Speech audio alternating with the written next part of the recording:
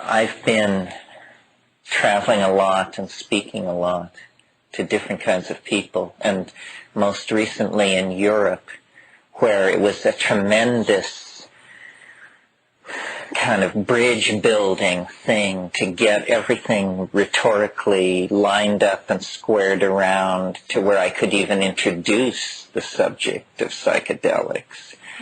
So I see that I've returned to the home congregation here. And because, you know, this seems to be the overwhelming focus of this group, which is interesting. It's even sometimes sort of confining to me because I would wander maybe in other directions, but every prophet is the captive of his earliest ideological expression. You know, I mean, Lenin couldn't do much about Leninism once it had passed a certain point. So, in hearing what people's interests were and trying to think about it in new ways, you know, the uniting thing in the 20th century, I think one of the things that sets the 20th century completely apart, really, from previous times, if not ontologically, then by degree, is the focus on the moving image and the role that this has had in shaping 20th century culture. And it comes really in three forms. It comes in the natural and available form of the dream, which always, to some degree, has shaped human culture. But for Freud and Jung in the early 20th century and their followers, the dream took on a whole new significance that it had never had before. It was seen as a cryptic messenger from a hidden world. And as these things seem to work out, concomitantly, a technology of the moving image was developing, which was film. And film and the dream then become almost the two defining poles of the evolution of the aesthetic of the 20th century over the first half of it, we'll say. And then in 1953, because that's when Gordon and Valentina Wasson discovered the mushroom, or earlier, if you want to date it to Hoffman's discoveries in Switzerland, or the German work in the 20s, or later, if you want to date it to the discovery in 56 of DMT by Zara. But at any rate, at some point, the third triad is introduced, which is the hallucinogenic or psychedelic experience. And all three of these areas of concern have adumbrations in the primitive, the stress on dreaming, even the magic lantern and prestidigitation feats of Renaissance magic have a relationship to early film. And of course, the psychedelic experience is absolutely archaic. Nevertheless, the coming together of these three concerns in this particular fashion in the 20th century set the stage, I think, for an important part of what I will call during this weekend the archaic revival. And the archaic revival is nothing less than a strategy for cultural survival on a global scale. And it's a strategy that is taking place in the animal body of mankind. It's not an intellectual strategy or a rational strategy. This is what happens whenever a society is slammed to the wall. It unconsciously reaches back through its history or its mythology for a steadying metaphor. Now, the last time this happened in the West and worked was at the time of the collapse of the medieval Christian eschatology, at the time of the rise of urbanization and banking and secular society, the model of the Christian universe was no longer serviceable, and very suddenly philosophers, politicians, social planners reached into the past for classic models. And this was in the 15th and 16th century. And they created classicism, the revivification of Roman law, Greek architecture, Greek polity. All of this happened 1,000 to 1,500 years after these things had been completely abandoned. But then they became the basis for modern secular civilization, and our laws are Greco-Roman, and our architecture and our aesthetic and so forth and so on.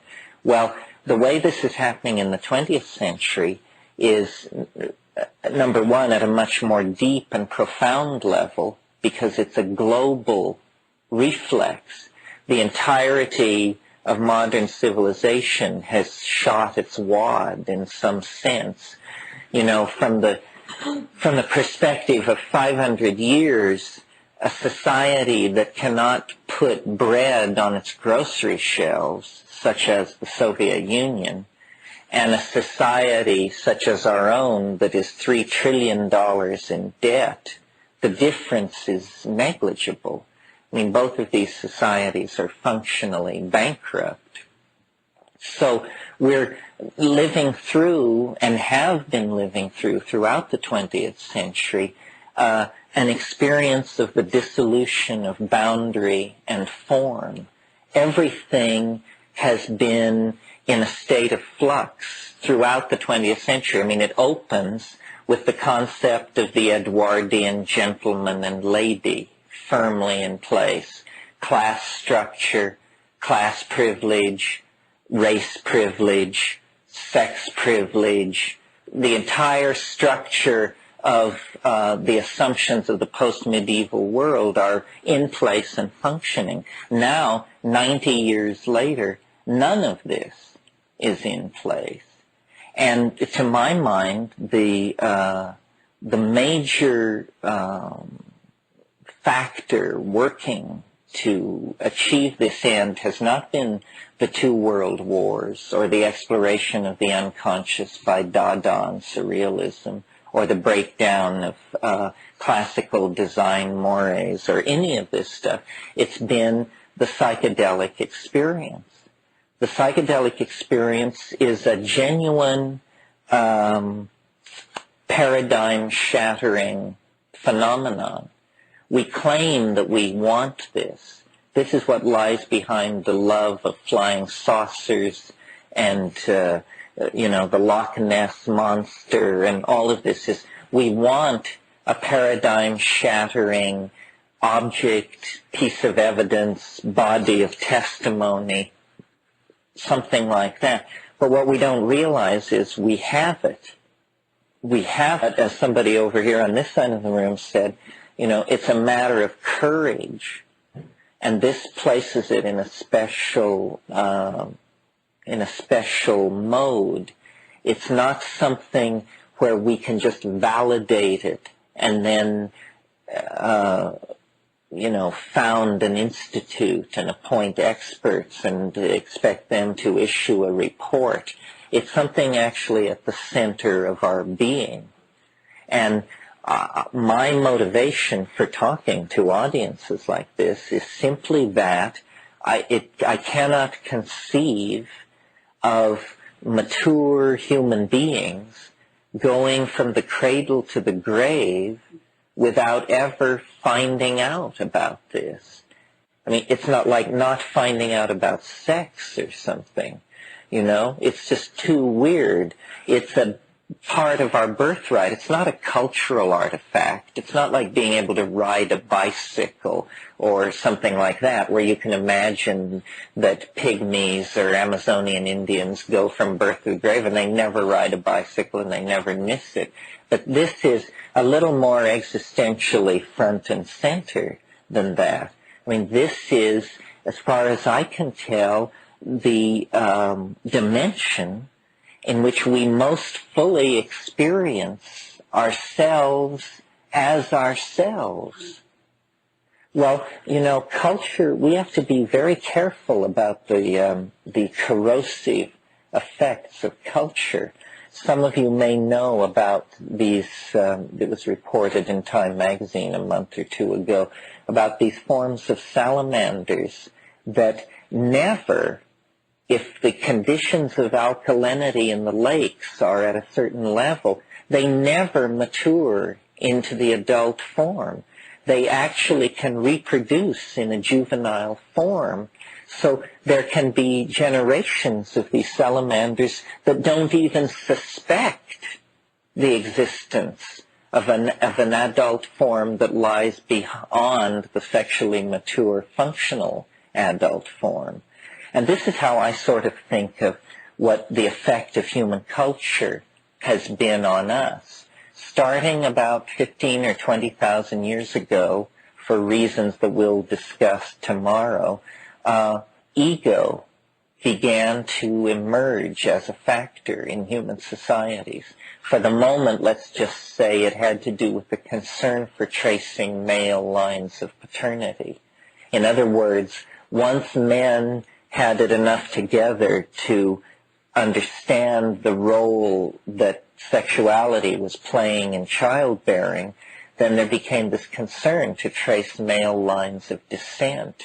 And suddenly, sexuality had to be very carefully controlled, and the concept, my children, my women, my food, my territory, came into being. Before that, there was a kind of orgiastic polymorphic sexuality that did not promote this kind of boundary formation at the edge of the body's effectiveness. In other words, the ego was not a concept as rooted as it is in us. And I think that the shift from this boundaryless, group-oriented consciousness, which was psychedelic, to the egocentric, materialistic consciousness that typifies Western society clear back to Sumer, that this is the neurotic wrong turning, and that when we look back into the causes of it, we can see and argue fairly persuasively that it has to do with an abandonment of this relationship of ecstasy induced by plants. That there was almost a kind of symbiotic relationship between early human beings and plants, specifically psychedelic plants, and that this relationship is not something airy-fairy or unclear or operationally undefined for its participants. You get yourself lined up with and arranged correctly in relation to this thing by taking psychoactive plants. And that this is how human societies were regulated over, let's say, 1 million years. And there was nothing magical or untoward about it. It was simply that these evolving primates had a population regulatory mechanism that integrated them into the larger body of nature. And this is what has been lost in the historical process, so that human culture has become, charitably a random walk, uncharitably a kind of cancerous exponential cascade of unstoppable effects. Now, the thing is that we are in a position to understand this now, if not actually do something about it. H.G. Wells said, history is a race between education and catastrophe.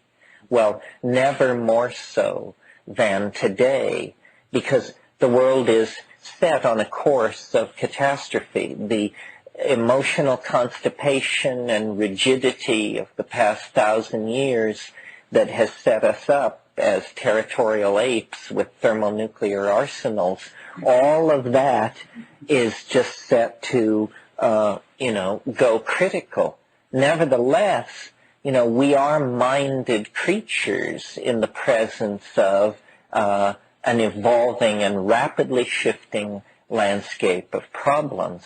And I think that it's a very hopeful sign to look around and notice that the only barrier to the solution of our problems are intellectual barriers, barriers in our own mind.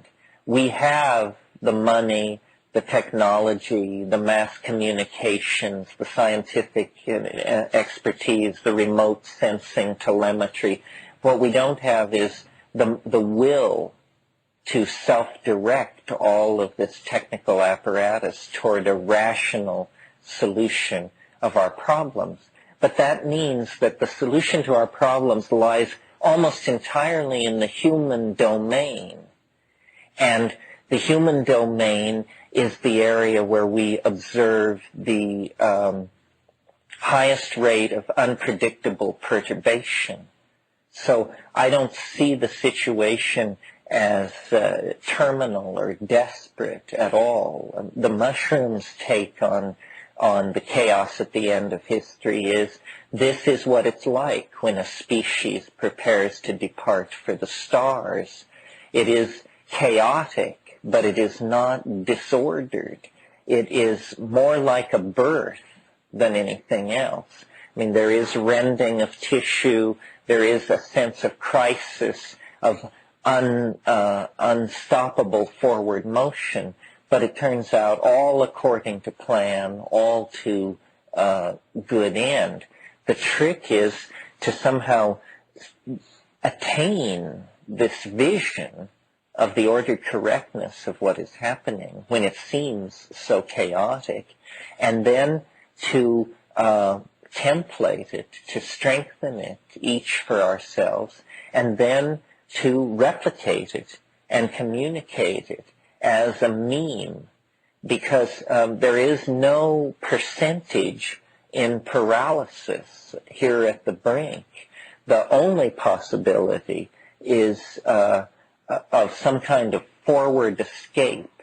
A forward escape is when you attain the goal by simply rushing through the gauntlet.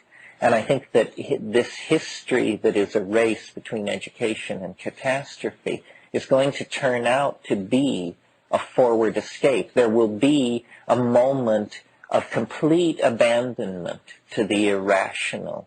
And we will look tomorrow at the time wave. We will look at Saddam Hussein and his role in all of this. But he is not the final act. This is somewhere late in Act 1, all this malarkey that we're having to put up with.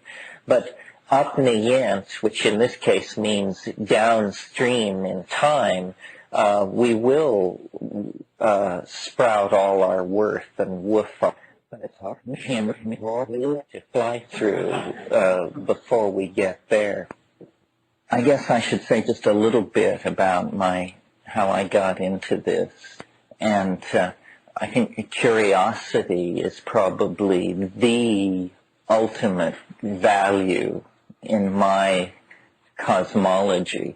It's what's gotten me anywhere I've ever been. It's the only impulse that I trust completely. And it's alive in most people as children, but it gets somehow squelched or misdirected or something. And so when I look back through my own life, I see this psychedelic impulse before there was ever a word or a name for what it was. And I've tried to think back as far back as I can. And I have very early memories, like to the 8th month, but they don't seem to relate to this. But I remember it must have been, I was born in 46, it must have been in late 48, I found a magazine of my father's, which I now must have been the October 1948 issue of Weird Tales. And it had these illustrations in it, and one of the illustrations was of a hooded figure gazing into a cradle. And I got this somehow as an image of the strange, the other, the outre.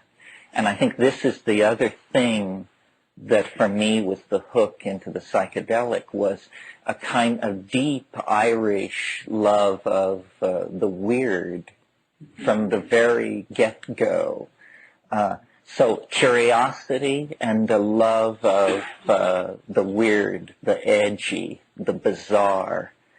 And this led me into, and I guess maybe a certain degree of obsessive character. I mean, I'm spending time on this because I'm trying to understand the psychedelic personality generally. But I did have a tendency to really focus in on whatever I was into. And I think the first thing was rocks. And this was, it was, for me, an introduction into the size of time, because it wasn't just any rocks that interested me. It quickly became clear that it was fossils. And I lived in western Colorado, and I could go out into these dry arroyos and bring back datable objects, 170 million years old, and stack them up and look at them. So then I got this dizzying sense of the depth of time. And, there are those little museum pamphlets where it shows 1 billion years, and then the last million years is up here, and then it goes down here and spreads out, and then the last 10,000 years. I got that. I assimilated this notion of deep, deep time. And then, it was almost like an intellectual ontogeny recapitulating phylogeny, because the rocks, the inanimate mineral world, soon couldn't confine this restless imagination. So then it became about insects, butterflies specifically, moths especially, as an excuse to be alone in the middle of the night around bright lights, with cyanide. and I don't know if any of you have ever been touched by this particular obsession, but because we're insectivores, because our food-getting habits are wired into a brain 50 million years old in the insect-gathering habit, this is a very deep, almost orgasmic response that you can touch in the human organism. And I pursued it again and again in life, to the point where I did it as a professional in the jungles of Indonesia and the Amazon.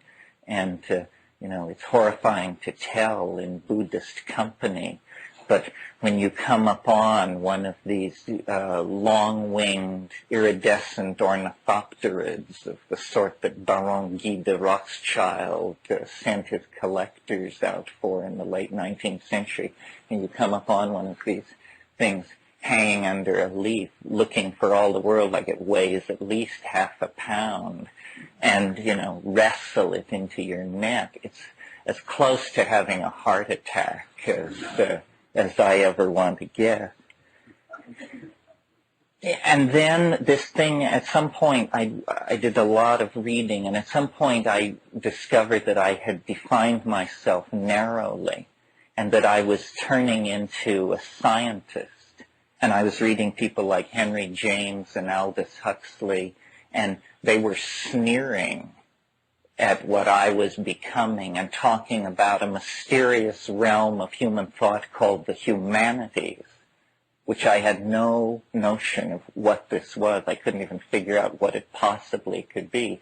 Well, then I discovered it meant music, painting, architecture, dance, philosophy, design, in short, the human world as opposed to the natural world.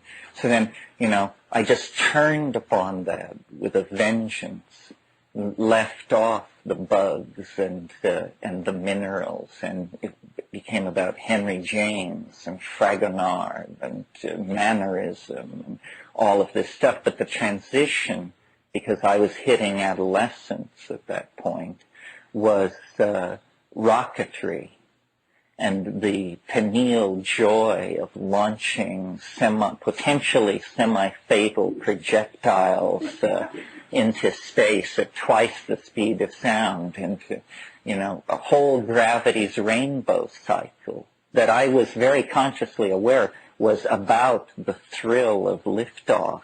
All this tormenting of mice and cutting up of aluminum chaff into stuff to be dumped out at the top of the trajectory was just to satisfy physics teachers and anxious parents and all that. And the real thing was, this amazing moment of launch when this potassium perchlorate and sugar fuels would just propel these things with ear-splitting intensity.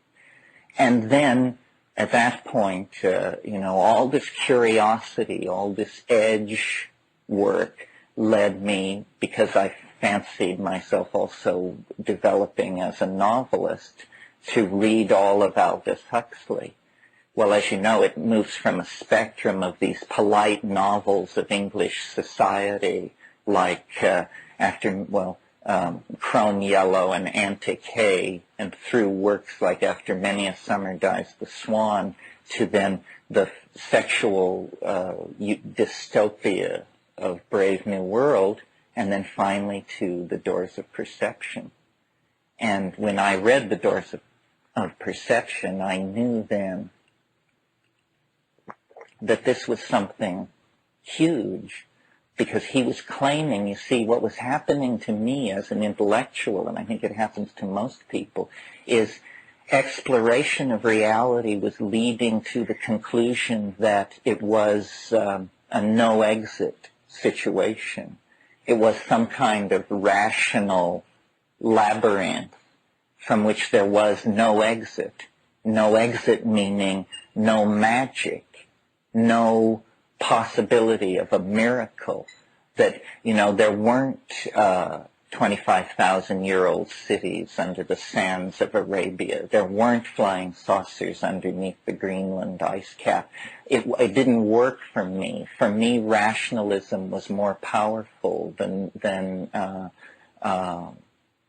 sort of menopausal fantasy as it's currently practiced. And so there was drying up. The miraculous was just turning into ordinary reality. And then I discovered psychedelic plants. And it was like the descent of an angel into a desert of reason. That's an interesting sort of metaphor, the descent of an angel into the desert of reason.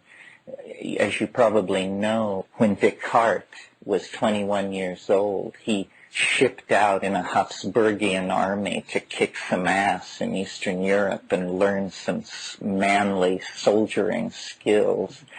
And he was in Ulm in southern Germany in August of 1620, Ulm later to be the birthplace of Einstein. And Descartes, who was completely wet behind the ears, didn't know anything, had a dream. And in the dream, an angel, this is apropos of the metaphor, an angel appeared to him and said, the mastery of nature is to be achieved through measure and number. So what's interesting about that then is that he went on to found modern science, which was to be the very temple of rationalism and reason, but it was based on the revelation of an angelic being who spoke to him from another dimension. This concludes Side A. Well, this was the kind of impact that the psychedelic experience had for me.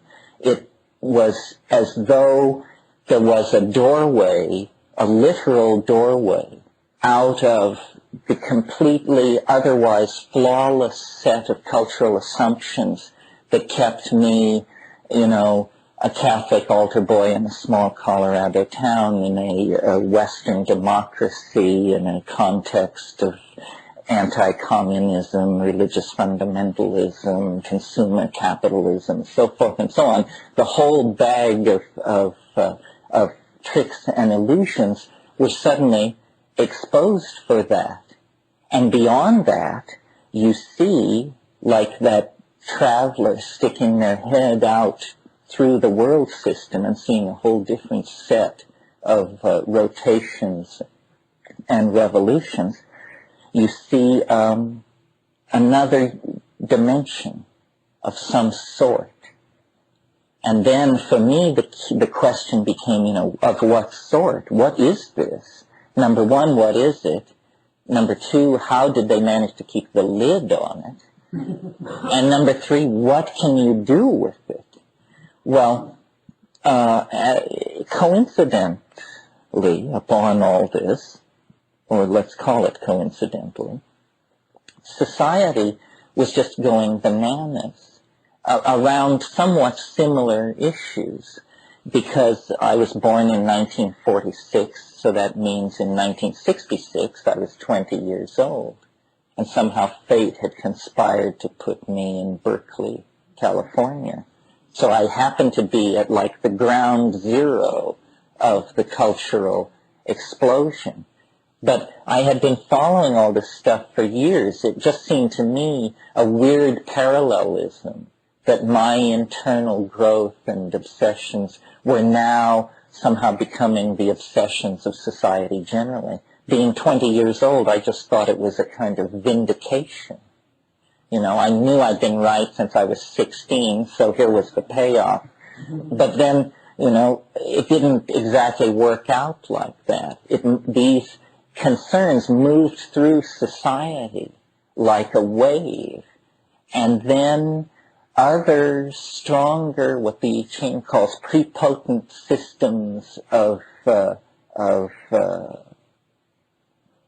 arrangement reasserted themselves, and instead of a kind of psychedelic utopia, there was a kind of anti-psychedelic dystopia. And everything that psychedelics had tended to call into question, which were the great sins of the 20th century, the misuse of propaganda, the abuse of imagery, the distortion of information. And these are all uniquely modern new sins, if you will. And I talked last night a little bit about the connection between dreams, the unique province of 20th century psychological theory, film, and the psychedelics. All of these things, and I see it also active in art, that as soon as you move beyond Impressionism, the whole history of art in the 20th century is about the dissolution, deconstruction, and attempt to reconstruct the image, so that, movements as different as analytical cubism and abstract expressionism all are seen to be struggling with the dissolution and reemergence of the image. Well, what it means is, what all this constellation of cultural effects is saying, is that the previously assumed to be I don't know how to say it, existentially prepotent order of society, of linear society, is actually an illusion. And that we can move beyond it. We can dissolve it. Not only we cannot not do this. So then the goal becomes, and this is where McLuhan is important, to try and raise into consciousness the process that we are undergoing before it is a fait accompli, before we are in the act of looking back then at a historical event, because I'm convinced that the impulse that I feel in myself and that I see in other people toward the psychedelic experience has to do with its potential historical impact. Even though, God knows, we're all aware this is how religion has always been practiced, yet somehow this million-year-old sociological phenomenon, orgiastic, group-minded shamanism in a context of nomadic pastoralism, this phenomenon was only interrupted 10 or 15,000 years ago, and is apparently the state of dynamic equilibrium where we function at our best, where we feel at our most human. What has happened to us is a kind of false bottom in our social dynamic. It's a series of self-reinforcing situations of dis-ease. It begins with what I talked about last night about concern for male paternity.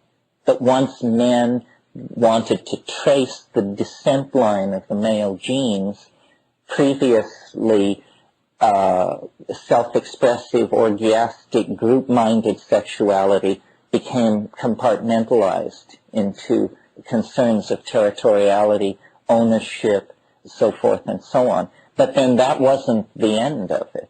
There then the rise of hierarchical kingship, the amazing, you see, the problem with human beings is that we ride very close to a kind of bifurcation point in terms of whether our loyalty is transferred to the group or to the individual. And this can be sent either way. I mean, if there were to be landslides at both ends of Highway 1 and a food shortage, we would coalesce marvelously into a survival machine where we would all place group values higher than our own needs. And nobly so, this would happen. But in situations of abundance and non-scarcity, then it's like a slime mold without the formality of coherency. We just then dissolve into this sort of every man for himself, egocentric style. And then, another bad break along the way that may or may not have been fated, may have just been a bad break, is the evolution of the phonetic alphabet, which creates a tremendous distance between cognition and the objects of linguistic intentionality. And this gives permission then for all kinds of forms of brutalization. It actually gives permission for ideology. Ideology, to my mind, is the denial of the obvious and the substitution for something else, where you say, no, that's not how people are. We have a Marxist model, or we have a Freudian model, or we have, John Stuart Mill's model. Who knows? But somebody's model. So ideology, someone said language was invented in order that people could lie. And in large measure, this is true, that we proceed by deception. I'll defend this at some point in this weekend, because another word for it is modeling. We model, but we also fall in love with these models.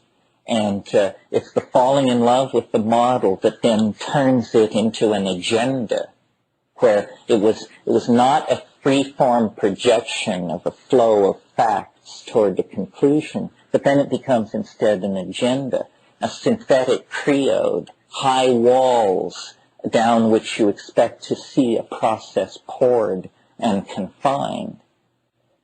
So, okay.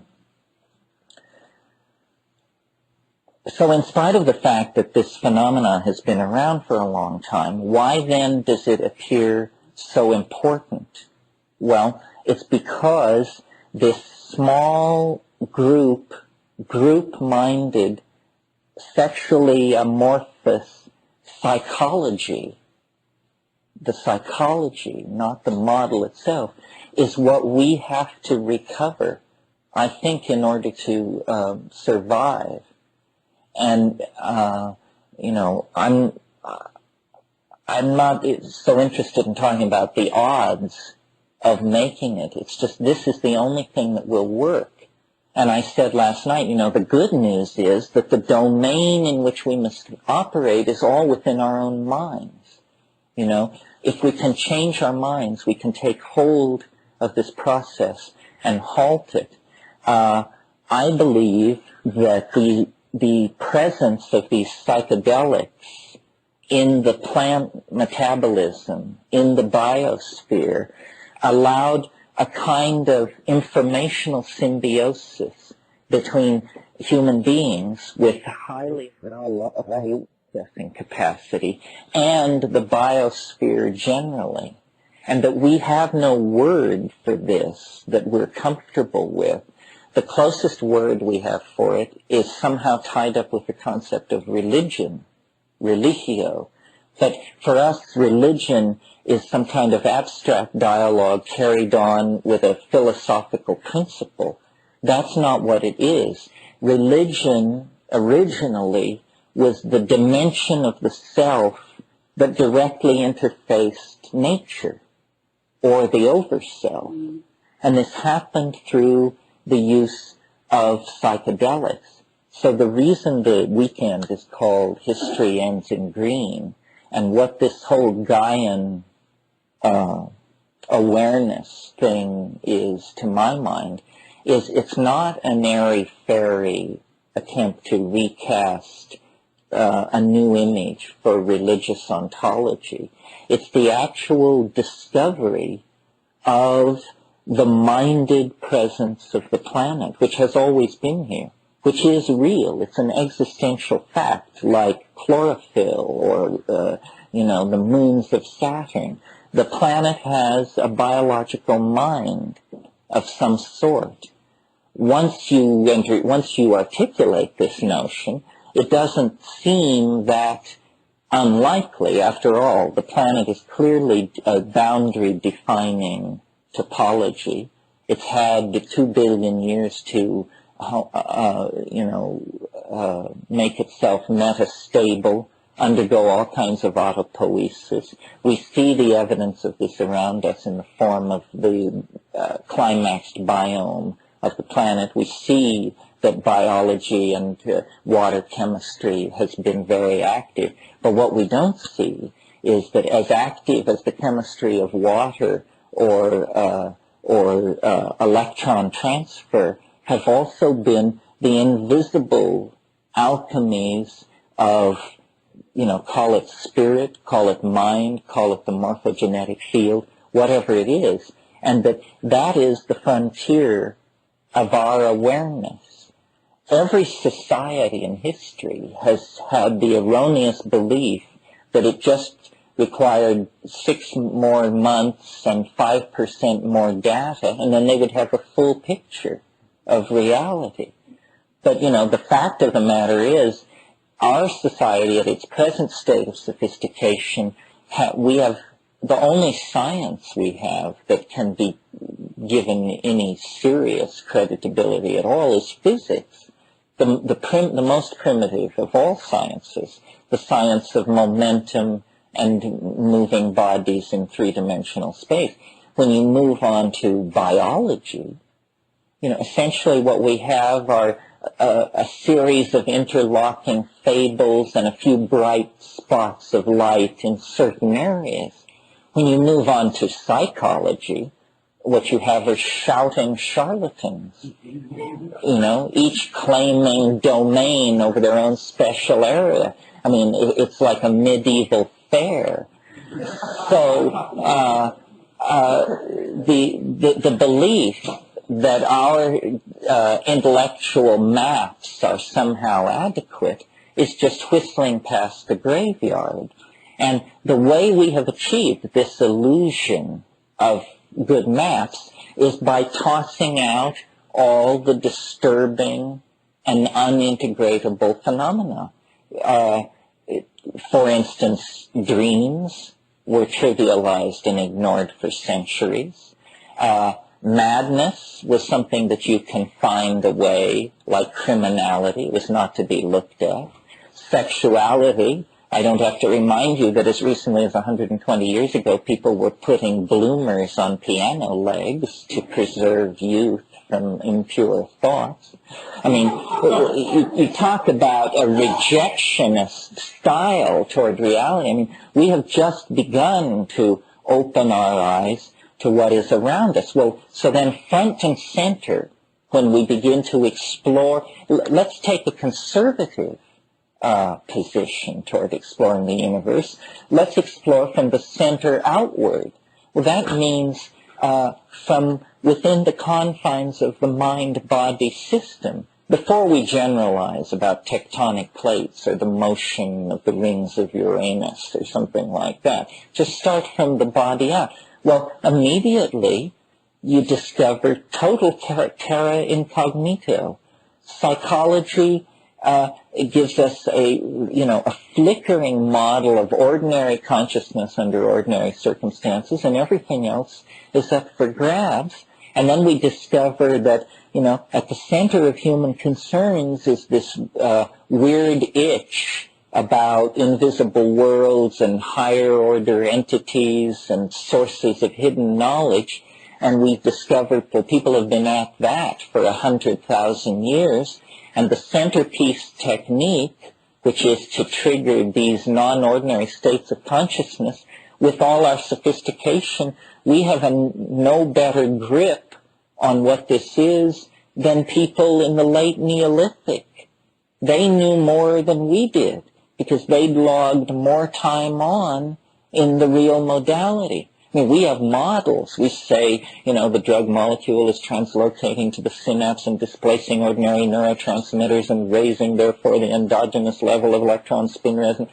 This is not any kind of explanation about what's going on. This is just the chant, the incantation, But the people who are logging time in there, they come back with maps of reality that fit very uneasily with our cheerful Cartesian, Democritean, atomistic, causal, entropic models. And they say, no, the universe is an infinite honeycomb, each honeycomb ruled over by different spiritual forces, each commanded through different languages, magical techniques, gestural repertoire.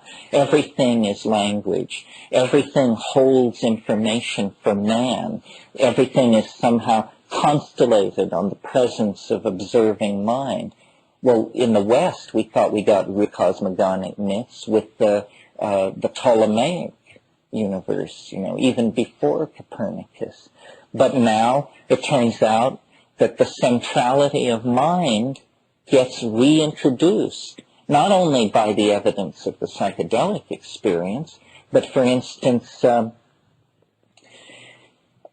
school of scientific philosophy of science around L.L. White and people like that have pointed out that if you use as your index complexity, then you suddenly discover that human beings have moved back to the very center of the universe, that the most complex physical material in the universe, in terms of density of connectedness, is the human cerebral cortex. That if novelty and density of connectedness is what is being conserved, then somehow we are central. Well, so then, other issues are raised. If we are central, then the modern model of history, which is, I don't know if it's ever been explicitly stated for you, but the modern model of history is that it is trendlessly fluctuating. This is the largest structure in which we find ourselves embedded, call it the last 10,000 years, and the best guess of the people who spend the most time looking at it is that it trendlessly fluctuates. That means it's like a drunk on a random walk. You see that processes are channeled toward conclusions. that in the evolutionary, well, leave that aside for a minute. In the realm of physical chemistry, you see that the progressive cooling of the universe allowed more and more complex chemistry. First, electrons could settle down into stable orbits around atomic nuclei. Then molecular bonds could form. At still lower temperatures, polymerization could form, and therefore templating type molecules like DNA. The universe seems to be an engine for the conservation of complexity until we reach the social sciences, where they want to tell us that history is just dropped into this process willy-nilly, is not fractally modeled on anything that precedes it, does not express an internal coherence, and is a completely trendless process. Yet notice that this completely trendless process is atomically composed of the most complex material organization in the universe, the human cerebral cortex. Well, I mention this because part of what I'm interested in with this weekend is trying to get a handle on, what is history? What does it mean? It began only 1,500 generations ago, which if we were fruit flies would be 3 weeks ago. So, it's not something really basic to human beings, but it's a process that got started about 1,500 generations ago, and it's clearly a cumulative runaway process. It's going on outside the realm of ordinary genetics. Ordinary genetic change is very conservative and slow.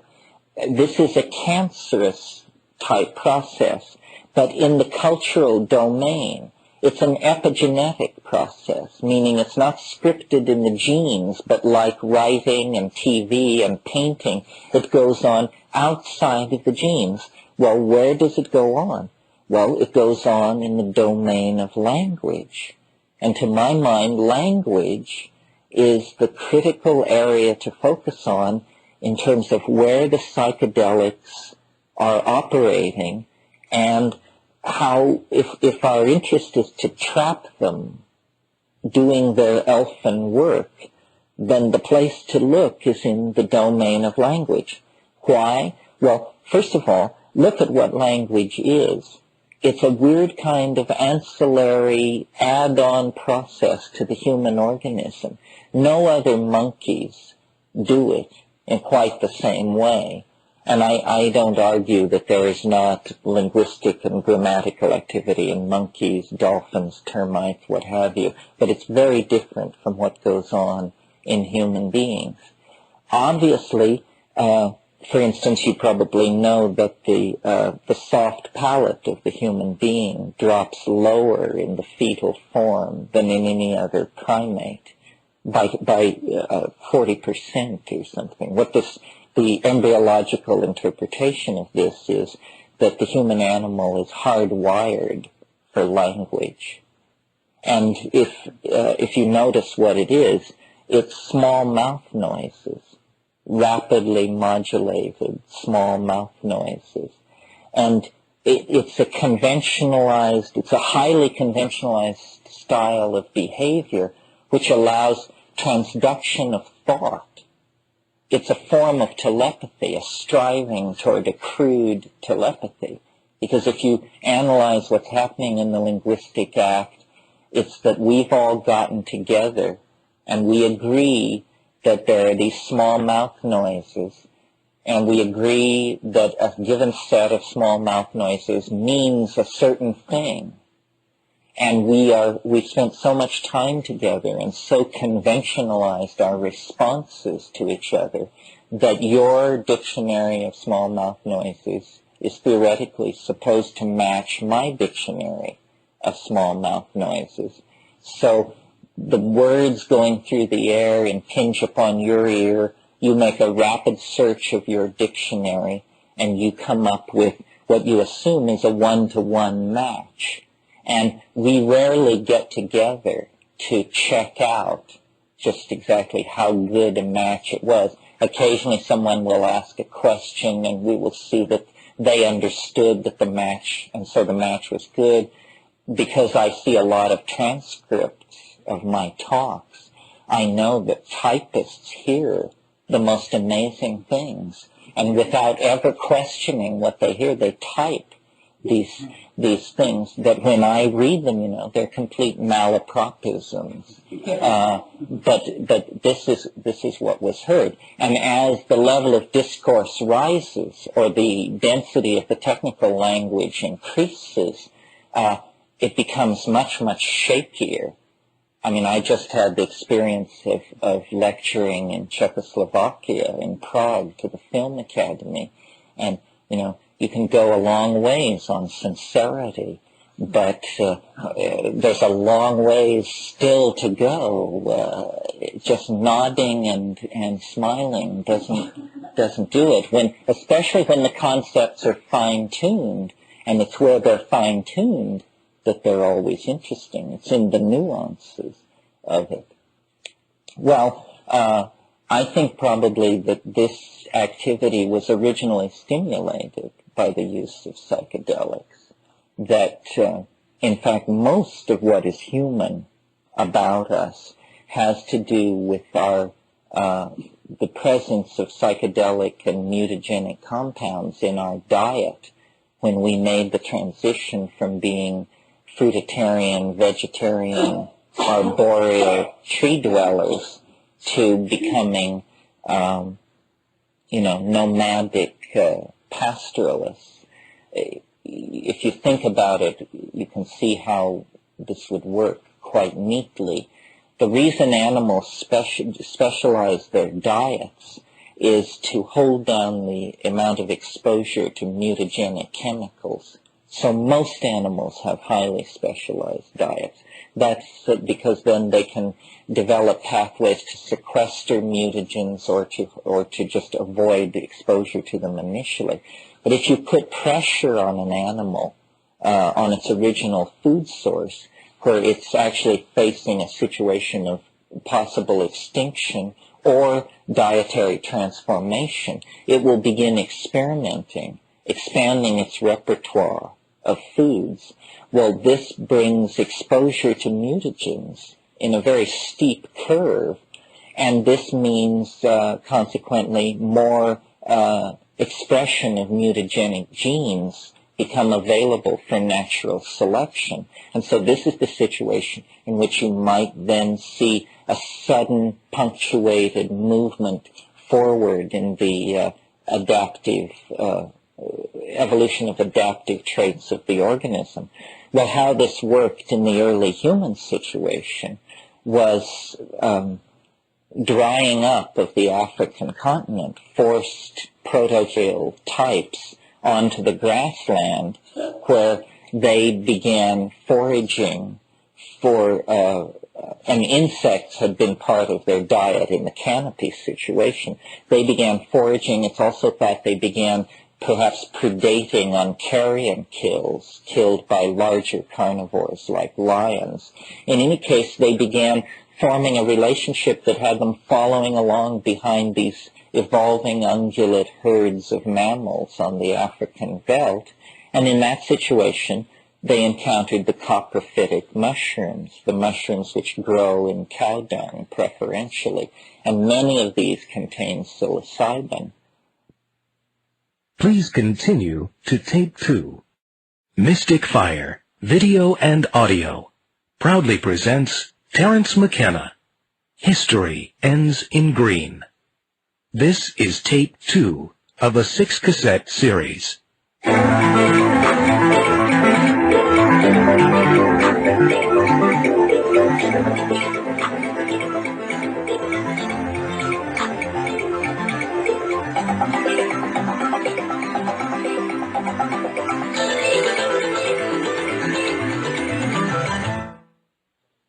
Well, psilocybin, once encountered in the diet, acts very quickly to outbreed non-psilocybin-using individuals because, like many induls, if there's a small amount of psilocybin in the diet, visual acuity is measurably increased. And Roland Fisher did work on this in the early 60s. Well, you can see that if an animal that is living by predation, and also it's thought by the people who disagree with this theory, the people who do not think that mushrooms played a major role in human evolution, believe that the throwing arm is the unique human capability, and that when you see a pitcher get a ball across a plate, what is it how far is it from the pitcher's mound to the plate? 60 feet. That kind of control on an object hurled at that speed, no other animal can do anything, even approaching that. And that this hand-eye coordination gave us our leg up, literally, or our arm up, to be able to knock out large animals at a distance. Well, even if you believe that theory, you see it too depends on a very close coordination of hand and eye. Well, if you bring into this a chemical factor in the diet, which increases visual acuity, animals that are allowing this item in the diet will very quickly outbreed the non-mushroom users. And I submit that this happened. Then further accelerating the tendency toward preferential use of mushrooms is the fact that at higher doses, but still sub-psychedelic doses, these same mushrooms will trigger arousal, general CNS, central nervous system arousal. But this also includes then sexual arousal and erection in males.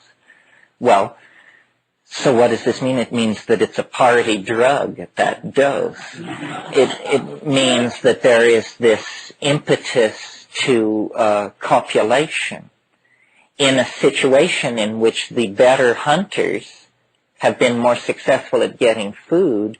So this increased copulatory activity and subsequent increased number of births is happening in an environment with an increased food supply. So you see all these factors are converging to outbreed the non-mushroom using individuals. Well, then the final culminating factor in this is at yet higher doses, the mushroom ushers into the boundary dissolving ecstasy that we call the psychedelic experience, and that in that kind of a social small group situation would have led, I think, to primitive religious observance, ritual, group sexuality, food sharing, mate sharing, so forth and so on. And I really believe that this lifestyle, if you will, of nomadic pastoralism, goddess-oriented religion driven by psychedelic indoles in the diet, that for 50,000, approaching 75,000 years, this is how people lived. And they were fully realized people. I mean, there was tremendous oral poetry, epic works of art and theater, a complete realization of human potential in the dynamic context of this nomadic relationship to nature. I mean, this was Eden. This was when we were at peace with our humanness. Well, then, you know, what happened? Is there a search for scapegoats? Who's to blame? And the answer is nobody is to blame. The very process which brought this paradise into being, which was the drying up of the African continent and the forcing of our proto-human ancestors onto the veldt and into the bipedal, nomadic, tribal language-using mode, the very forces which created that destroyed it, because eventually the great grasslands of the Sahara, the huge water holes, the vast herds of game gave way to encroaching dunes, shrinking water holes. The mushroom festivals, which I imagine at one point were probably lunar festivals, became then yearly festivals because of scarcity of the mushroom. And there became then anxiety about availability of mushrooms, and therefore a certain cultural pressure to find methods of preserving them. And this need turned naturally to the preserving powers of honey. And so there was a transitional phase of not fresh mushroom festivals, but preserved mushrooms in honey. The problem is honey itself has the capacity to turn into a psychotropic substance. Through fermentation, it becomes mead. But the imprinting that takes place in a mead cultures are cultures of male dominance, repression of female sexuality, hierarchy, warfare, wheeled chariots, the whole shtick. And so, there was, and this all happened over thousands of years, this very gradual transition. There was never a conscious moment of tragedy. But you see, what was happening was a new psychic function was taking hold in the human animal. In the situation of the monthly boundary-dissolving group mushroom festivals, ego was not allowed to form. And I really view psilocybin as almost an inoculation against the formation of ego. It is an egolytic compound. So notions of male dominance, of possession of property, children, domesticated animals, or women, none of this went on in this situation where the boundary dissolution was reinforced by frequent mushroom use. But as soon as the mushrooms become less available, this thing begins to grow in the human personality, literally like a cancer or a tumor. It's a calcareous growth on the psyche that if we do not have this embeddedness in the vegetable matrix of Gaia, then anxiety arises, a lot of it sexual and related to self-identity, and I don't have to discuss this with you, just refer you to Freud and the whole gang. Everybody understands how bent we are. The question is why, and I think this is why, because we have been in a permanent state of neurotic disequilibrium for 15,000 years. And every move to attempt to correct this has pushed us further away from the goal that we want to have. So now we arrive at the late 20th century, nuclear arsenals fully in hand.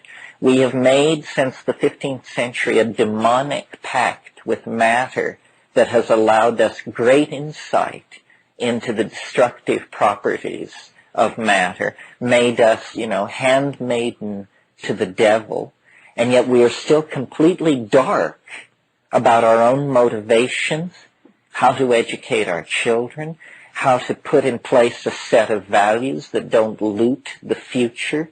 And all of these problems appear to be getting worse.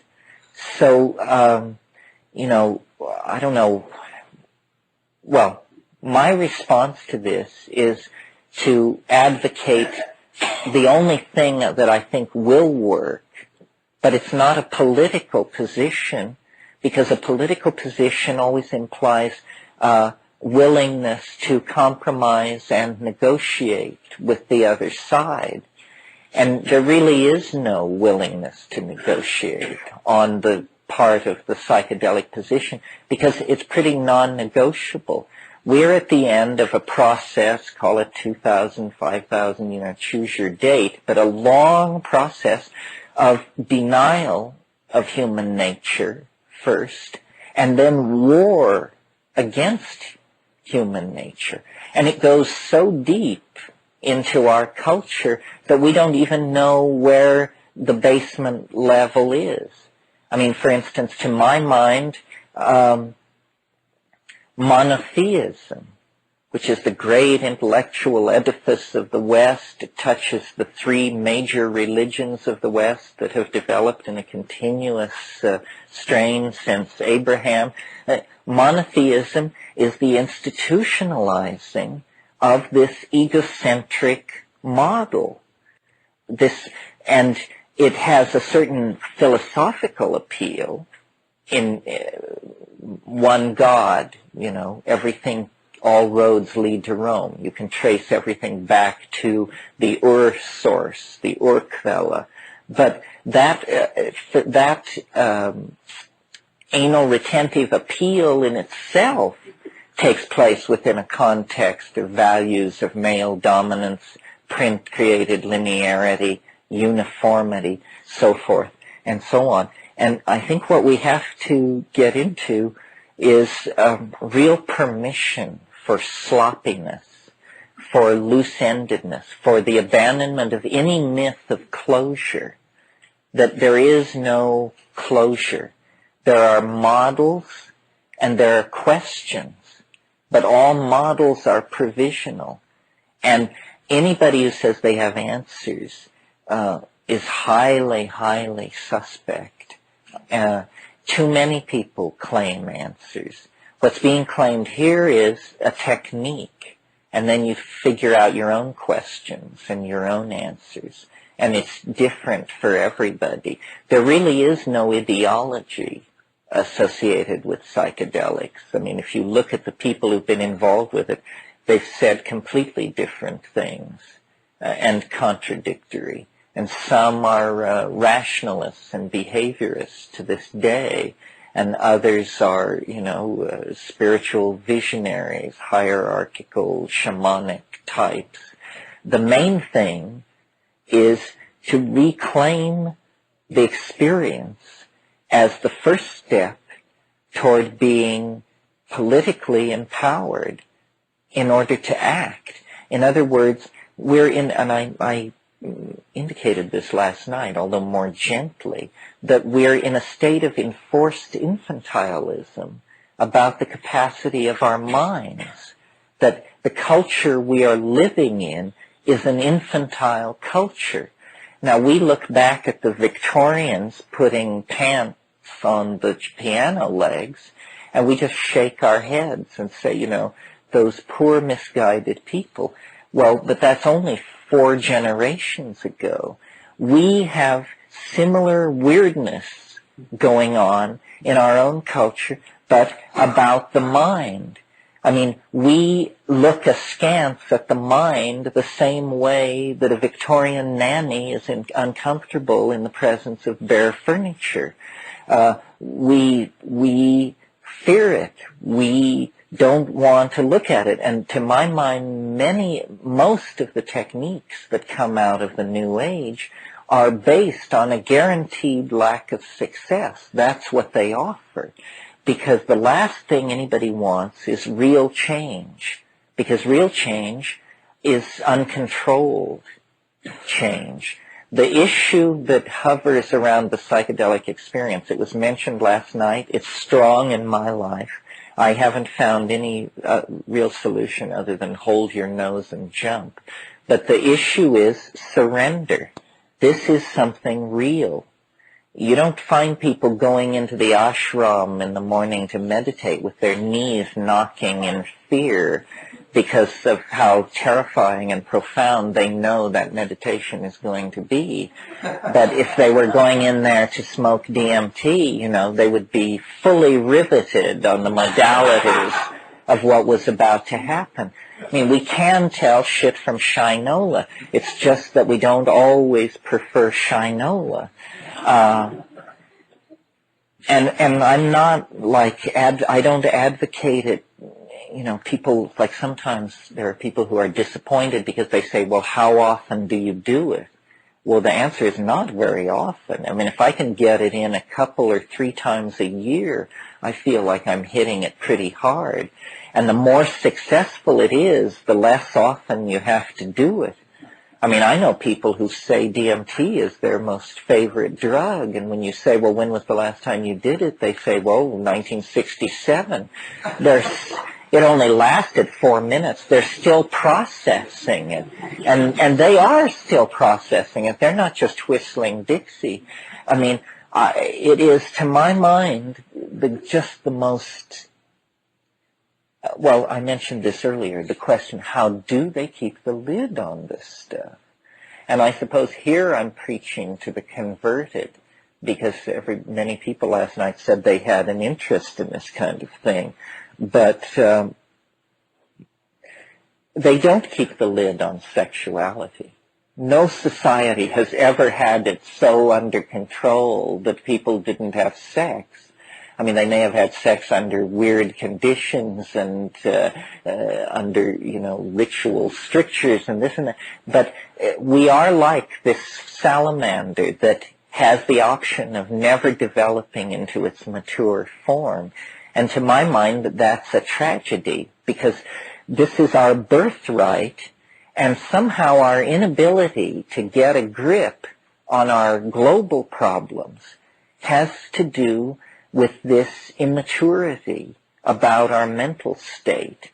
The two, I feel very strongly, are linked, and that of course we can't get control of the world because we are children in some profound way.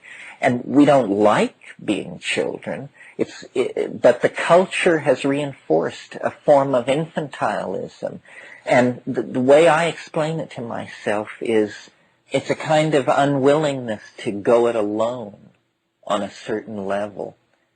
I don't know how many of you remember in Brave New World, Huxley's brilliant dystopia, but there's a scene in there where Bernard, who is the guy who's out of it in the novel because in his fetal fluid they got an alcohol contaminant. And so he's different from everybody else in this society, and he occasionally has original thoughts. And he and his assigned girlfriend for the evening, or whatever she is, are in a helicopter, and they sweep out past the crematoria where they're recollecting elements for reuse.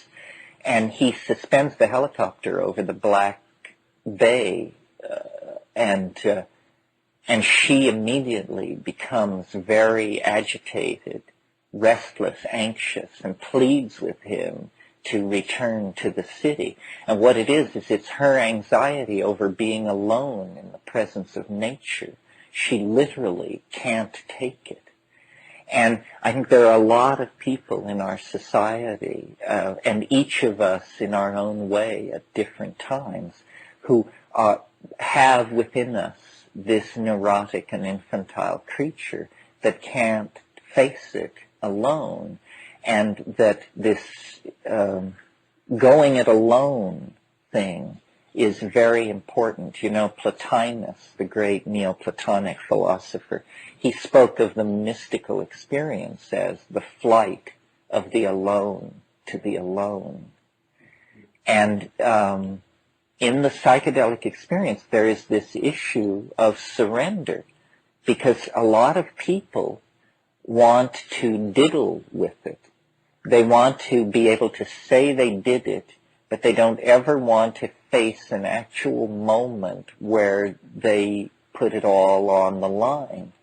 And yet the whole issue with this stuff is to let it lead, to let it show what it wants to show. So somehow, individually, we have to reclaim our experience.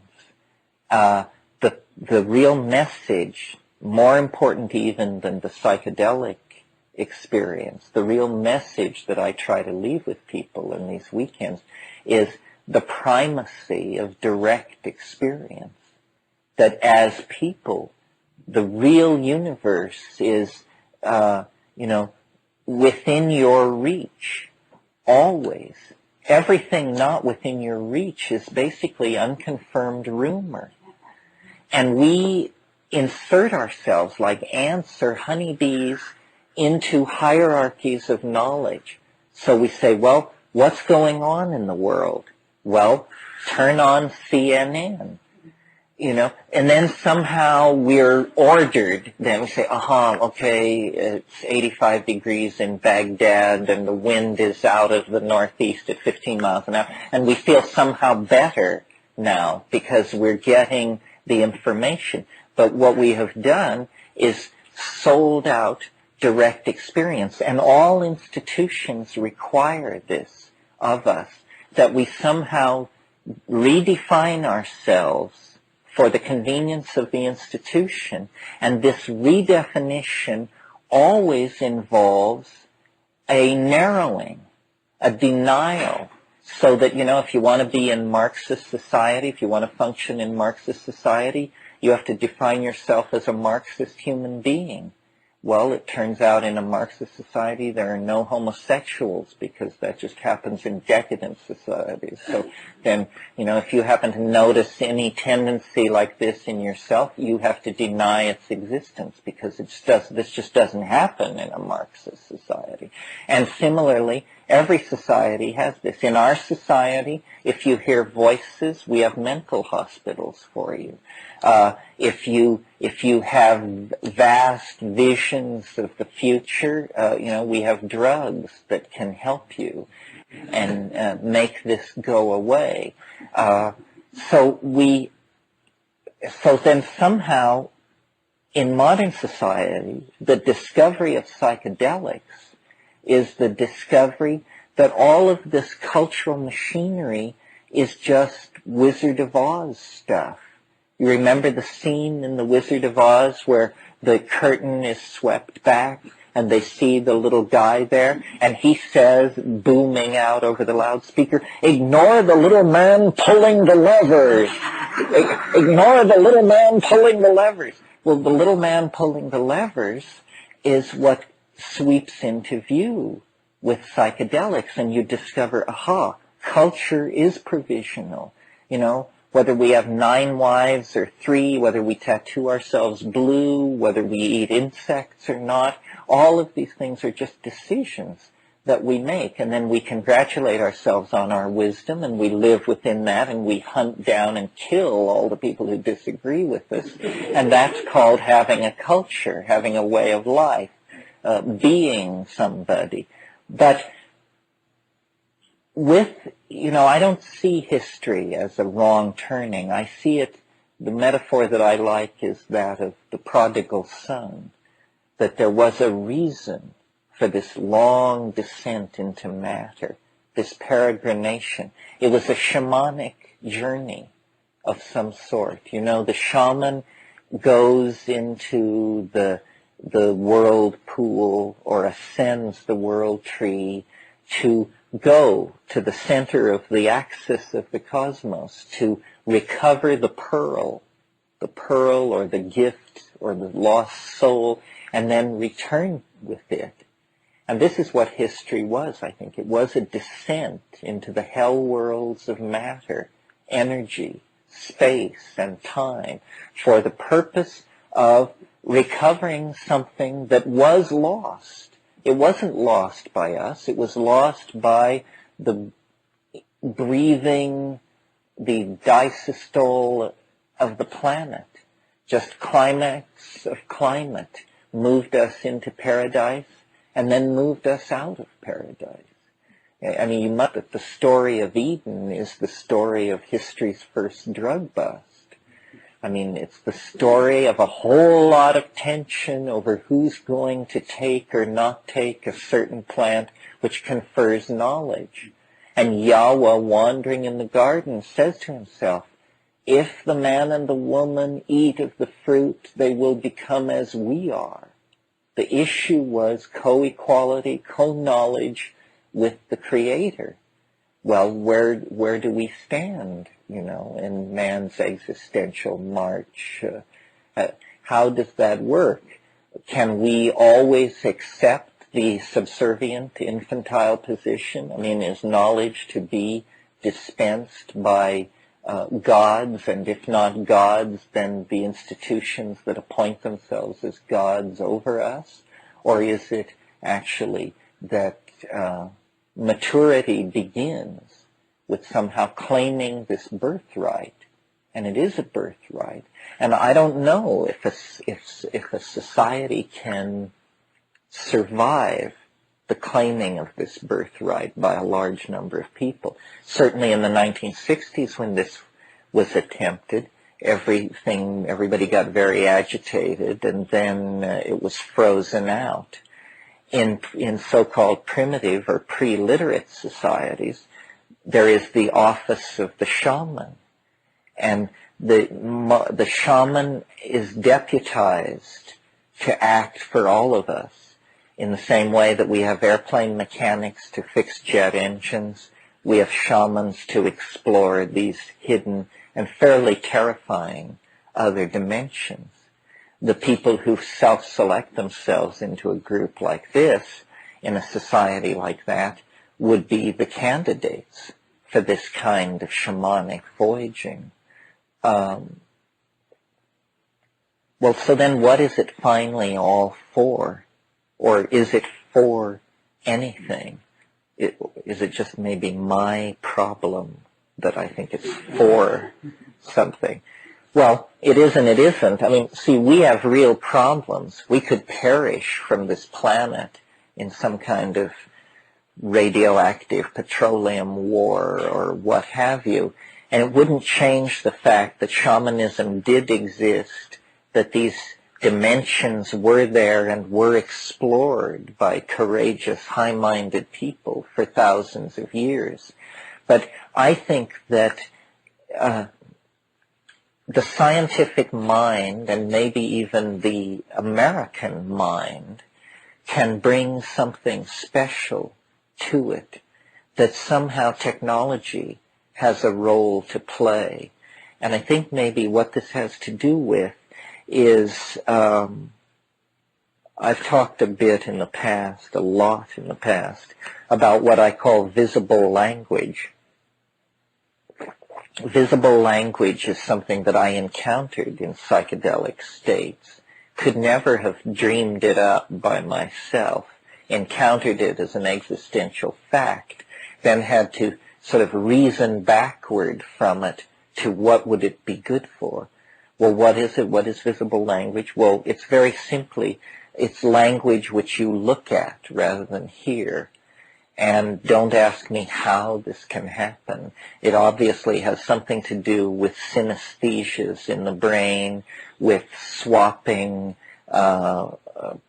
neural processing units and somehow shunting a stream of data which would normally be audially interpreted. Instead, it goes to the visual cortex. And this occurs often in DMT intoxication, and it has a long and noble history in the Amazon in ayahuasca shamanism. Ayahuasca, as you probably know, is a combinatory drug made of a vine combined with the leaves of another plant, and it makes DMT orally active. Normally DMT is destroyed in the gut, but you take it in combo with this other thing, beta-carboline, and then it's active. Well, in the Amazon, these people sing what they call icaros, magical songs, and these magical songs are given to them by the spirits, whatever those are, invisible entities. But the magical songs are invariably criticized pictorially and sculpturally rather than musically. Nobody ever talks about how these things sound. People only talk about how they look. And I had read about this and heard about it and went down there and spent time, again, curiosity is the only method, poking around. Finally got somebody who knew how to brew this stuff to make this happen. And, you know, I had seen it before on DMT, but on DMT it's somewhat out of control. It's as though your entire syntactical engine has sprung out of your chest and is rattling around on the floor in front of you. This concludes Side A. Well, first of all, notice language, ordinary language, what a weird thing it is, and yet we do it with such facility. We almost all of us can do it. It's a very severe impairment on your humanness if you are language deficient in any very serious way. Blindness is as nothing to being seriously language deficient. so forth and so on. So it's really the defining thing for us. And yet, it's almost like a half miracle. I mean, you can study it. There's no problem with getting vast samples of it, tape recordings. We can analyze it syntactically. There have been many theories of syntax, philosophies of syntax, and yet what is it? How can we make meaning with such facility when the rest of nature seems totally unconcerned with this? And what is meaning, anyway? Why is it so important to us? We say if there is no meaning, if life has no meaning, it's not worth living. Well, how do ants and bees and scallops stack up on that opinion? Do they also feel that meaning is the quintessential aspect of reality? And yet we make it. We make it out of ourselves.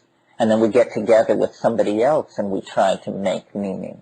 We say, you and I could have an affair, or you and I could start a business.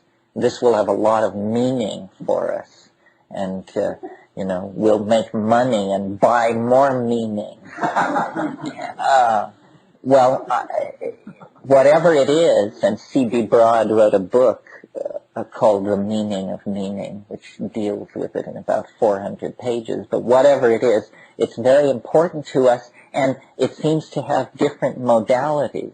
For instance, dance can have meaning, painting can have meaning, spoken or textual words have meaning.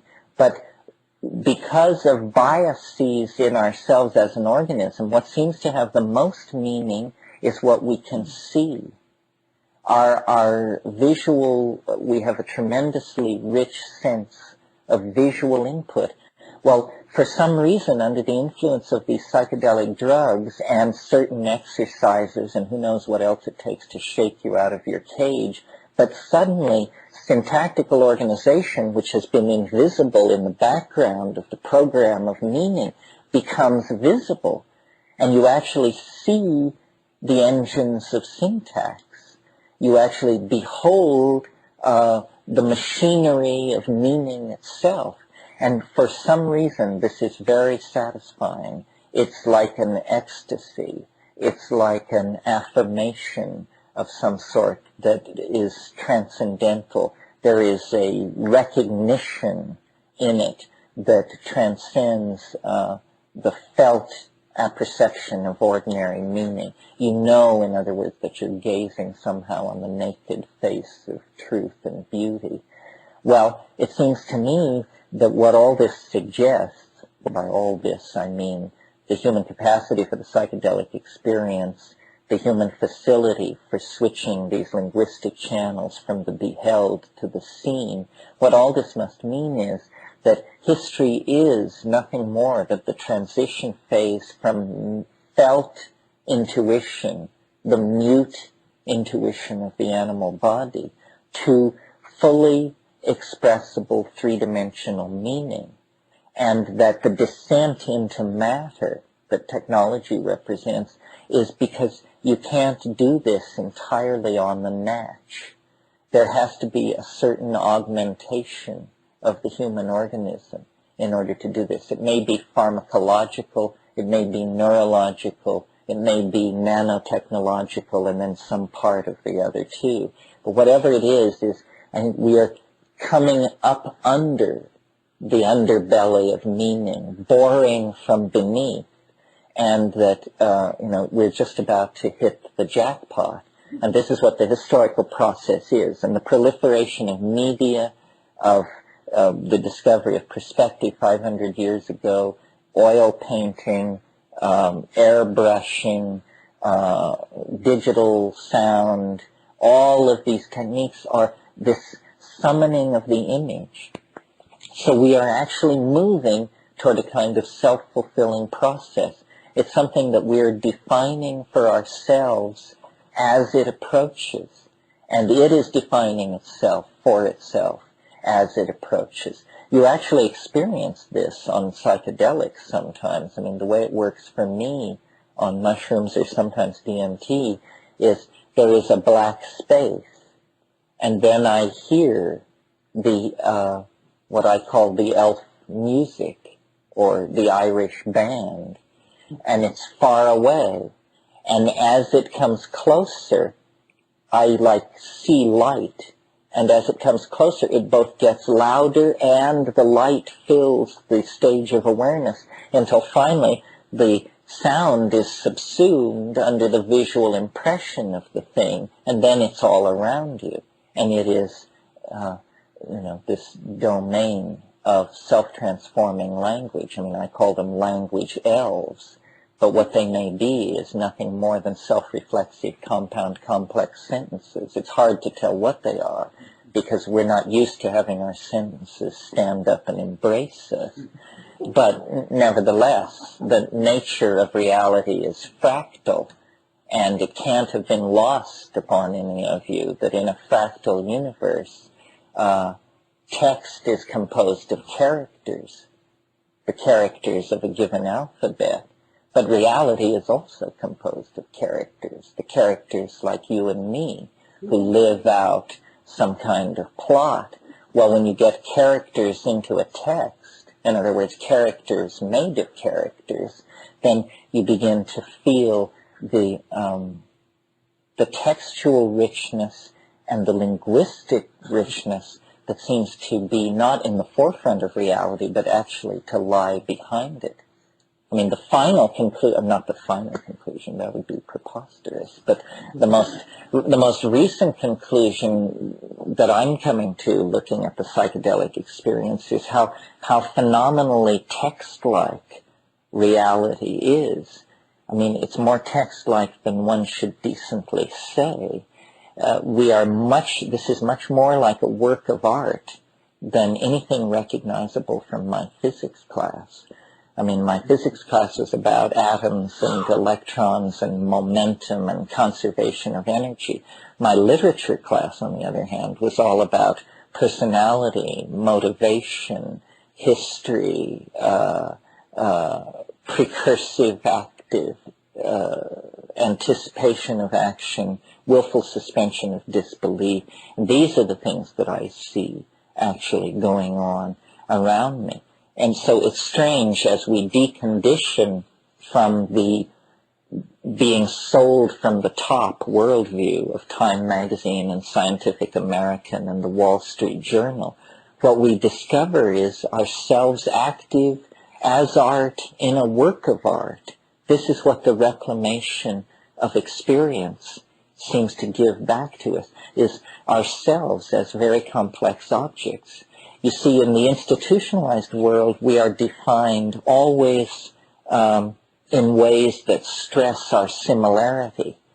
We hear about voters, and I'm a voter, and we hear about women, and many of you are women, and we hear about yuppies, and we hear about the middle class, and we hear about those with liquidity in their portfolios, but everything is presented as a member of a class. We are always presented to ourselves as members of some class, and yet we experience ourselves as unique objects, but there is no reinforcement for that experience of uniqueness.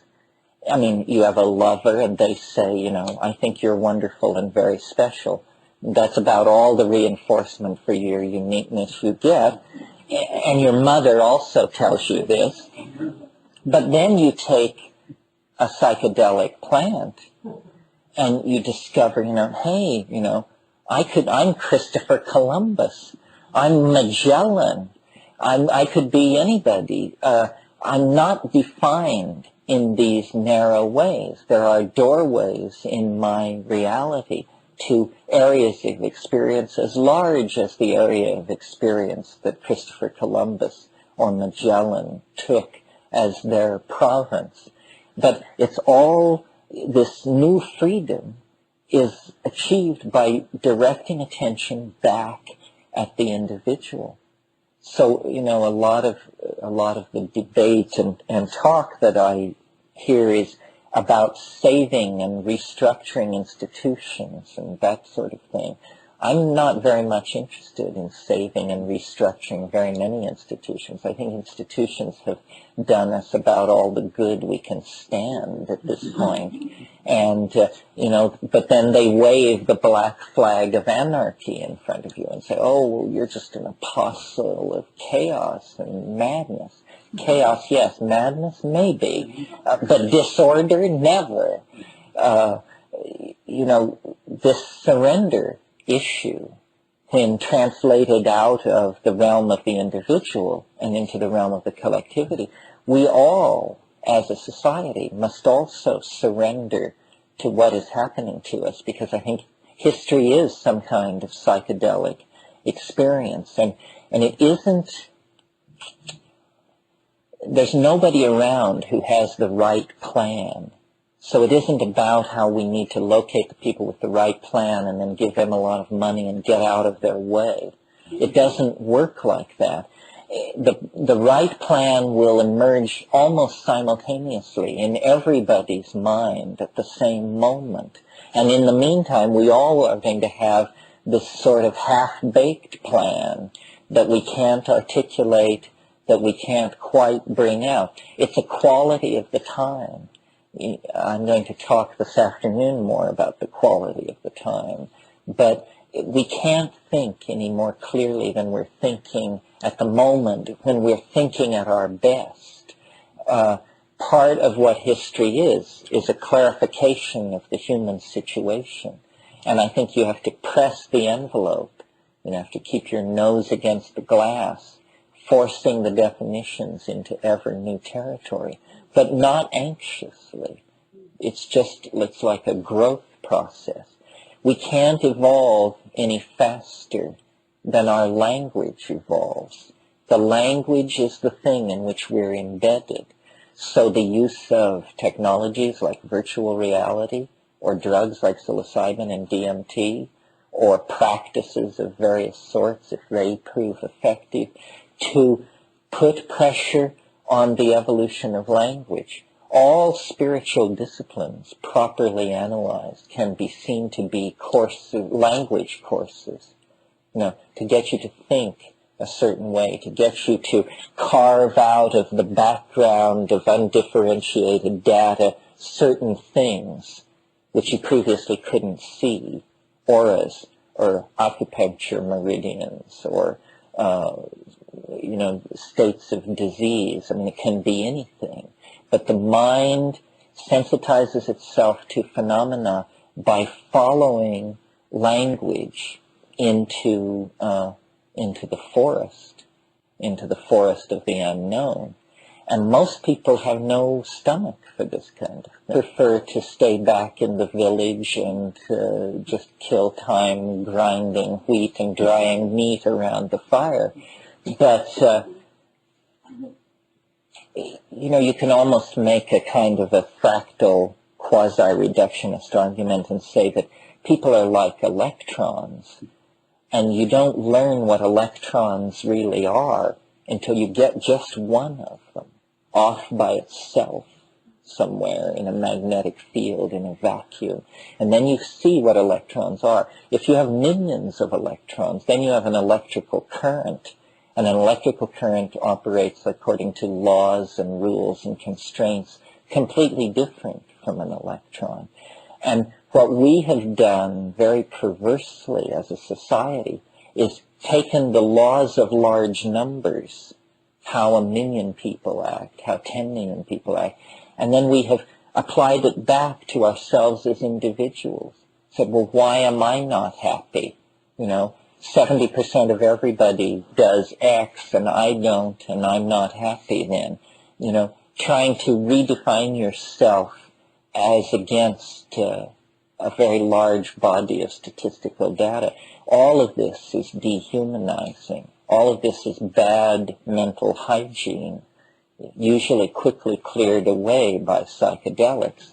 Because what they show you is, that you are unique, and that the confluence of space and time that you're operating in is unique, and that any model that is put forward is, number one, provisional, provisional, means it can be abandoned at any moment. And then the second and most important thing is any model you can't understand is useless.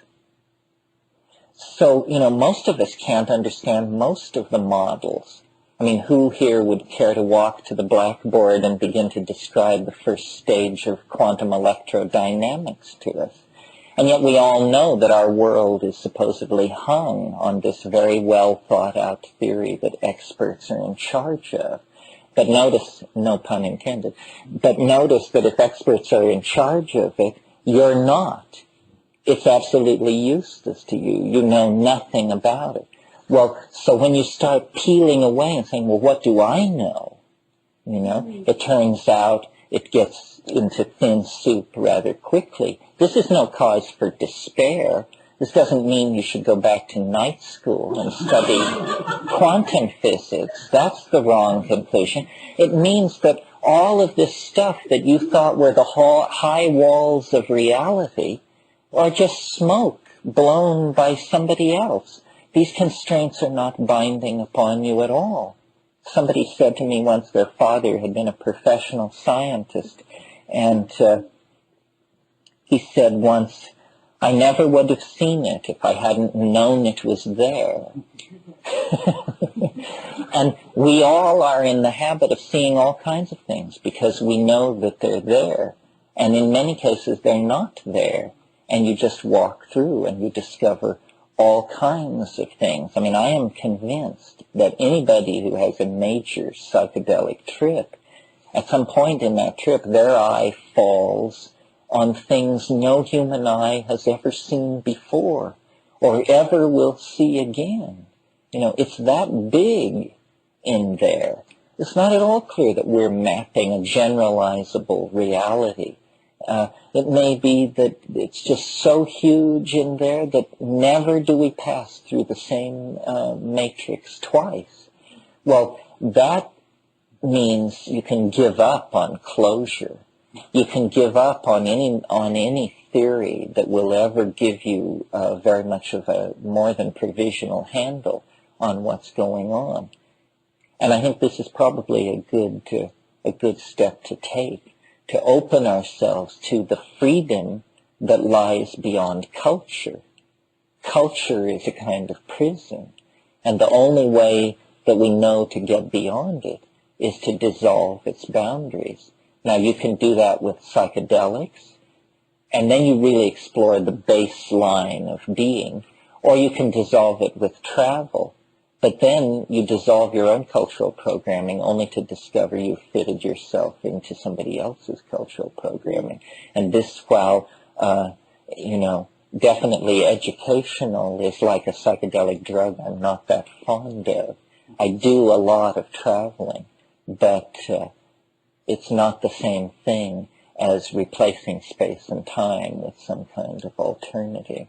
That comes from doing the hard work on 5 grams in silent darkness. And really what you see, I think, is the morphogenetic field, the invisible world that holds everything together, the knit of it all, not the knit of matter and light, but the knit of casuistry, of intentionality, of caring, of hope, of dream, of thought. And that all is there, but it's been hidden from us for centuries because of the exorcism of the spirit that took place in order to allow science to do business. And that, momentous and ill-considered choice then has made us the inheritors of a tradition of existential emptiness, really. But that has impelled us to go back to the jungles and to recover this thing. It's all of a piece, you see. I mean, these people in the Amazon and whatnot were keeping this cultural flame burning. But these cultures are now all dead. They are either dead or in a state of advanced suspended animation.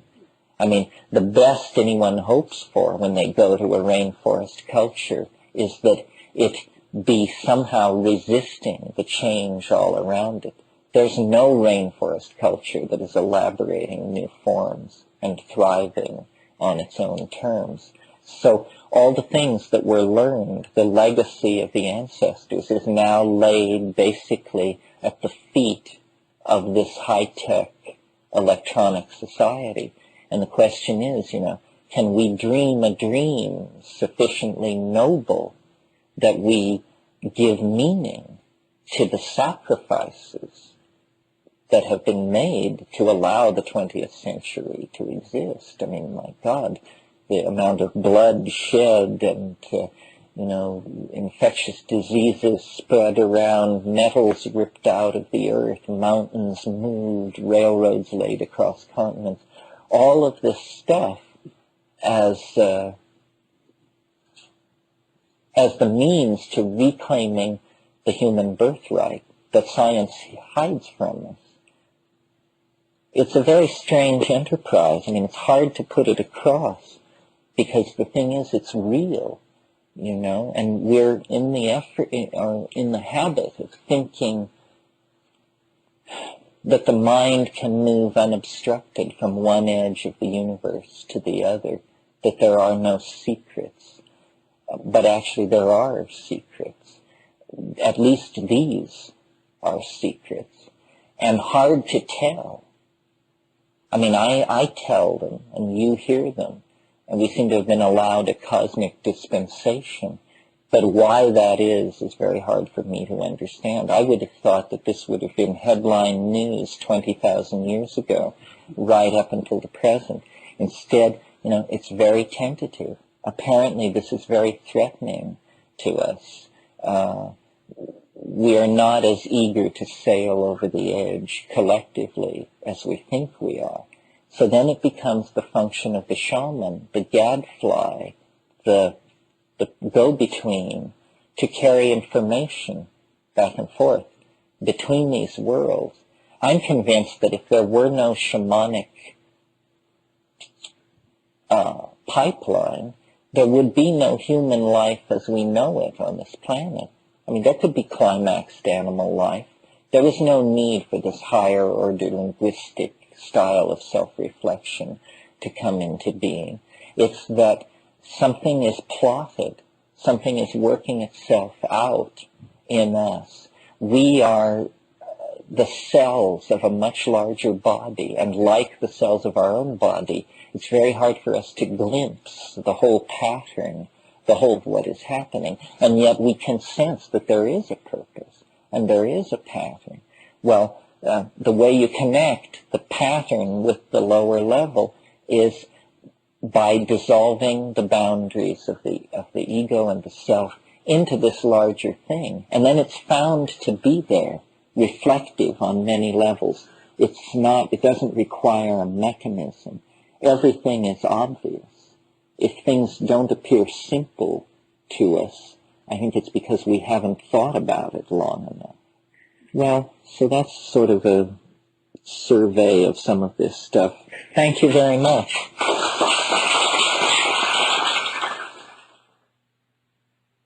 Please continue to tape 3. Mystic Fire, Video and Audio, proudly presents Terence McKenna. History Ends in Green. This is tape 3 of a 6-cassette series.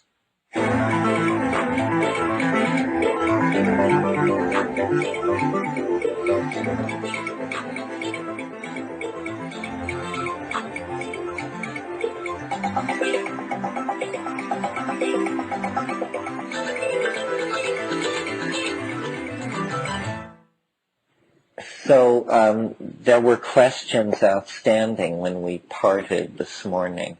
So why don't we just take that up then? John, I put in the 60s. I drove for a big survey. There were thousands of hippies who lived in the woods in various states of grace. It seemed that they had to actualize a new paradigm, which is spoke. So drove up yesterday, there was no hippie, not one. Anybody's living in the woods here anymore. Where have they gone? What have they done wrong? The door seems to have slammed shut in that paradigm. And is it our fault? Well, I mean, as somebody who lived through all that, I guess it was the hardest lesson that we had to learn was how big a revolution you can have and how quickly they can toss water on it and have business as usual. Eric Jansch introduced me to the term metastable. And it certainly is true that many, many things are metastable. You think it looks easy to push it over, but when you start pushing, you discover that the Leaning Tower of Pisa goes 800 feet underground or something, and it's not moving anywhere. I don't know. I think that there's a real constipation in the historical process. We talk about how the 20th century is this century of tremendous change and innovation, but actually, they've been remarkably successful in forestalling any true outbreak of the future. I mean, the most science fiction moment in the 20th century, or one of the most science fiction moments to date, is probably 1939. And if you think about 1939, if you think about the V-2 rockets raining down on London, and Germany in the grip of a leader with a genetic race theory that he plans to establish for 1,000 years. This is science fiction style talk, rocket bombs and master races and robot armies and all that stuff. Well, so then it was quenched. Fascism was sort of quenched. Actually, it infected everybody who got near it to the point that everybody was a fascist. But also, everybody went back to work, realizing very self-centered ideals. In the United States, what had happened was that paradise had been promised, the generation that would defeat fascism. But because it isn't easy to deliver paradise, it had to be tacky. So then you get Levittown and the suburbs and modular building and Bauhaus styles of design. This is an effort to create, a proletarian paradise. The Marxists talked proletarian paradise, but the American middle class actually created it during the 50s. Then in the 60s, what happened was, the precondition for social upheaval seemed to be an extremely unpopular war being prosecuted thousands and thousands of miles from home. And then LSD, which was a unique phenomenon because so much could be made so easily. I mean, there are few weapons on Earth, even gas. It's hard to create enough poison gas to kill 1 million people. A guy with a small bathroom can create enough LSD to stone 1 million people. But I think that what the lesson I drew from the 60s is that history can't be rushed, and that history is not made by individuals, even righteous individuals. That, you know what Shakespeare said, all the world's a stage and its people merely players. They have their entrances and their exits, and each man in his time plays many parts. It is a work of literature somehow. And the 60s, for all of what it was, it must be that it was only prelude.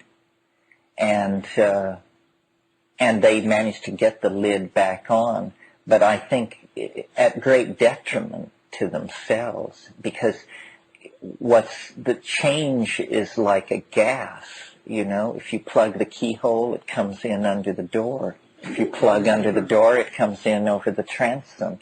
There's no end to it.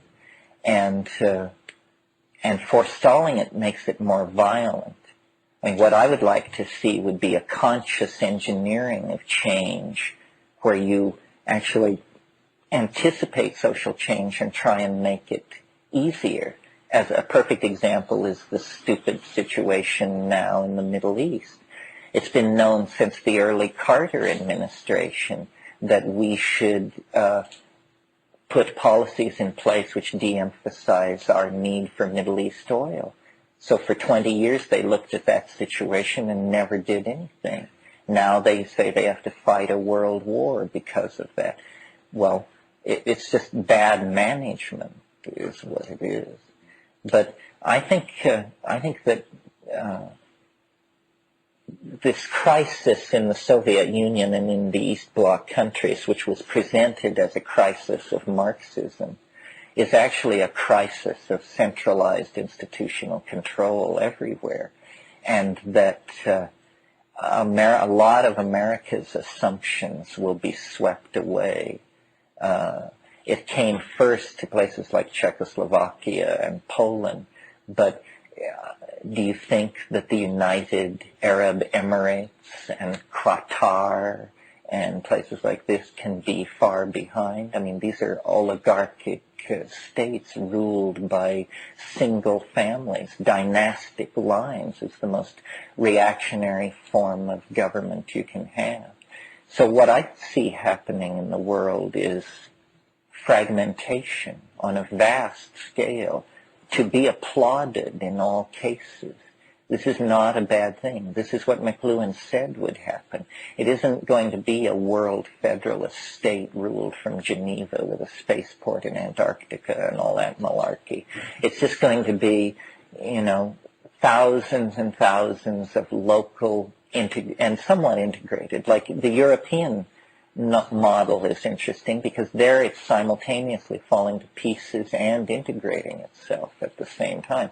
Integration of currency and economics, but preservation of cultural diversity and that sort of thing seems to me to be what's happening. But nobody has to shout and nobody has to go into the streets. It's much bigger than that. And as far as the thing in the Middle East is concerned, I think probably, I'll talk more about it this afternoon, but it has an inevitability to it that is huge.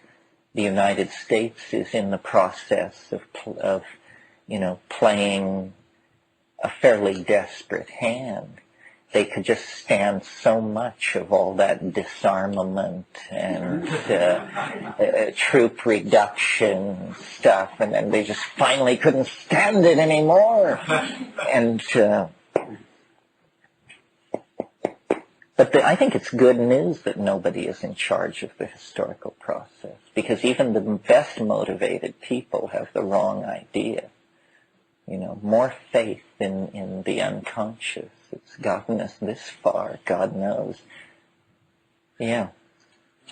You were talking about syntax and language and being able to go back on the other side and look at it, and Chomsky, I think, wrote some books about what that syntax all looks like. I was just wondering what you saw when you went on the other side, Well, Chomsky's idea, which he called transformational grammar, was he dreamed of being able to write the rules not only for English, but for all rationally apprehendable languages.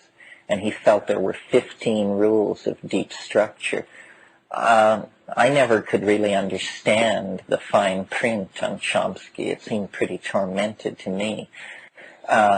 What I discover most spectacularly in the DMT state is there are these entities there, which I call self-transforming machine elves, and they look sort of like self-dribbling jeweled basketballs, and they have a linguistic intentionality. They want to communicate. The songs that they sing condense as objects in three-dimensional space. I've compared them to the eggs of Fabergé, but that does them, they're much more interesting than that. They are like crystalline, jeweled, semi-see-through, opaque, movemented things which look like sculptures, but you can tell while you're looking at them they're actually sentences.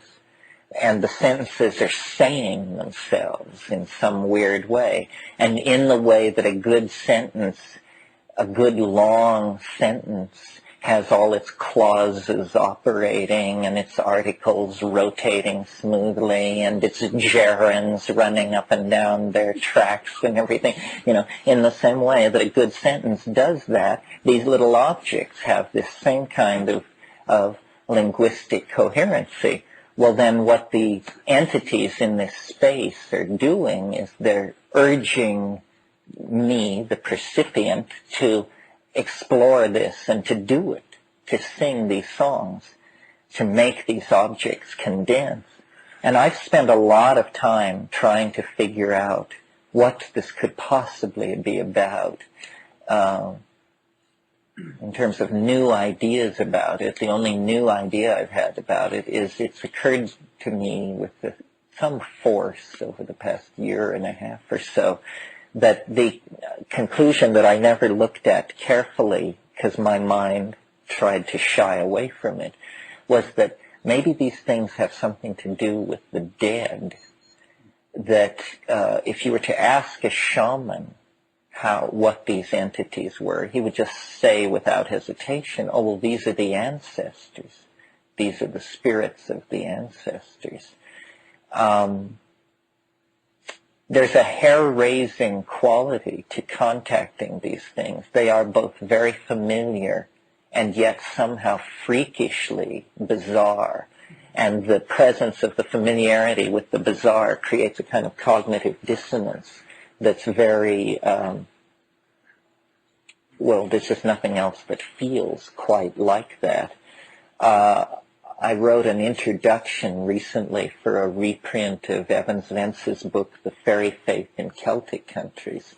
And I discovered when I reread that book that the doctrine of purgatory, which is good church doctrine, it's a realm where souls go to be cleansed for a few millennia. They're not so sinful that they go to hell, but they go to purgatory for a few thousand years before they enter heaven. Well, I always assumed that this idea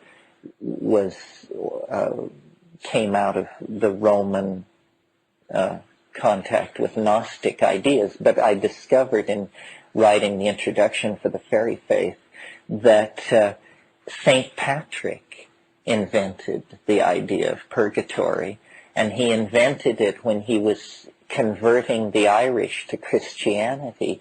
He did it as a way to Christianize the notion of fae, of fairyland.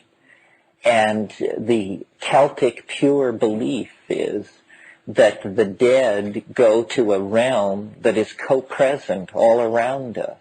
We can't see them, but all around us is just jammed with souls in wild states of activity, and that if you have the eye, a certain talent, you can see these things. Well, Patrick, in order to have an appeal to these Celtic peasants, made purgatory part of the Christian cosmogonic scheme.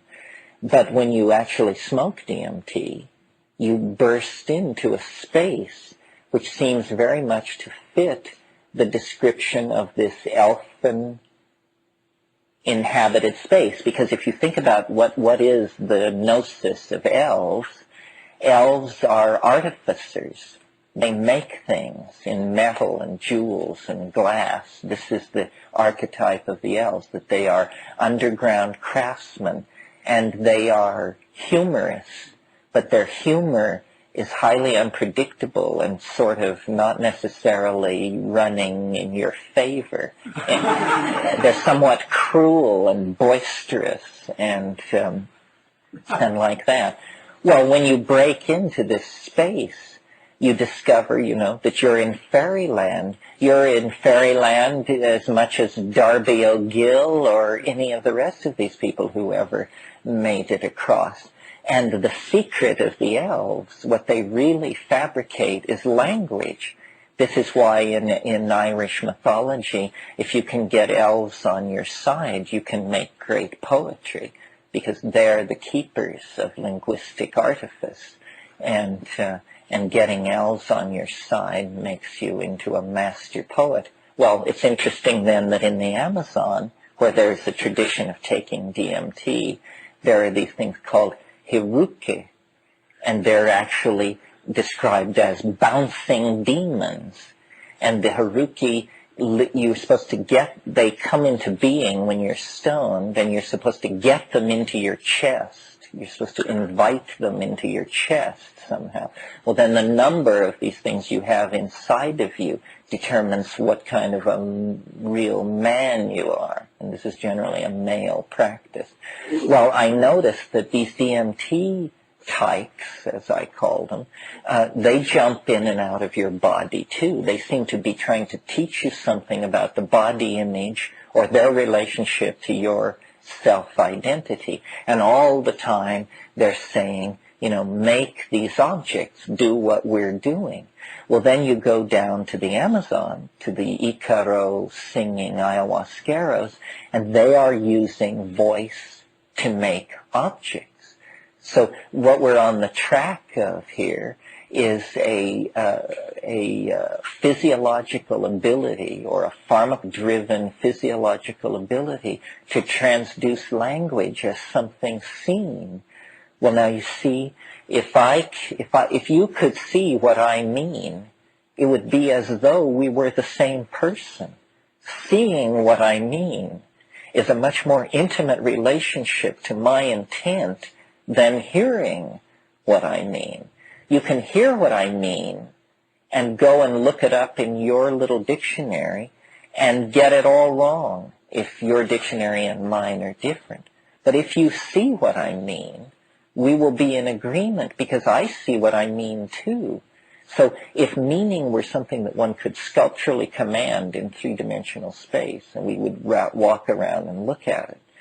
Well, part of what I was doing in Linz in Austria was trying to get these virtual reality people hooked into this as a concept. Because you see, with the present virtual reality, do you all know what virtual reality is? Everybody knows what it is. Virtual reality is a technology where you put on a helmet and you have and then you think you're in this place, some other place, under engineering control. Well, what you could do is you could slave the parts of English speech to geometric objects. So that, for instance, every time you use the word and, a rotating turquoise dodecahedron appeared over your left shoulder. Similarly, all the parts of the dictionary could be slaved to physically or to visually beholdable objects. Well, then, as I would speak, this thing would be happening over my left shoulder, a kind of self-constructing grammatical tinker toy. Well, I maintained that very quickly people would stop listening and start looking, and that they would be getting it. In fact, they would be getting more than if they were listening, because the way in which these syntactically visible parts of speech can be connected and shaded and presented and emphasized and italicized and underlined and brightly colored and set in different fonts and so forth and so on. In other words, many more dimensions to the intent to communicate can be brought into play. And I think this is what technology is probably driving for, and what the psychedelic experience will inspire is this kind of sculptural linguistic modality where meaning is something that we behold. Yeah, Nina.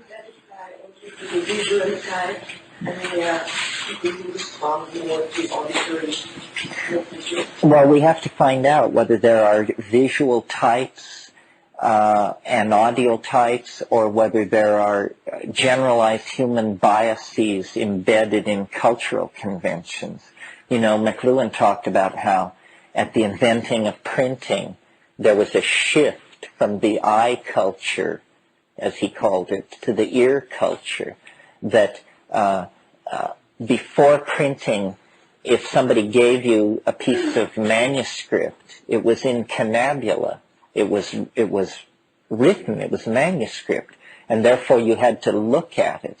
After printing was invented, every E looked like every other E, And so print acquired uniformity. And uniformity, when we read, we do not look. You don't look at the page, you read it, and your eye rips through it. You don't linger over each letter and try to piece out how it's different from the other F's on that line and stuff like that. But in manuscript culture, you do. Similarly, print created an expectation then of uniformity in the way that the eye expected the letters to always present a uniform appearance. There began to be the idea of uniformity of social appearances. And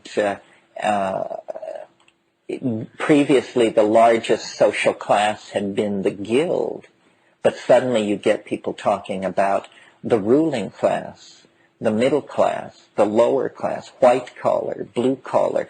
These are linear, uniform terms for describing lots of non-linear, non-uniform phenomena. And then finally, of course, with the machine age, you get the idea of interchangeability of parts. This is an idea that would never emerge could only emerge in a print culture, because in a print culture, the interchangeability of the parts of print becomes an established convention. So when you say, well, we want to make tractors or hay mowers, so let's not just make one hay mower, let's make 50 of them, and let's make them all at once, and let's lay out the pieces, and then let's assemble them in teams. And this kind of thinking arises out of the bias of a technology. McLuhan talked a lot about technological biases. Isn't this going back to the Chinese ideogram thing where they had 50,000 symbols at one time, and now they'll only allow 5,000 in newspapers, and the average person only knows that much? Well, yeah, I mean, language is becoming more glyphic. Reality is becoming more iconic.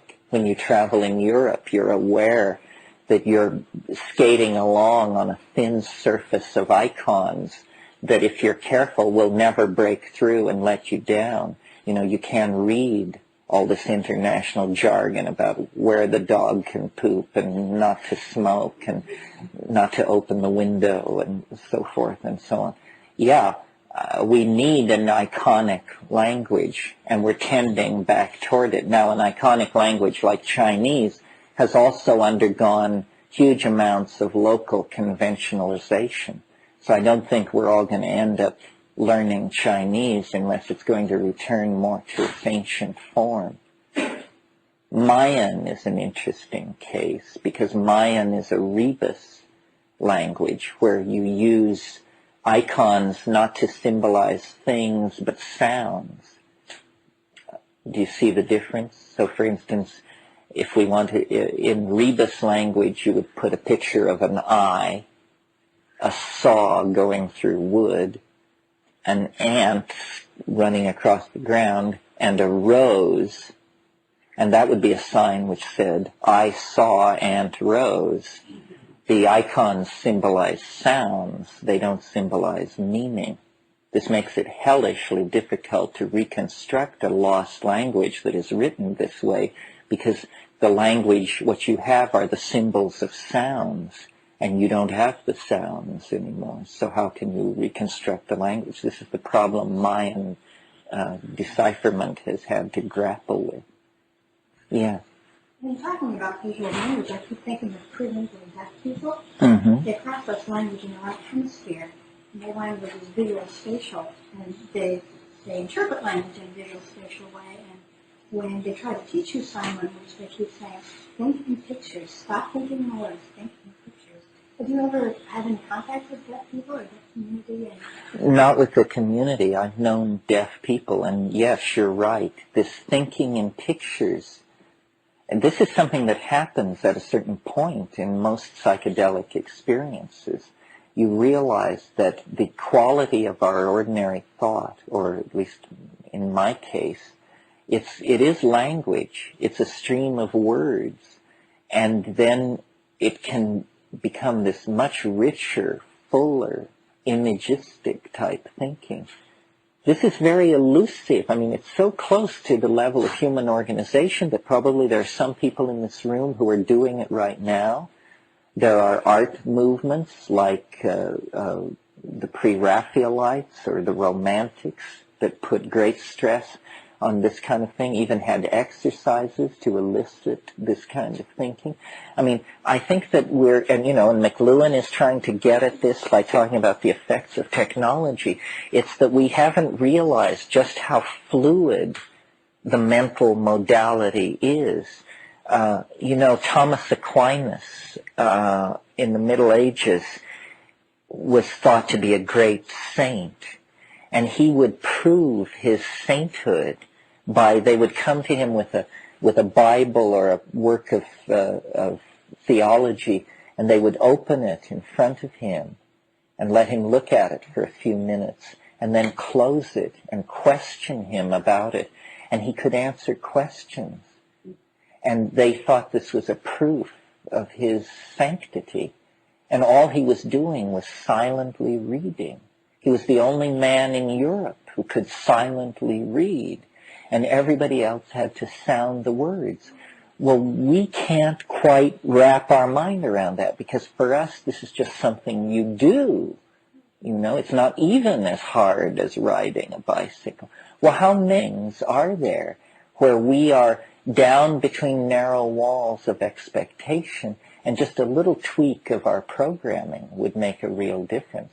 One of the things that fascinates me about the psychedelics that we haven't talked about at all this morning, because it's kind of on a technical bent, is how close the most interesting ones are to ordinary brain chemistry. It isn't that the strangest, weirdest drugs give the strangest, weirdest experiences. No, the drugs that are most like what you have in your brain at this moment give the strangest, weirdest experiences. The ones that are just one tweaked atom away from ordinary consciousness are the ones that give the profound, world-dissolving experiences. So this suggests to me that what we deal with when we deal with psychedelics is future chemical states of mind, future ratios of neurotransmitters in the human brain.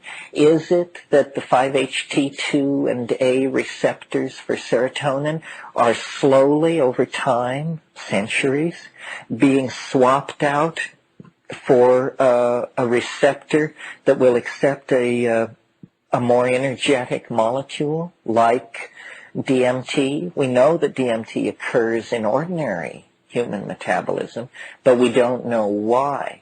Is it increasing over time? We don't know, because we've only been measuring it 20 or 30 years. I mean, the place where evolution is going to be visible is in consciousness, because this is where the chemistry is most delicately poised to augment or suppress function. So, we're very well set up to observe evolution and shift in conscious modalities, and this is no neutral, cooled out scientific endeavor. The rate at which we can do this probably determines the rate at which we can save ourselves and the planet from ruin. Music. You haven't mentioned the function of music in your non-linear communication group instead of robotic. Well, music is, this very old form of art which appeals to this thing I'm talking about, not quite with the kind of linguistic specificity that maybe we would desire ultimately, but music is a language of emotion that hovers between the seen and the heard pretty ambiguously. I mean, for the Romantics, they were one of these groups of people who talked about synesthesia.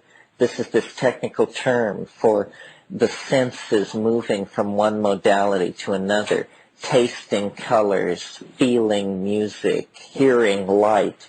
And a lot of the a lot of the talk in the 19th century among symbolists and pre-Raphaelites and romantics was about these synesthesias and how to trigger them. And strangely enough, this led to the first bout of psychedelic, quote-unquote, psychedelic drug experimentation. It was the romantic pursuit of synesthesia through opium that created the first wave of opium addiction in literate English society. I mean, Coleridge and De Quincey and these people were quite consciously trying to use drugs to create and push the definitions of art out further. Somebody said architecture is frozen music, from which it must follow then that music is unfrozen architecture. Liquid architecture. The architectonic quality of hallucinations when they're driven by music is very striking, and the way in which all these things come together, it has almost a kind of Gothic elegance. The way tone can be used to create impressions of large vaulted space and this sort of thing. I mean, it's really an unexplored thing, and I think technology is going to teach us a lot about making that kind of art in particular. Yeah. You talked about being a Czechoslovakia. Is there an opportunity to talk with or study with teachings of Václav Havel couldn't see me because he had Margaret Thatcher. It's true. Frozen architecture. No, I mean, Czechoslovakia is an interesting case because you can see, Prague's reputation before the revolution was that it was the gloomiest city in Europe. And you can certainly see that it would have been a gloomy city if people had been marching around in uniforms and there had been bread lines and fear and loathing. With communism gone, people stay up all night and dance in the streets, and suddenly it just looks charming and unwashed, and we just need to get the soot and industrial grime off all this Jugendstil and Art Deco architecture, and it will be just fine. The thing about Czechoslovakia is, if you scratch a Czech, you find a Celt, because the Celts were there a long, long time ago, building fortresses on all the hills, and when you look at the people in large crowds, of which, my God, do they know how to get crowds together? There are crowds of them everywhere. They have that same Celtic cast that you get at a West Coast Grateful Dead concert, I mean, everybody has brown hair. Czechoslovakia was exciting because all these places have an opportunity to redefine freedom, to be even more free, to push it further. And what I was doing there to have a mission, to have a reason to be there, was visiting the National Museum Department of Mycology and leaving off spore prints and growers' guides with people in the department who I thought might like to grow psilocybin mushrooms. And being good Slavs, they were very open to this and very excited by the idea of growing mushrooms. Cultures can be divided into mycophilic and mycophobic. And mycophobic cultures are like the English, for whom all mushrooms are toadstools, and you should put it down because you don't know where it's been. This is the basic English attitude. Well, then Slavs and Celts, there are hundreds of words in these languages for mushrooms, and mushroom outings, and people go out on Saturdays on mushroom forays. In Czechoslovakia, a national bestseller is a guide to the mushrooms of Czechoslovakia, no home can be without it. So you can imagine that it's a different attitude. Prague is further west than Vienna. It's the real center of old Europe. And of course, because of the court of Rudolf II, it was the court of all this alchemical, Protestant alchemical, political plotting and lots of intrigue. That's why we're called Bohemians, is because that radical style of free thought began in the principalities of Bohemia, with people deciding nobody should wear clothes, or we should get rid of money, and then everybody would do this, until the local bishop would get an army together and come and kick some sense into everybody. But over and over in Bohemia, this kind of outbreak of radical free thought was typical. Yeah. A year ago, I was fortunate enough to sample some ayahuasca in the company of medicine circles. And during the first part of it, I was enraptured by these glorious visions. And there was a sudden shift of perspective, and I realized suddenly that the visions were all taking place inside of a tape. A large, giant snake. And the visions were actually being projected on the skin. The snake started riding and moving. And later, I found that most of the other people in the circle were having visions of snakes, too. And then recently in Shaman's Drum, the later Shaman's Drum, there's a series of wonderful ayahuasca paintings, and almost all of them have snakes in them. Is that a common thing with ayahuasca? Well, it's an interesting question. Why do drugs have identities like this, and do they have them? And well, the answer is yes, they certainly do. And it's one of the puzzling pieces of information that I always keep in front of myself when trying to understand these things, that it's irrational that, for instance, no matter who you are, Viennese Jew, Icelandic ski instructor, Irish pub owner, if you take ayahuasca, you will see large snakes, large cats, and dancing black people, in this order of statistical frequency, with black people being not as common as cats and snakes, cats being not as common as snakes, snakes being the most common. Well, what's going on here? How can it be that a chemical compound that can be defined down to the quantum mechanical positions of the atoms nevertheless seems to carry informational content of some sort? Well, I don't know. But here is one possibility, and maybe there are others. Maybe this is support for Sheldrake's hypothesis of formative causation, that actually around the drug, a complex of ideas has accreted itself in some kind of psychological hyperspace. A pattern has been worn in hyperspace, which is the pattern of how this drug works. And it's really, in some sense, a composite of all the trips of all the people who ever took it. Well, since for the first 20,000 years, all the people who ever took ayahuasca had snake and jaguar fear as a major source of anxiety, we discover that up front. But of course, now why the dancing black people? This becomes less easy to understand. Well, this is the other possibility, see, that the reason these things are so message specific is that this is the plant. This is its presentation. Like with ayahuasca particularly, its language is visual. I mean, after a strong ayahuasca session, your eyes are bugging out of your head. It's like a visit to Madison Avenue to buy prints. I mean, you've just looked at so many prints and looked and compared the Bruegel to the Bosch and the Bosch to the Buffon, all this stuff. Look. And, but then, for instance, with mushrooms, it's actually verbal.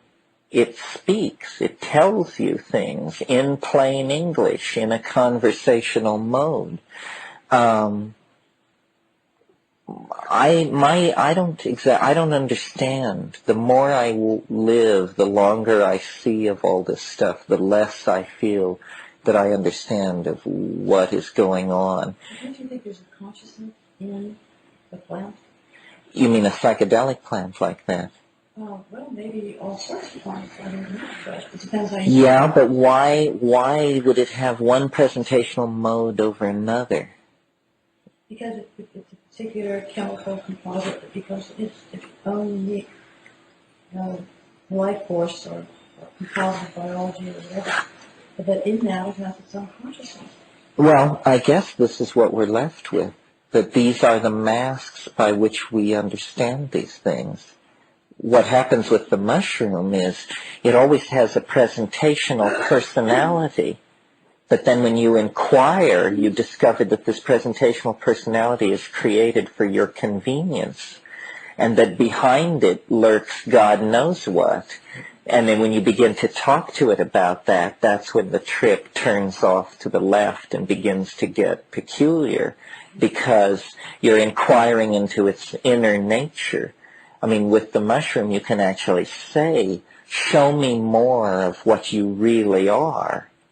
And immediately, the trip will take a turn away from the dancing mice and all that cheerful, hypnagogic riffraff, and towards something, woo, say, okay, that's enough of who you really are. Reassure me now. So yeah, these things are like personalities, minds. But the question for me is, it's such a strange way to communicate, that here is a life form that it can't communicate unless you eat it, unless it's inside you. And then somehow the moire of its being and your being mesh together, and then these images spring into being. But it is in the very act of passing away, being consumed in your metabolism. It's like some kind of act of love or something. Do you ever ask it what it's like having eaten you or being digested? What is it like to take a person? Yeah. Well, I asked it once what it wanted to be called, and it said, call me Dorothy. Dorothy. And I said, why? And it said, because this seems like Oz to me. I just report these things. I don't know why it wanted to be called Dorothy. Or When you say it turns labs, when you take that point of inquiry, the trickle, and then you try to not hurt yourself, I want comfort. Did you say a little more about that? You mean how to steer it through these places? Well, or why do you want to turn back, or what's that? What is that? Well, you have the feeling, it's a very complex feeling when you deal with the other.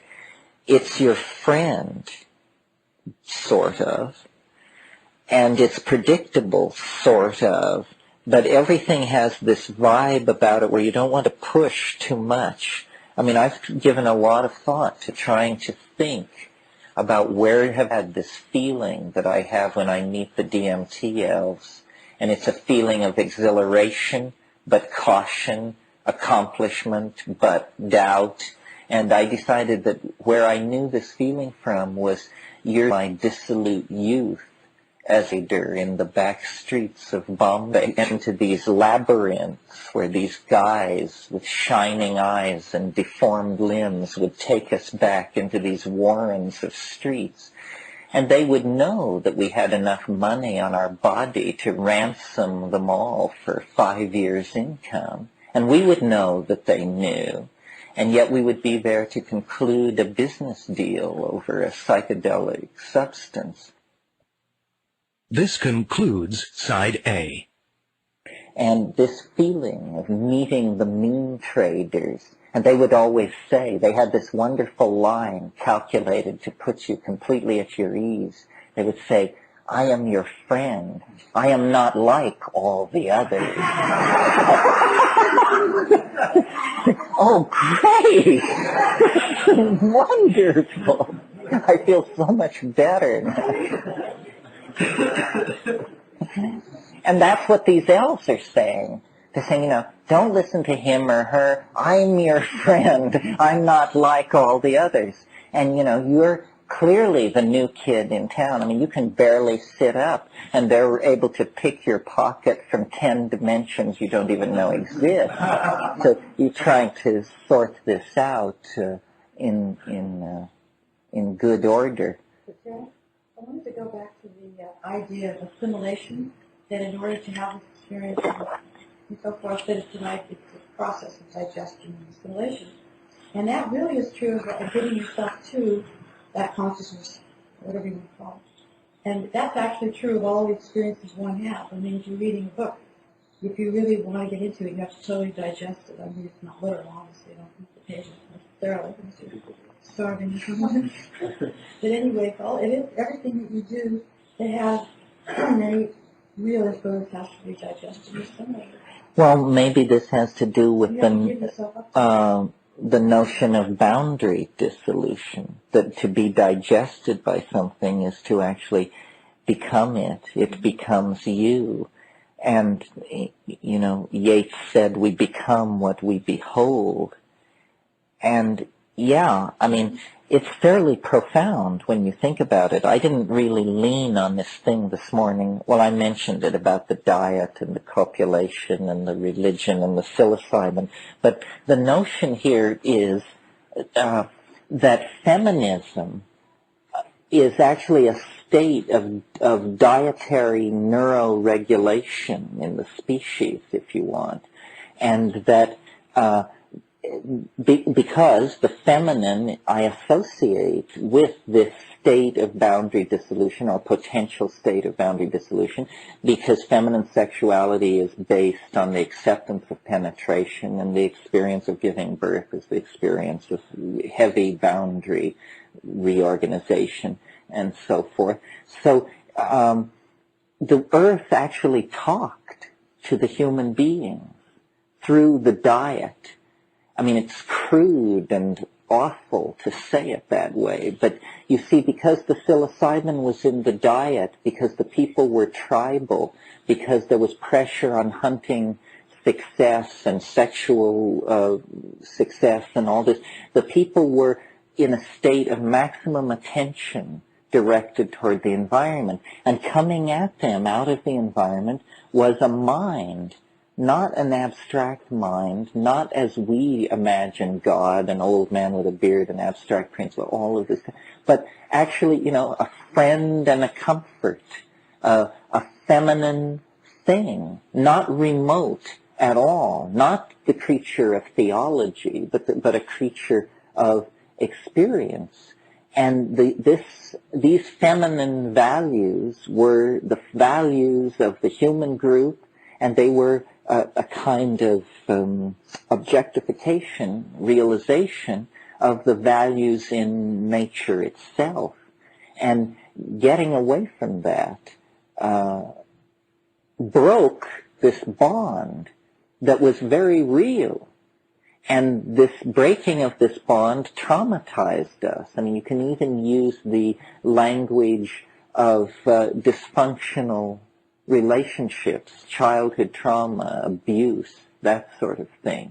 That in the infancy of the human species, there is a tremendous traumatic event, the tearing away of the human tribal family from this embeddedness in larger vegetable nature. And then once that happened, we had to make it up by ourselves, and we, did a botched job of it. I mean, religion just became a way of berating people. Ethics became control. Government became coercion. Education became the inculcation of past mistakes, so forth and so on. Understandably, because you could almost think of us as an ant society whose queen had been killed, but we don't notice it because it's not part of our species. We actually were an incipient symbiote to this invisible thing, and it still exists. It still exists in whatever dimensions are its own, I mean, is it the mushroom? Is it the sum total of organic life on the planet? Is it an extraterrestrial mind somehow here so long that it's as old as the continents? Whatever it is, it's still there. Well, then what human history and outbreaks of messianic hysteria and the prompting of visionary dreams and all of this stuff that sets us sitting bolt upright in the middle of the night is, this thing can reach into the human world haltingly, hesitatingly, but plaintively, probingly, trying to bring us back, calling us to some kind of return, trying to reconnect the broken circuit of history. And this is what is the cause of all the nostalgia for paradise, the belief in a vanished Eden, a lost Atlantis, so forth and so on, and all the utopian yearning, the belief that, the extraterrestrials will come and kiss it and make it well, that we will somehow be rescued from our own folly, that dead Galilean politicians will walk again among us. All of these ideas that are overthrow of natural law for the purpose of saving us in a drama of cosmic redemption. Well, it's like a psychological process. It's like somebody digging into their stuff. And, we all start out with the assumption that our childhood was perfectly normal and our parents were fine people. And then you start digging and separating and working and looking, and then the picture becomes much more complicated. And I think the human attitude toward drugs, the fact that we can addict to 40 or 50 substances and yes, other animals form addictions of various sorts, but nothing like this. Clearly we are in a state of permanent chemical disequilibrium. We will gnaw door handles, sniff paint thinner, tobacco, heroin, you name it, thousands of alkaloids, dig up stuff the pig wouldn't eat, and then pickle that, and then eat that. All this anxiety and disease around the problem of food is that we're looking for something. Well, then every time somebody finds it, then a huge shriek goes up from the body politic that it's illegal what you found. It's unacceptable. This behavior cannot be tolerated. People who smoke joints of marijuana, the chief of police in Los Angeles wants them shot like dogs in public places in order to keep public order. Well, what we've got here, folks, is a lot of serious anxiety around states of mind, clearly. And it's a rupture from the synthetic. It's a rupture from the organic, creating totally synthetic realities on every level. That's part of what happens when we're separated from the organic.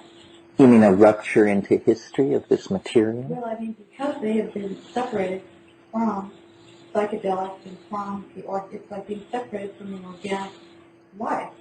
It's the same thing as being separated from nature, from themselves, and then they're open to synthetic realities on every level. Well, it's an extreme case of alienation. Yeah. Over like 1,000 years. Yes, we're so alienated, we don't even know how alienated we are. Things built into our language like the subject-object dualism, the assumption of science, that spirit exists. This is what they've been busy at for the last 400 years, is exercising spirit.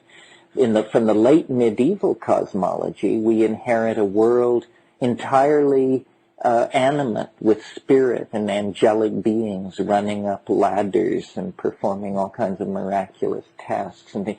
And then with Descartes, you get this grudging admission that, well, maybe the soul touches matter at just one place in the pineal gland of each one of us. There's this magic trip hammer, and there the little angel performs the forbidden transduction, and so And then 50 years after Descartes, then they say, well, no, that was the naive part of his thinking. We're going to get rid of that. And now we understand that spirit was an illusion of the ontologically naive mind, and there's only force and momentum. And then you have permission to commit all kinds of atrocities against nature. Although the permission to commit these atrocities has been present in the Western tradition for a very, very long time. I mean, you go back to Gilgamesh, and you discover what's going on in Gilgamesh is that Gilgamesh rejects the goddess, and the goddess sends the bull as her emissary to Gilgamesh, which I take to be a symbol of the mushroom, obviously. And Gilgamesh rejects the cosmic bull, rejects the goddess, and then he gets his shaman friend, Enkidu, who's very reluctant about this enterprise, and he says, you know what we need to do? I have a great idea. Let's go into the wilderness, and you'll help me, and we'll cut down the tree of life. And this is what they do.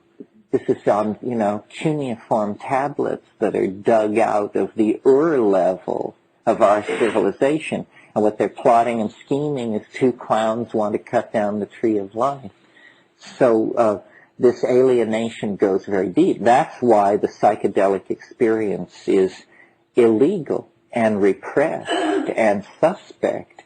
It's because nothing less than the whole kit and caboodle of this civilization hangs in the balance against it.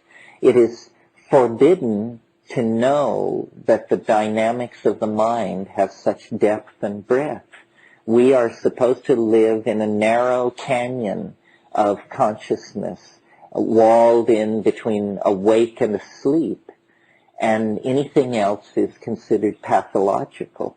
And we make a little place for artists as long as they don't get too uppity or obscene, and otherwise it's all closed off. Well, breaking into this is, breaking through this is this recapturing of the birthright that I've been talking about. Other comments, yeah. Every time I eat mushrooms, I go through three things that happen to me that invariably happen, physical things. And I wonder what you make of that, or if you have it. I really have a couple. One is tearing. I always tear, and then I always go through a phase where I start to yawn. And the yawning, then I start making sound, like my head becomes an echo chamber. And it always happens to me. And I play with that sound a lot. And then I heard the yoga monks. And I go, that's the sound. Same sound. And I've heard you discuss the sound before. And well, even in the pharmacology textbooks, the yawning gets in for psilocybin. It makes you yawn, they say, and it certainly does make you yawn. The tearing, it also makes you tear. It makes your nose run a little bit about at the 40-minute mark. The tearing I associate with the actual moments when the visions are occurring. It seems as though your eyes produce a lot of water. And the tone is, pretty basic to the presentation of these things. The way it works for me usually is I take it on an empty stomach in silent darkness, and at about the hour and 10-minute mark there's visual streaming, nothing much before. I mean, running nose, restlessness, need to go to the bathroom. One of the things you don't want to do is once it begins, I think it's very important to stay still. And you will get into loops where it would be better to be downstairs. It would be better to be on the other side of the room. It would be better. This is the trying to push you off your point, and you just say, no, it wouldn't be better downstairs, and it wouldn't be better across the room, and it's better right here. And then at an hour and 20 minutes, you get visual streaming, which are these, I've also noticed they occur after orgasm. They're like purple after image, kind of amorphous jelly bean-shaped lights that are passing by. not very interesting. But they indicate the onset of something is happening. The synapse is coming to the potential for the thing. And then I usually smoke cannabis to sort of push it over the edge. And at a certain point, I know that if I now will take a huge hit of cannabis, the whole thing will just come apart over moments. And then it does, and it usually is, you sort of see it coming, like a sandstorm or something. I mean, it's 10 miles high and 100 miles wide, and it just rolls toward you, and there's nowhere to run. And I usually just have a few moments to lie down, is what I basically do. That seems a good strategy at that point. A plan. I'll lie down. So then I do that, and that sort of helps a little, and it just hits. And you would swear that, everybody from Vancouver to San Diego just hurled themselves underneath their desk because it's like an asteroid striking the Earth or something. I mean, everything gives way. You have these images of, first there's light, then there's heat, then the instruments which record light and heat themselves disintegrate and vaporize and begin to move outward.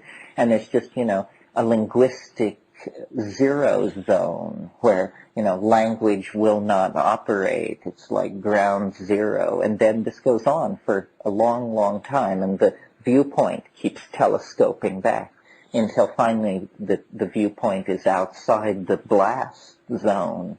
And then you can begin an inward description of it.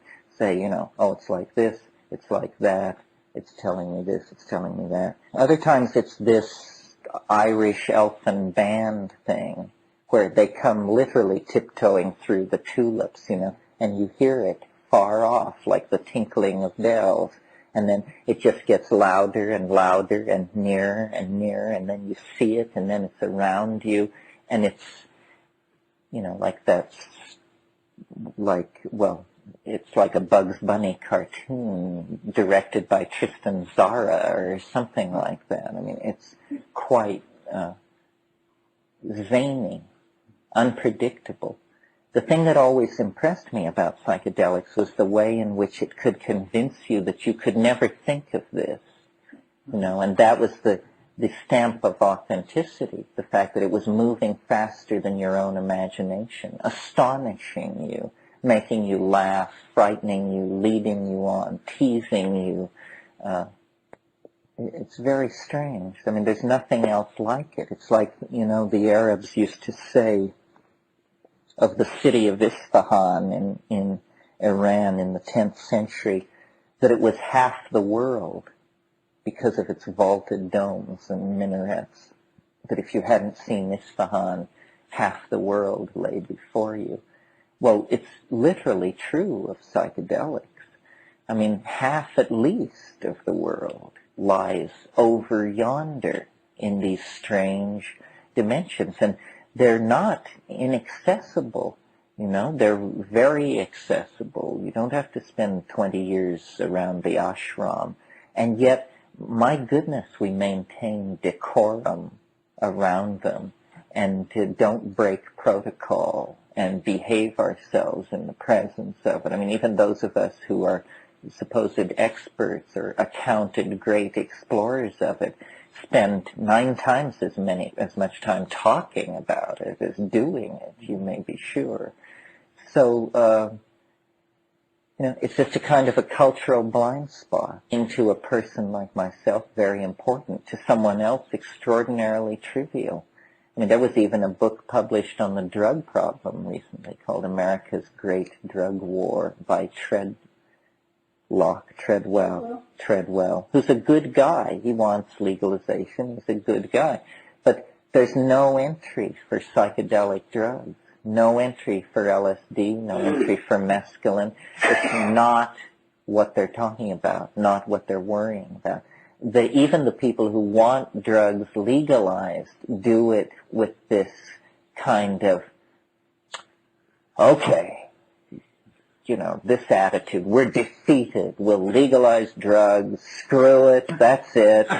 Go ruin yourselves now. There's no notion of hope, no notion of a pharmacological engineering of consciousness to any reasonable end. It's just, if you're not willing to go it alone with God's grace, well, then you're just consigned to the road to hell. Yeah. I have some friends that have used MDMA with ketamine and 2CB, and I was wondering if anyone had used it. I'm sure someone has used it with mushrooms. Just curious if you've heard. MDMA with mushrooms? Let me see if I can remember. I can't really remember anybody specifically doing that. All these things get done. I sort of try to warn people off of these things, and I'm a terrible party pooper because I'm just such an obsessed person that all I really care about is this very narrow psychedelic effect. There are a lot of weird altered states of consciousness around, many of them, drug-induced, and a whole spectrum of them alcohol-induced. Yeah. How was that? Well, I felt that right away that the mushroom was just sullied. Sullied. I was sullied, but I felt I violated this relationship. I cultivated this relationship with the mushroom. I said, what is this doing here? Who is this cheap trollop that you dragged in? It wasn't pleasant because they both were at odds. And it was just an energy block. Yeah, synergies are a sort of unexplored area because there are so many of them. You all understand synergies are what happens when you rub two drugs or more together. And very weird things happen, but they're not very controllable or repeatable. What I always say to people about choosing drugs and strategies for bringing drugs into your life and your program of spiritual development or self-exploration or whatever is the most interesting drugs are the ones that occur in plants. That the occurrence of a drug in a plant shows that it has a certain affinity to organic life. But that doesn't mean that there aren't hellacious toxins in some plants. I mean, there's curare, there's strychnine, there's cyanide. These are plant byproducts as well. But nevertheless, as a first pass, it's important that a compound occur in a plant. Well, then the next thing is, does it have a history of human usage? And the interesting ones almost all do. Psilocybin, used in Mexico for millennia. Other parts of the world, it's probably for a very long time, although the evidence is less clear. Peyote has a long history of usage in the American Southwest. Cannabis goes back millennia, so does opiate use. So then, do these things have a history of human usage, and even specifically shamanic usage? And then, to my mind, the really interesting question, do they have an affinity to ordinary brain chemistry? Do they, because, and I mentioned this morning, the strongest drugs are the ones most like ordinary brain chemistry. The most extreme case being DMT. DMT only lasts 7 to 10 minutes, and yet it's the most profound dislocation of reality that you can undergo. Well, why is it that it is both so profound and so quickly quenched in the organism? It's because in the human brain, biopathways exist which recognize and degrade this very readily because they are there all the time performing this function on DMT.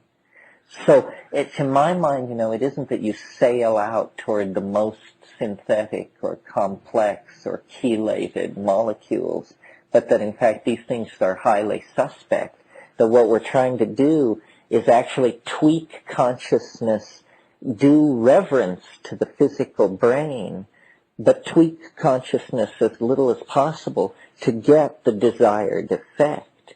one of the really fascinating things about DMT, I think, is that once someone has smoked it, once someone has had this experience, you can have a dream in which it is introduced into the dream as a theme, DMT, and then you actually smoke it in the dream, and it actually happens in the dream. And I don't know of any other drug that this is true of, and what it says to me is that even though this is an extremely radical psychedelic experience, apparently the chemistry that is the precondition for it is just under the surface, almost within reach of conscious awareness. I mean, I've sat down at times and thought about smoking DMT and tried to invoke it, and never succeeded the way I've succeeded in a lucid dream doing that. But it shows, I think, that the chemistry is very close to ordinary metabolism. I'm interested in knowing about DMT. It's not the same thing as mushrooms, then. Is it organically?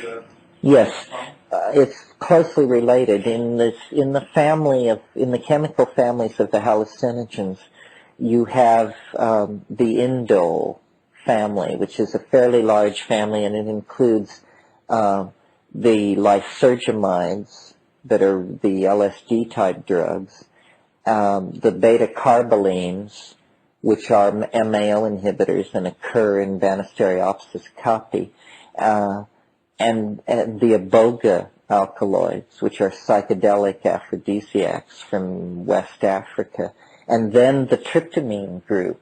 And the tryptamine group is the largest group, and it comprises psilocybin in the mushroom and DMT in the leaves of certain bushes and in the barks of certain South American trees. And then it also occurs in other plant genera, but not in very high concentration.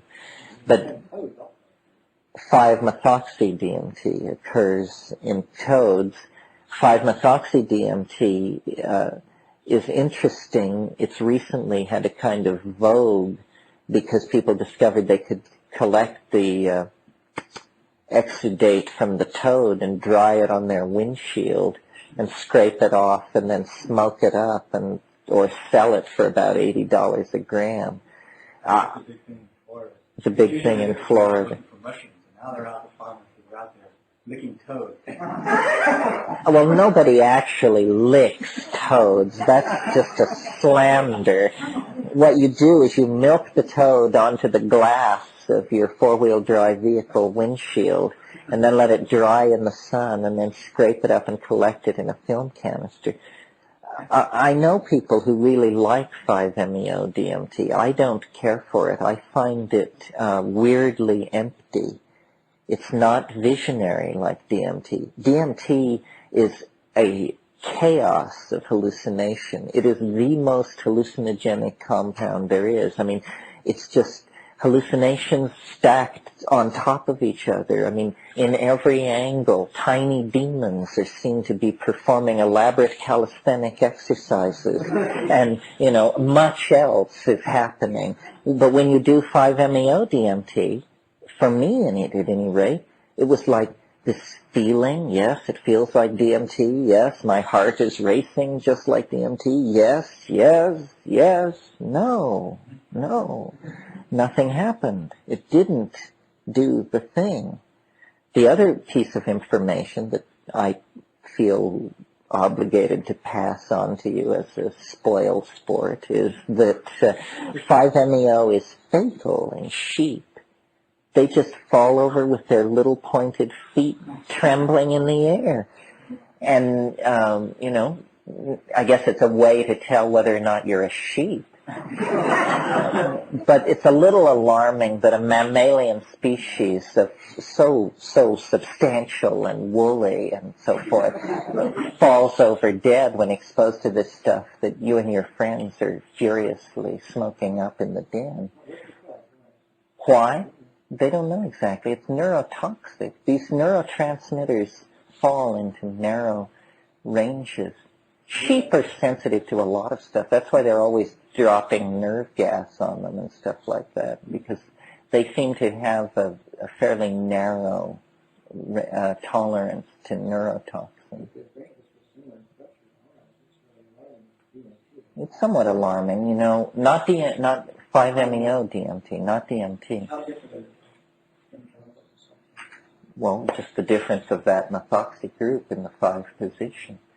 But, this is why sheep get staggers and die, because they're eating phalaris species, grass species, with low amounts of 5-MeO in them. And they're always getting staggers and getting problems with that. Anything else? Yeah. Physical side effects from the mushrooms. Well, one of the things you have to understand is that research on psychedelics is illegal and not even encouraged among professionals. So a lot of what's known is anecdotal. Whenever you talk about the side effects of any drug, you have to realize that people are highly variable. So tolerant and drugs are the area where these differences between people show up dramatically. Generally, psilocybin is thought to be a fairly safe compound. In terms of crude measures of its safety, it's very safe. I mean, for instance, the way pharmacologists talk about drugs is they talk about what's called the LD50. This is the horrible concept of if you have 100 mice, how much of this drug do you have to give these 100 mice so that 50 die? The LD50, the lethal dose 50. Well, for psilocybin, it's huge. I mean, hundreds of milligrams per kilogram of body weight. So that's not a possibility. That's the cheerful news from the world of reductionist pharmacology. The problem is that when you get out there, the whole religion of taking these things holds that science doesn't know what it's talking about. So when you get out there and you have the complete and total conviction that you're dying, then you have to grapple with this. And the thing is, it's always completely convincing. And this is just something that it seems to put one through occasionally. You don't get much sympathy from straight people. I mean, they say, well, psychedelic drugs, isn't that the bit? You think you're in heaven, then you think you're dying, then you think you're God, then you think you're dying. And I thought that was what is supposed to happen. Well, as we know, you try to steer around that. If there are episodes of fear, the only thing you can do is sit it out and breathe it out and sing it out. The one thing people shouldn't do is clench up and hunker down and just go into the fetal position and stay. What you want to do is circulate a huge amount of energy and oxygen through your body by singing. This is what shamans do when they get into difficult places. They sing their way through it. And it is ambiguous. It is complicated to go into these places. I don't think anybody voyages repeatedly into these psychedelic spaces without getting into some fairly weird stuff. What kind of songs do I sing? They're usually based pretty much on the tonality of the situation and finding a tone that I can ride out of the situation. So, and they're synesthesic. I mean, a tone like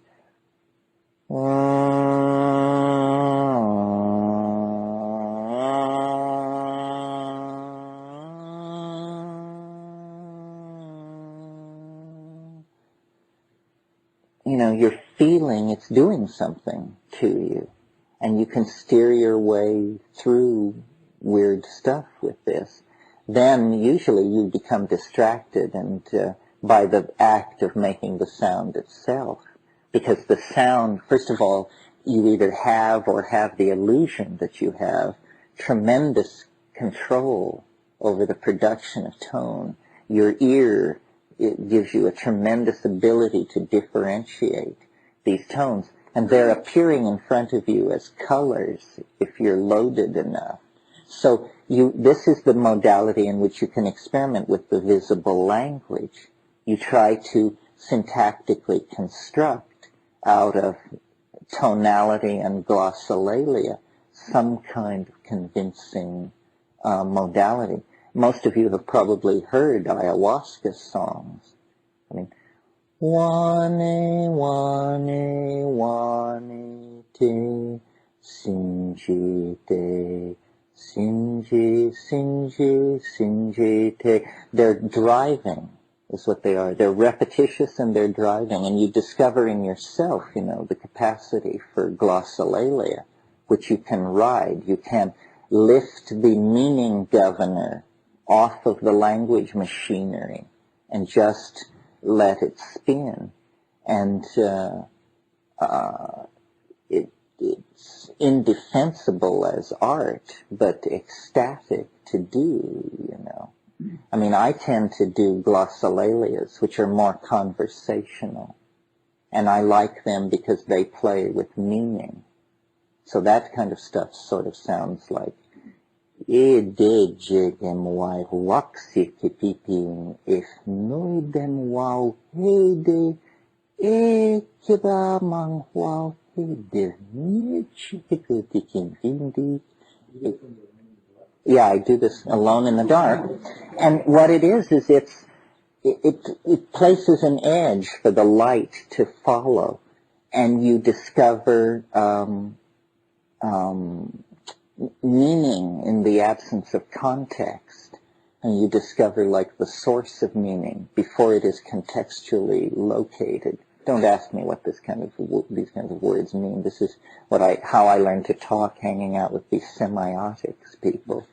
But it's something like that, And I think people did this for hundreds of thousands of years for each other as a form of performance art, long before somebody got the nuts and bolts notion that you could connect an action in the world or a linguistic intent to a sound.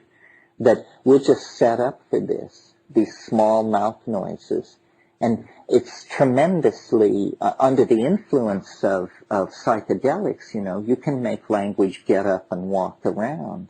I mean, you can literally peel it off the ceiling and set it dancing in your presence.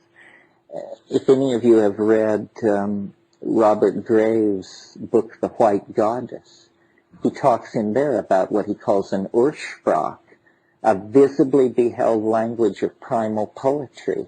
And he thinks our anxiety has to do with the fact that we have lost the true speech, and that if you speak the true language, the Ursprach, it's a beheld language.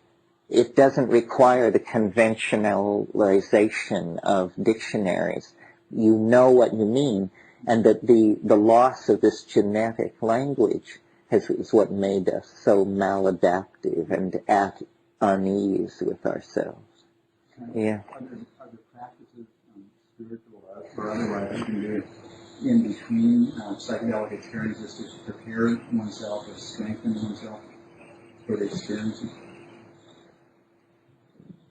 I don't know. I mean, I always go into it with knees knocking, and it's terrifying to me. I know somebody who says the attitude they take mushrooms with is that each time they pray that they can stand more. And then some people don't feel that and say that it's easy, that it's psilocybin. But it isn't all psilocybin. I mean, it isn't all dancing bunnies and all that stuff. Do you have any idea what makes the difference between people of those two types? Oh, it's very complex. It's almost, it's almost an X-ray of your horoscope. It's your own expectation. The time can be wrong. I'm convinced that if the time is wrong, you can be a saint and it will shake your teeth out, And yet, what is the wrong time? How do you find it? I used to always throw the I Ching going into it. And if the I Ching said don't do it, I just wouldn't do it. There's psychic weather. There's low energy. There's personal anxiety.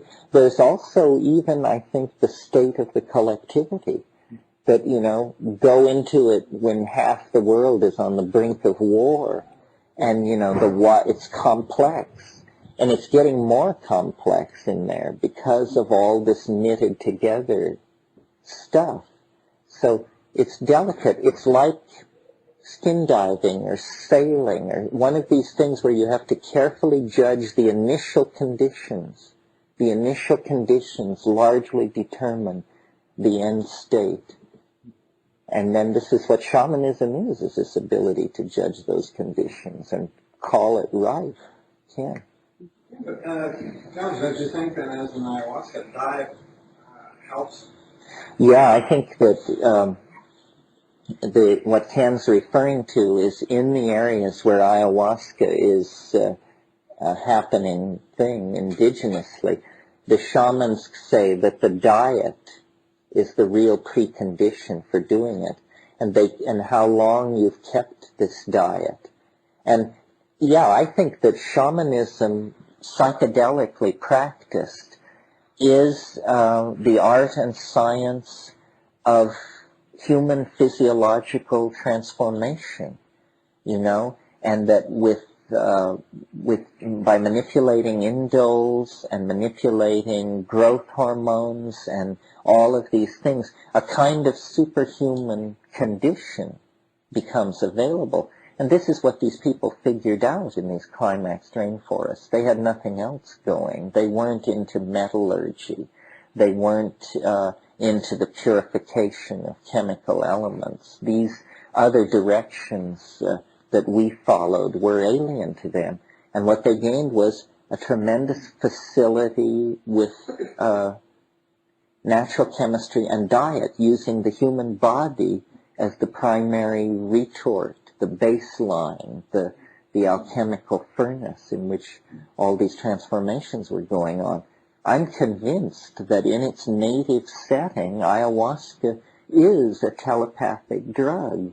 I mean, small groups of tribal people are taking this thing and making group decisions based on group hallucinations, based on the collective database of the tribal group. They're seeing the information from a higher dimensional space. But this is a kind of telepathy. Please continue to tape 4. Mystic Fire, Video and Audio, proudly presents Terence McKenna. History Ends in Green. This is tape 4 of a 6-cassette series.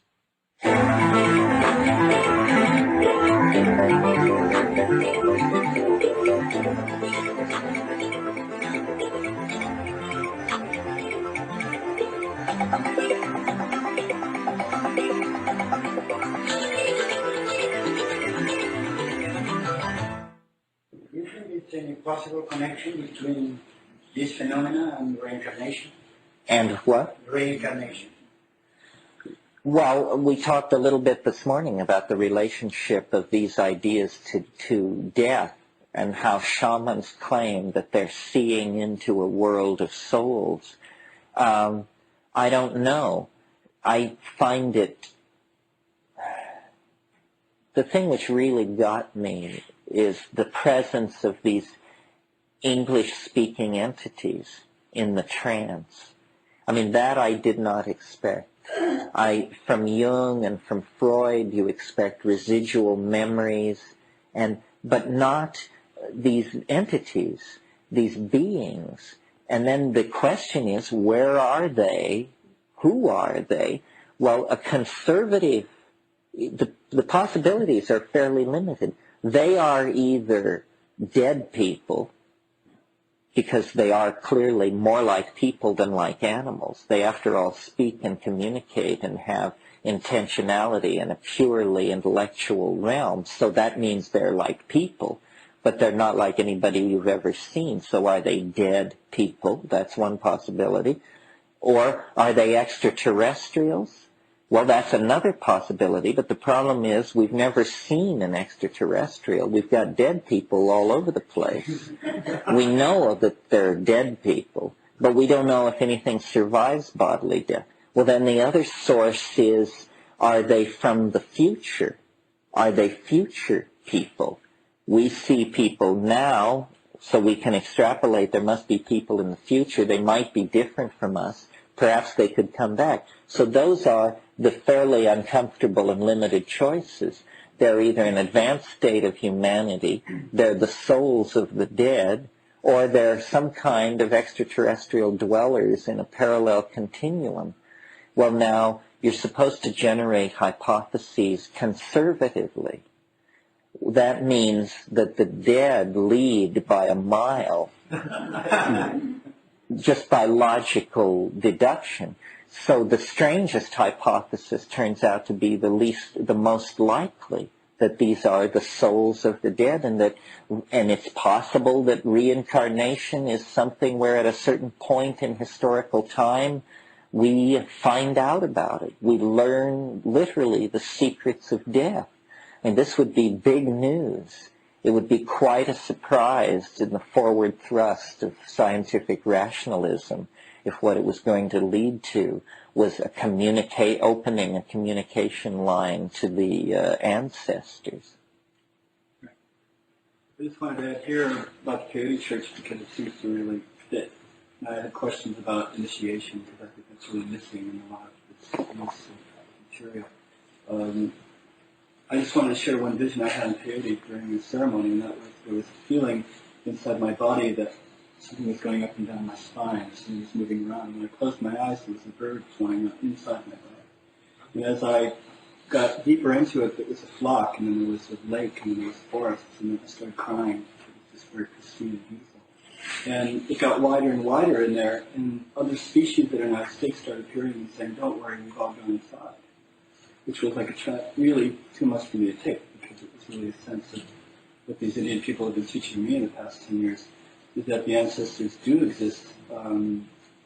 Death is simply taking off masks, and that they do come and teach, and that they do live inside, and that there is and has been and always will be a way of communicating to the past, our past, so that we have time in this linear way. To ask for information on that. And I'm real interested in this, again, asking about initiation in the sense that I feel that a lot of the things that's missing here is the context of the circle of people who are committed to ceremony, which is historically and otherwise really the setting that gives us the return to that state you were talking about earlier, which was that group consensus sense of support and love and sharing the clan, the tribe, and everything. You see, for instance, use of psychedelics moving in a ceremonial or ritual fashion, in a way, creating new ways of coming together as people to heal that circle of shield. Well, where it's most enduring, I think this is how it ends up being done. People do the work on their own, but then they tend to form into circles. This is how I think the serious psychedelic voyaging gets done, because the circle gives people permission and courage. If we had an unbroken cultural tradition, we would be initiated by master shamans. As it is, we've had to sort of reinvent the whole of the world's oldest religion. And we haven't done that bad a job. I mean, we shouldn't feel that we have to fault ourselves. The anthropological literature of the world is vast, and if you spend time with it, you will know more about these things on a certain level than most people in a traditional culture. It was very interesting being in the Amazon. You would go with the people and they would show you their plants, and it might come up that you would say, "Did you know that the Conibo who live 50 miles away from you also use this plant and they call it X?" And they would just be astonished, say, "How do you know this?" Well, you couldn't explain that you had read it in a Harvard Museum botanical leaflet, but that was how you knew it. You knew it because you'd done your homework. So what they had was tremendous vertical initiation into one culture. But what you can bring to this that is very useful and respected is a tremendous general knowledge about this. Say, well, did you know that in Africa people use this same plant and they do it like this? Or did you know that in Indonesia similar practices are going on? And so we've reconstructed a shamanism. But from then spending time with ayahuasqueros in the Amazon and other kinds of shamans in other places, I really see that it wasn't as formal as we thought. There are rituals and songs and techniques, but the spirit of shamanism is open-minded and open-ended. And these people are really doing this out of curiosity to find out the mythological structures created by any kind of shamanic system are largely for the consumption of the client, not the shaman. The shaman knows that this is all provisional. And what we found with the shamans in the Amazon was great curiosity, great willingness to try out novel concepts, to integrate weird ideas into their own cosmology, electromagnetism, viruses, computers. They loved all these things because they saw them as metaphors that they could integrate into their visions. The flying saucer is a metaphor like this, very strong in the ayahuasca mythology. Liz, did you want to say something? You said earlier today, or yesterday, I have been writing down, the domain in which we operate lies within our minds. And I'd like to know how that, I'm always confused about real and not real. All these realities you've been describing, the little L's, et cetera, is that within your mind? And is the English, because that's the language you're most familiar with? Well, I think what I meant when I said the domains in which we operate are all within our minds is that inside culture, it's all whatever we say it is. In other words, other than that it's day and night, nature doesn't say much to us. We pursue our activities all inside a construct of culture that comes out of language. So that's what I meant when I said that it's all within the domain of our minds. I mean, it's all within the human world and potentially affected by the human mind. The problem of real and unreal, which is supposed to be a naive problem, is one I have too. I think that the real world is so strange that it's just almost too freakish to suppose. You know, I quote all the time J.B.S. Haldane, who said the world is not only stranger than we suppose, it's stranger than we can suppose.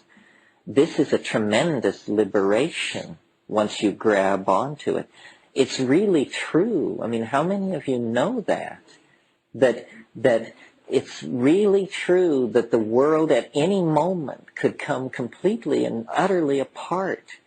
And have you seen that happen? You know, that's really what I'm concerned to communicate, is the provisional nature of reality.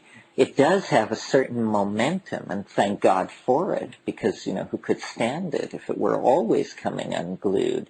But on the other hand, you know, if you're an edge runner, if you keep poking, there are these things you can do, and then it just springs to pieces.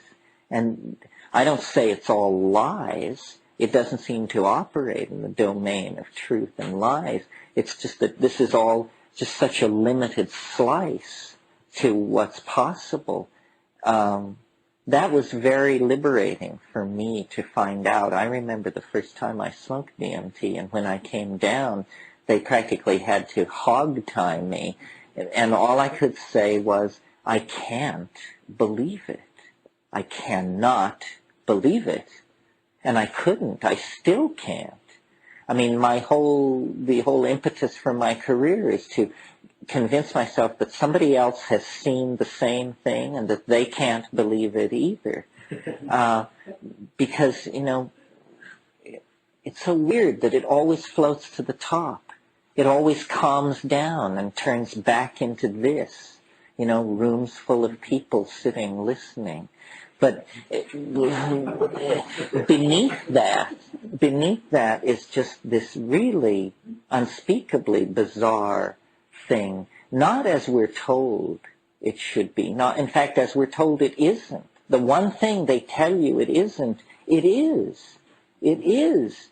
It is made of magic. Anything can happen. I mean, to have elves by the thousands pouring into your apartment, how can a rational, what is a person to do with that?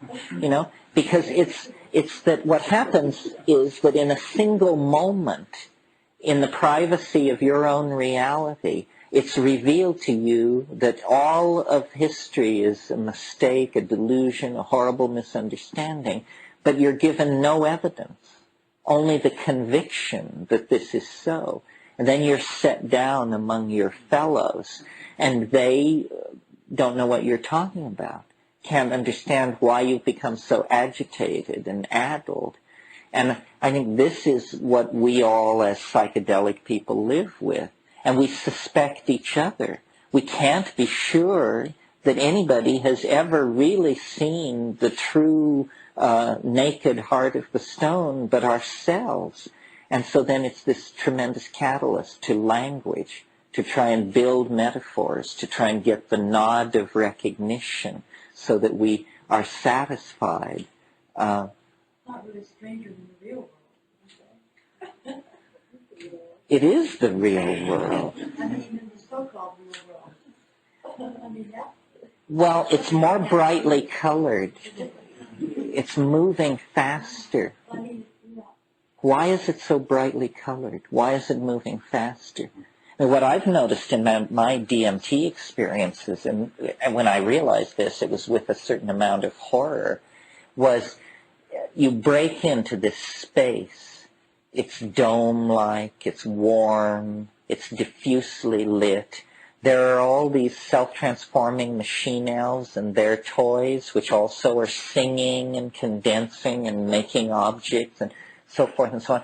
The whole thing is like triggers just wonder, cascades of wonder. But then I realized after seeing this several times and trying to pay attention and hold my mind steady, that this is someone's idea of a reassuring environment for human beings. It is, in fact, literally a playpen of some sort. Well, that means that I'm not seeing who's ever on the other side. I am emerging into an artificial construct of some sort, entirely their creation. Well, then it just begins to lift this veil. And there's this howling begins, and you just begin to fall forward into it, and you realize, it is the Sephiroth and the Shekinah. It is the howling between the worlds, but it is approached through an infinite number of veils that reassure, coddle, control, confine. But you can move toward it as fast as you dare, but it is entirely transforming and entirely real. It was a great realization for me to understand that there was no limit to how far you could go, that we all make a certain choice. Once you discover psychedelics, always before that, spiritual progress is, grunt work. Suddenly you're standing on ice cubes in terms of spiritual progress and how you make it. How do you control it? And the answer is most people go a certain distance and then give up, get off, stand there and talk about it. But there's nothing holding any of us back from becoming unrecognizable not only to our friends and loved ones, but to ourselves. You know, the stories told of the Taoist guy up on Cold Mountain, and he's been up there 25 years, and occasionally people see him, and yes, he's still alive. Well, any one of us could become that person, could march off into a dimension of magical narcissism so alien to the concerns of other people that we would have to go and live up on the crags and in the mist and eat bird nests or whatever they do up there, you know. Well, so then that puts a whole different light on the spiritual quest, because it means that we're holding it back rather than lashing it forward to ever greater exertion. And I think that's the proper attitude, because the depth of spirit is infinite, and in its benevolence towards suffering humanity, it has made itself available in infinite amounts. So then it's for us to somehow come to terms with this. It's like having a living religion. It is having a living religion because it's having an infinite source of gnosis, of understanding, available. Somebody, yes. Wolfgang was recently working about meditation as a preview to death. He said that it conditions you to enter the bardo so you won't shy away from the engagement and go into it fully. Do you see any role of meditation as a preparation for psychedelics, or would you just talk about meditation and your opinion of it in general? Well, it teaches you to sit still, which is a precondition for psychedelics. I mean, you know, keeping still is one of the hexagrams of the I Ching. People often ask the question you asked, or in slightly different forms. They say, well, isn't there another way to get there? Is it so narrow? Is it so specific to these plants? And, you know, the truth is, I don't know. I'm not an expert. All I know is based on my experience. In my experience, these things can only be approached, and who would want to approach them any other way? I mean, we don't want this to become so generalized that by closing your eyes and ripping off a few Om Tat Sats, you fall into the kind of states I'm talking about. I mean, that would be extremely unwelcome and nearly pathological. I don't understand this problem with how you achieve it. To my mind, obviously you can't do it by yourself. Obviously you can't do it on the natch because it's a meeting with another entity. There has to be an other, and it has to be objectified, even if it's as a plant or a mushroom. So basically how I read these meditation texts is they teach you about psychological phenomena. They teach you what you may see when you close your eyes and sit for days and watch. The thing about meditation in my own experience is that it's just tremendously boring. However, everything you're doing will be very useful to you when you take a psychedelic. Then it works. Then there is this flow of imagery. I am maybe a very lumpen person, but that's all right because a lot of us are lumpen, and I wish to speak for that slice. There may be supreme aesthetes balanced on such razor's edge of metabolic peculiarity that at every moment they are at one with the mystery. But that butters no bread for the rest of us, you know. We're trying to create a kind of democratic consensus here about this stuff. And it seems to me the plants were put there for this purpose, and they achieve it so easily. I mean, I practiced yoga at times in the past and had some amount of success with triggering exotic states. Difficult and time-consuming. And then they always told you that wasn't what it was about anyway, and you were becoming distracted by phenomena. Well, why bridle then at just chowing down on 5 grams of mushrooms with the knowledge that, you know, you'll be fine in 12 hours? So it's really a matter of using the tools. There are all kinds of altered states, weird states, states of sexual abstinence and states of various kinds of agitation and this and that.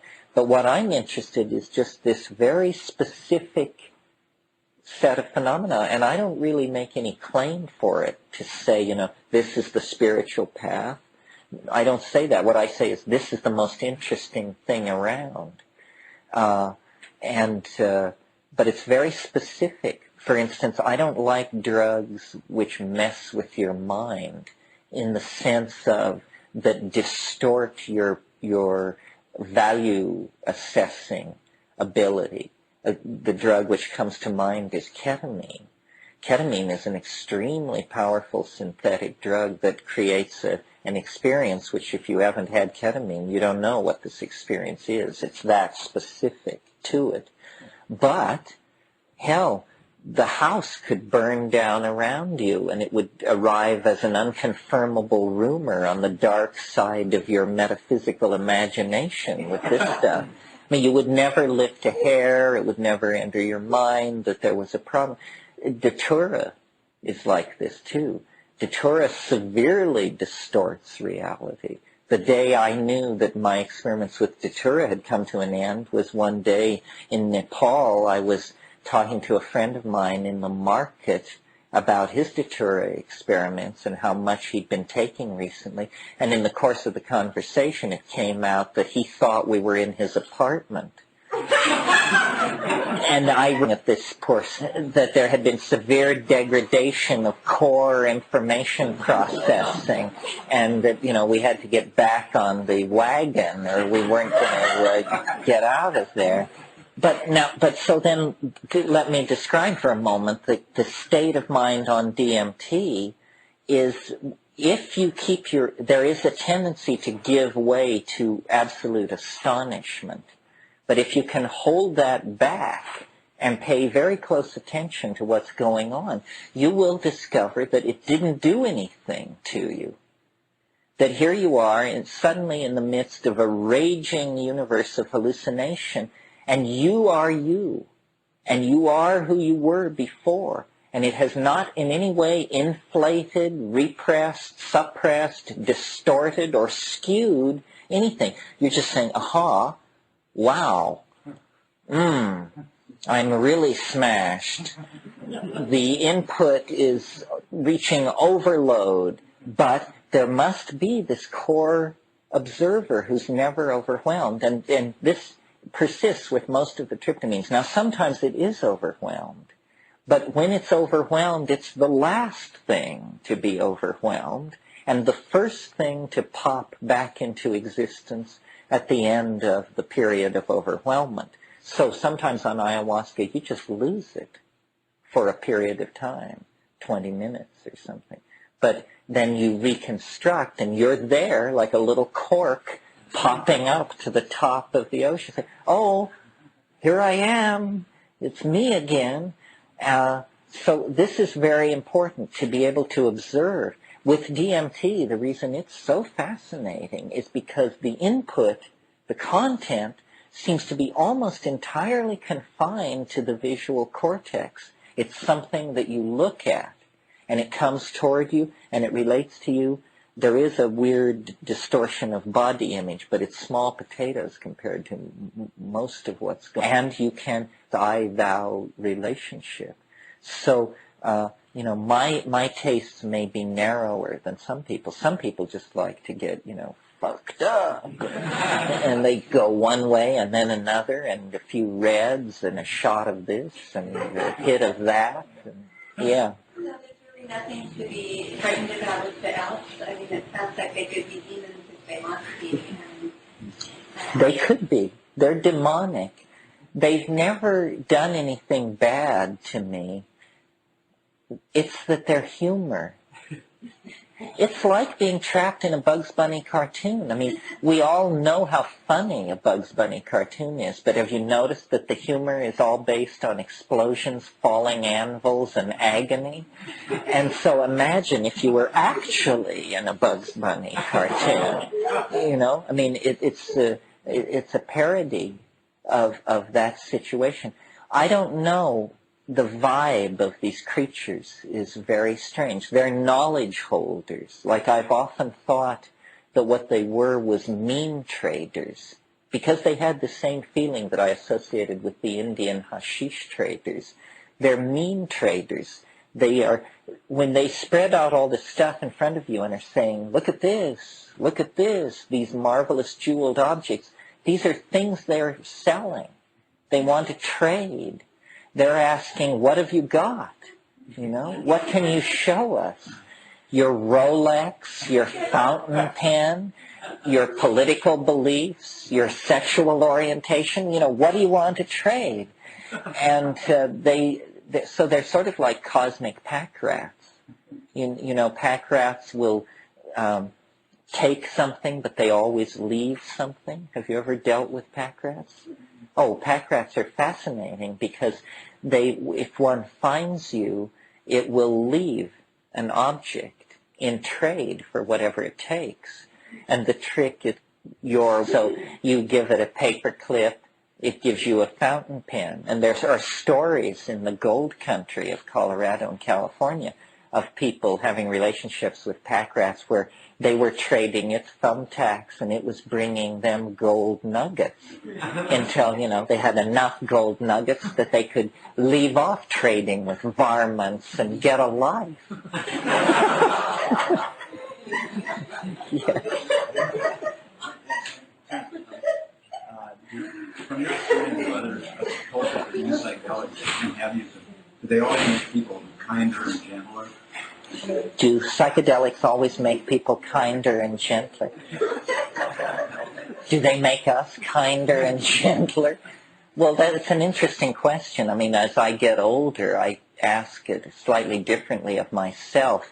I ask the question, you know, if this stuff is so great, you know, what is so great about us that we're any different from anybody else? Or are we just like holy rollers and Taoists and Hasidic Jews and everybody else who thinks they've found the final answer? What is so great about it? The answer to your question is I don't think so. I think of the Yanomami culture. Certainly from the exterior, this looks like a fairly brutal culture. The men, it's the only culture where DMT is a regularly abused drug, and the men blasted up each other's nostrils with these hollow tubes, and then the name of the game is two guys square off, and you plant your feet flat on the ground, and the guy who goes first hits the other guy as hard as he can with the flat of his palm in the chest. And the game is to knock the person over. So you absorb this blow, and then it's your turn. And you get up, and you do it. And these two guys, totally alive to the four winds, will stand and do this till somebody is knocked off their pins. Well, so then you ask them, what's going on here? You know, is this like the Super Bowl? Is this fun for you guys? And they explain that they have demons that live in their chest, and they collect these demons on their psychedelic trips, and the more demons you have, the harder it is to knock you over. So they're doing this thing. But they're also lacerating each other with clubs and this sort of thing. I think that it's fouled up. I have the faith that if you have psychedelic religious ritual in combination with group sex in a small tribal group whose economy is based on nomadic pastoralism, that then it will be very, very hard for these people to maintain a neurotic lifestyle. But that if you interfere with any of this, then you'll get anxiety. And so you have psychedelic cultures, but the Yanomamo, this is a culture of male dominance and sexual anxiety and, a lot of tweaked stuff. But I think that the main thing is that the cultural group must take the psychedelic frequently enough that the ego does not form, and that the specific manifestation of ego that you want to watch out for is concern for male paternity. That once it's gone that far, it's lost. And then, because then there's male-male rivalry for women and territory. Yeah. I'd like to go back to the Irish elves for a second. My wife came across an article. She's Irish, and came across an article last year drawing between lighthouses and possibility of seasonal ceremonial use of shrooms. And we sent you that article. I remember that article. I was wondering if you followed that up or not, in light of your having written the introduction to the Celtic faith, or the fairy faith in Celtic countries. Well, it would be very interesting to prove psilocybin use in ancient Ireland. That people who have been to places like Ionia and like that say they're just overrun with mushrooms. And yet it's not explicit in any Celtic source. There's a lot of psilocybe in Europe. I mean, I was surprised. I thought that it occurred rarely, and so you could make the argument that it was possibly there. But last year when I did a speaking tour of Germany, and we were from Hamburg clear down to Munich and into Switzerland, everywhere there were mushrooms. And we would talk like we're talking here and then have lunch recess, and people would come back 2 hours later with small grocery bags full of these things. Well, I don't understand the peculiar, there must be something we don't quite grok about why the mushroom image is taboo. Maybe because it looks like a penis, but that doesn't really sound right to me. But why is it so rarely portrayed in all these areas where it must have been used? For instance, in the northwest coast of Oregon and Washington, there are something like 22 indigenous species of psilocybe, no anthropological record of mushroom use by the northwest coast Indians, who were clearly paying attention. I mean, when you look at their carving and painting, they were paying attention. Where is the record of the mushroom use? In ancient Ireland, and throughout the Celtic area, into Germany and Bohemia, no visible use of. In the old Europe that Maria Gimbutas talks about, again, a prohibition of the image. So this is puzzling, not easy to understand. I would like to believe that in Africa, 15,000 years ago, the primary religion of humanity was goddess-worshipping pastoralism based on sacramental use of mushrooms. But again, the physical evidence is just a few petroglyphs, drawings on stone, and it isn't a strongly proven case, so it's not well understood. It's hard to believe that the Irish weren't mixed up in this somehow. I mean, it seems so basic to the Irish soul. Yeah. How many grams of mushrooms do you recommend taking? 5 dried grams. And you should weigh it. You should invest in a little scale and weigh it, because people eyeball it and they inevitably choose much less than is the correct amount. And if you're taking fresh mushrooms, you should take like 60 grams, because it dries down by a factor of more than 9 to 1. You're into cubensis. Cubensis. We're always talking about Stropharia cubensis because that's the one people cultivate. Some of the wild ones are stronger, can be taken in smaller amounts. But I think it's good to take Stropharia cubensis because then you know what you're getting, because it's, some of these small psilocybes look physically very much like Galerina species that have irreversible liver-destructive toxins in them. So if you eat a Galerina, you'll have a very bad experience, or maybe a very good experience, but none of us will ever know. Speaking of mushrooms, how about the Amanita muscaria? I've heard Well, this is a very controversial mushroom that is wide. You all know this mushroom, the red one with the white dots on top of it, the toadstool of European mythology. It's used in Siberia and places like that as an intoxicant, and Gordon Wasson thought that it was the basis of soma.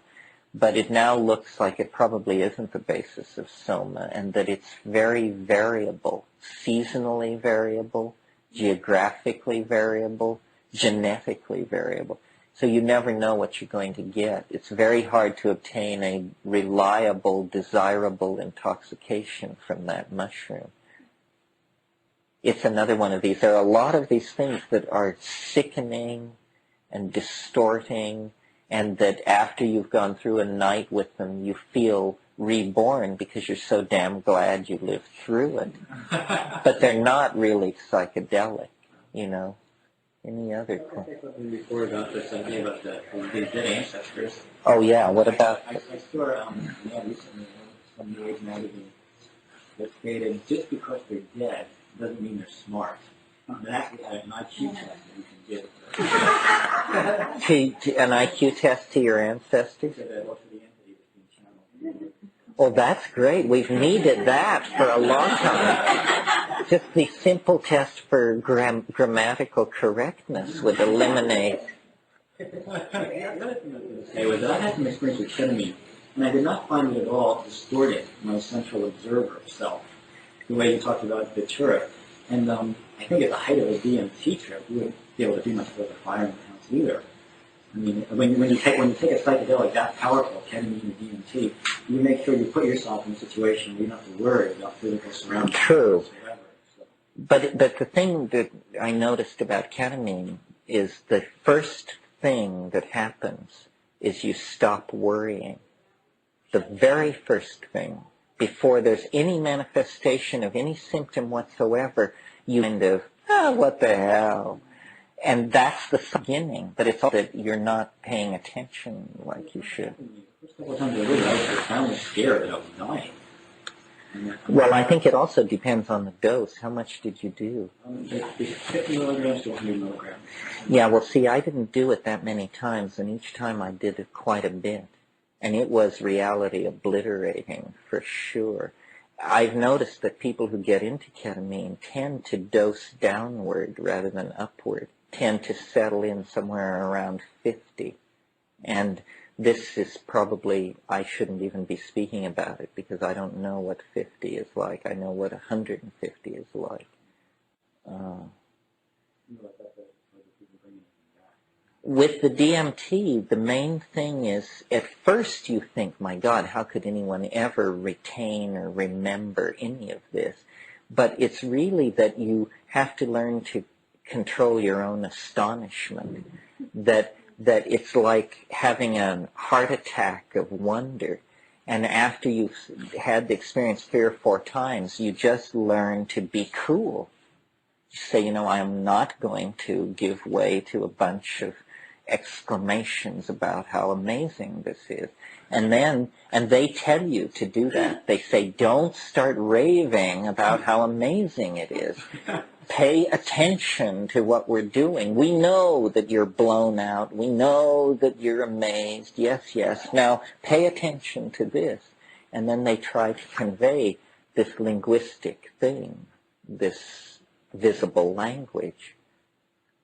And I don't understand, what this is all about. Has this always been what they've tried to convey? Is the message always the same? Is there a new urgency about visible language? Or is it, how much of the message is already present in me? Is it a message tailored for me? Like this question of whether or not these things are... Then you get into questions like, what ancestors are they? Like, I do not feel when I break into the DMT space that this is my dead mother or my grandparents. I feel that it's more, that it's just sort of local spirits. Yes, who would have thought? A little white-haired old lady.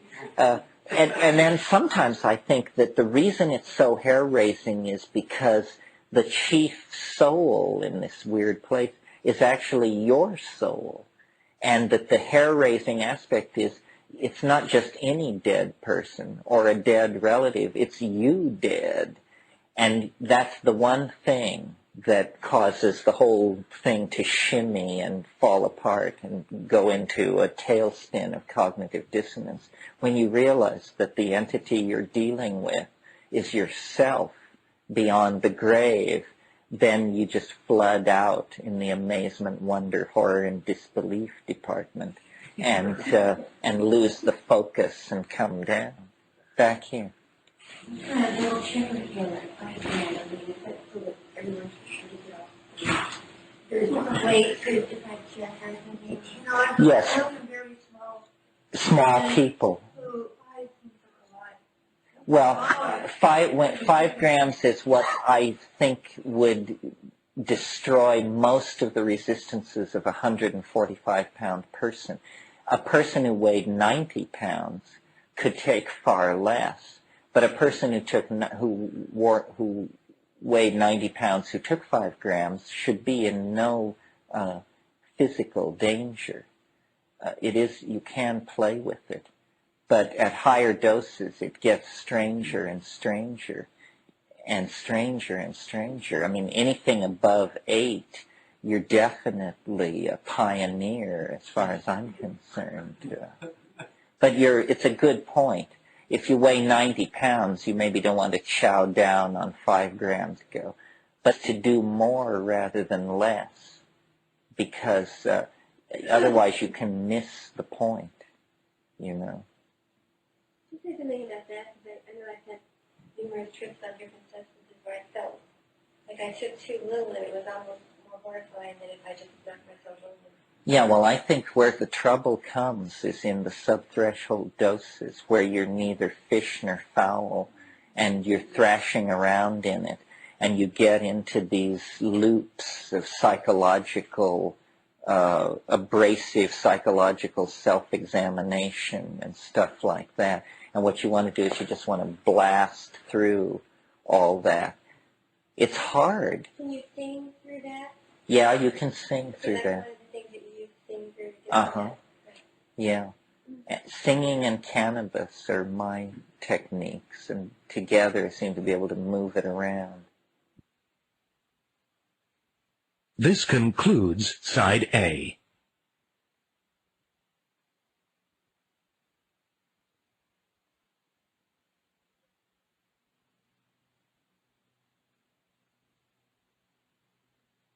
You mentioned that you mushroom alone in the dark.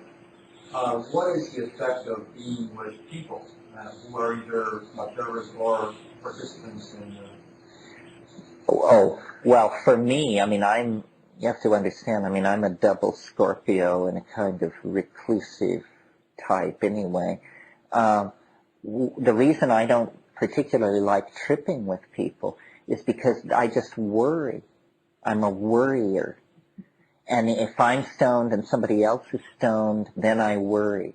And I listen to their breathing, and I wonder how they're doing, and I wonder if I should ask how they're doing. And I just lose all spontaneity, and I become completely the victim of my imagined concern for this other person.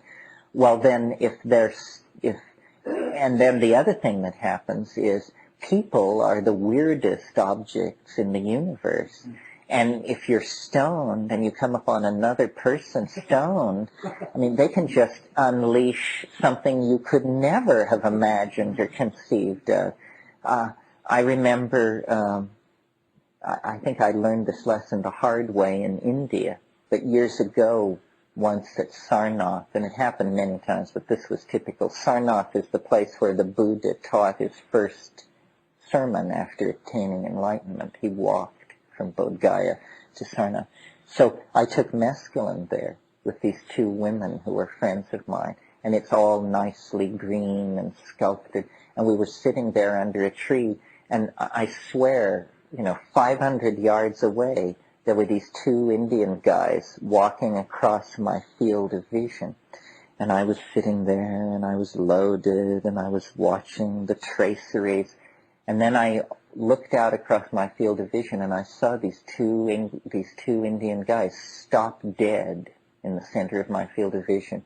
And then they said something to each other, and then they turned 90 degrees. So they were now facing me, and they began walking toward me. And I was horrified. And I looked down. I said, I was so horrified that I said, I can't believe this is happening. I refuse to believe this is happening. I will just look at the ground in front of me like this.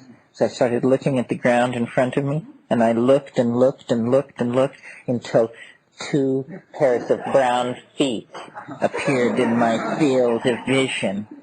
And then I looked up at these guys, and they had caught the vibe, and they wanted to know what was going on. And several experiences like this caused me to believe that, you should really bury it deep before you take it into public. The other thing I've noticed is, if you're stoned in a confined space, there's a certain amount of control of synchronicity. I mean, there's rustling in the corners and batting at the windows and so forth, but this you can handle. But if you take it out into public, God, it's just absolutely uncontrollable. I mean, you could be struck by a meteorite. You could be abducted by extraterrestrials. A safe could fall on you. Anything could happen because the statistical disruption of ordinary probability is so great. What did I say? Oh, I remember what I said. I looked up and I said, I cannot be interrogated. It was good, but it didn't work.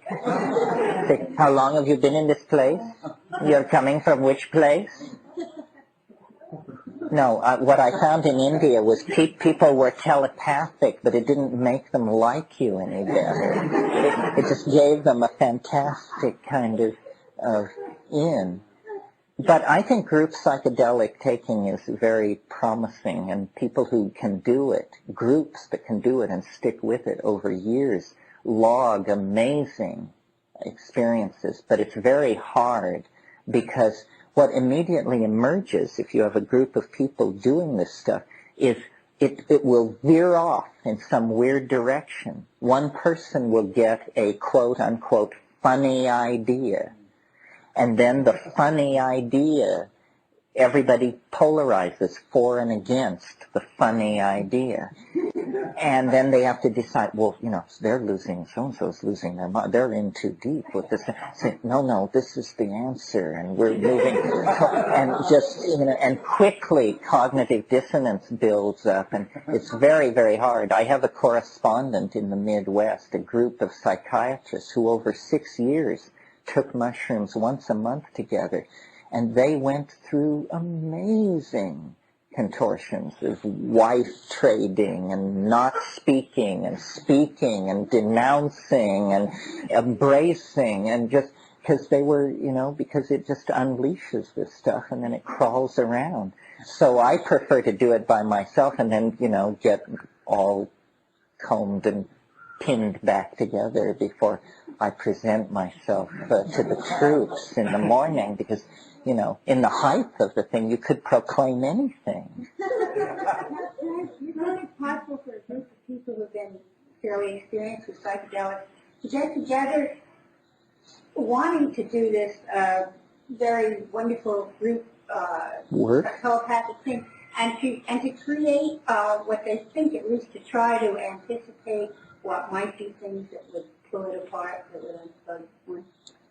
It's hard to anticipate. I mean, I've really found that the way the mushroom works is it reads you perfectly, much better than you can read yourself. And then it comes at you with the one thing that you are vulnerable to. And because it knows you like an open book and can lead you practically any direction that it wants. But I think group work is interesting and should be pursued, and couple work is very interesting and should be pursued. I'm very conservative. I mean, my approach to it is I basically turn it on and then I back off and watch. That's all I ever do. And I don't have the magical mentality. I don't want to get something or take control of someone or a situation for good or ill. But people who do make great progress in all of these areas, I mean, people who want to design electronic circuits or play Bach on the piano. But I don't do anything. I'm interested kind of in the essence of the thing, what it is, the ding en sich, the thing in itself. And that's why I don't listen to music. This horrifies some people. So you don't listen to music? No, I mean, I have listened to music. I know what it does to music. It makes it the best thing in the world. But without music, it also can do that.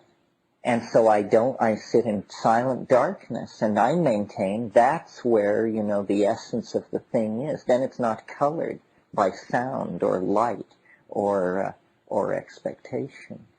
I'm trying to see beyond the mask, see what this thing is in itself, for itself.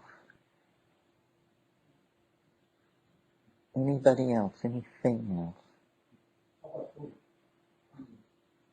You mean in terms of in the proximity to the trip? A lot of people like to fast. I don't particularly say you should fast. I just say you should have an empty stomach. 5 hours without eating is good. You should just be cleaned out, bring a certain amount of attention and respect to it. And it's very, very kind to beginners. The complexity comes later in the unfolding of the kinks of the personality. But I think it's very gentle to beginners.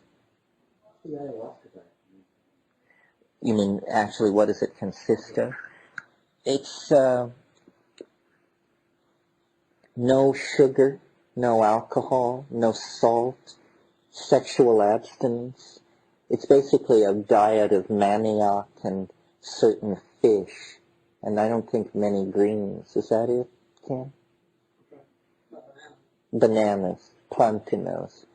It's probably analyzed nutritionally. It's probably a serotonin-loaded diet because of the large amount of plantinos in it. But it's a bland diet. It's just setting you up to be sensitive, I think, to the uptake of the alkaloids. That's an MAO inhibiting. Yes, ayahuasca works through inhibition of MAO. Good point. You see, normally DMT would be destroyed in the gut, but if you inhibit monoamine oxidase somehow, then it passes through the gut and is absorbed and passes into the blood. This was not known by Western pharmacology until the mid-1950s, but it's always been known in the Amazon. So the strategy, you see what ayahuasca is, really, is a slow-release DMT trip, where you take a plant that contains DMT and you combine it with an MAO inhibitor, and then when you take these together, the DMT slowly releases and you get the equivalent of a DMT flash, but stretched out over about an hour and a half. And so you can watch it more carefully.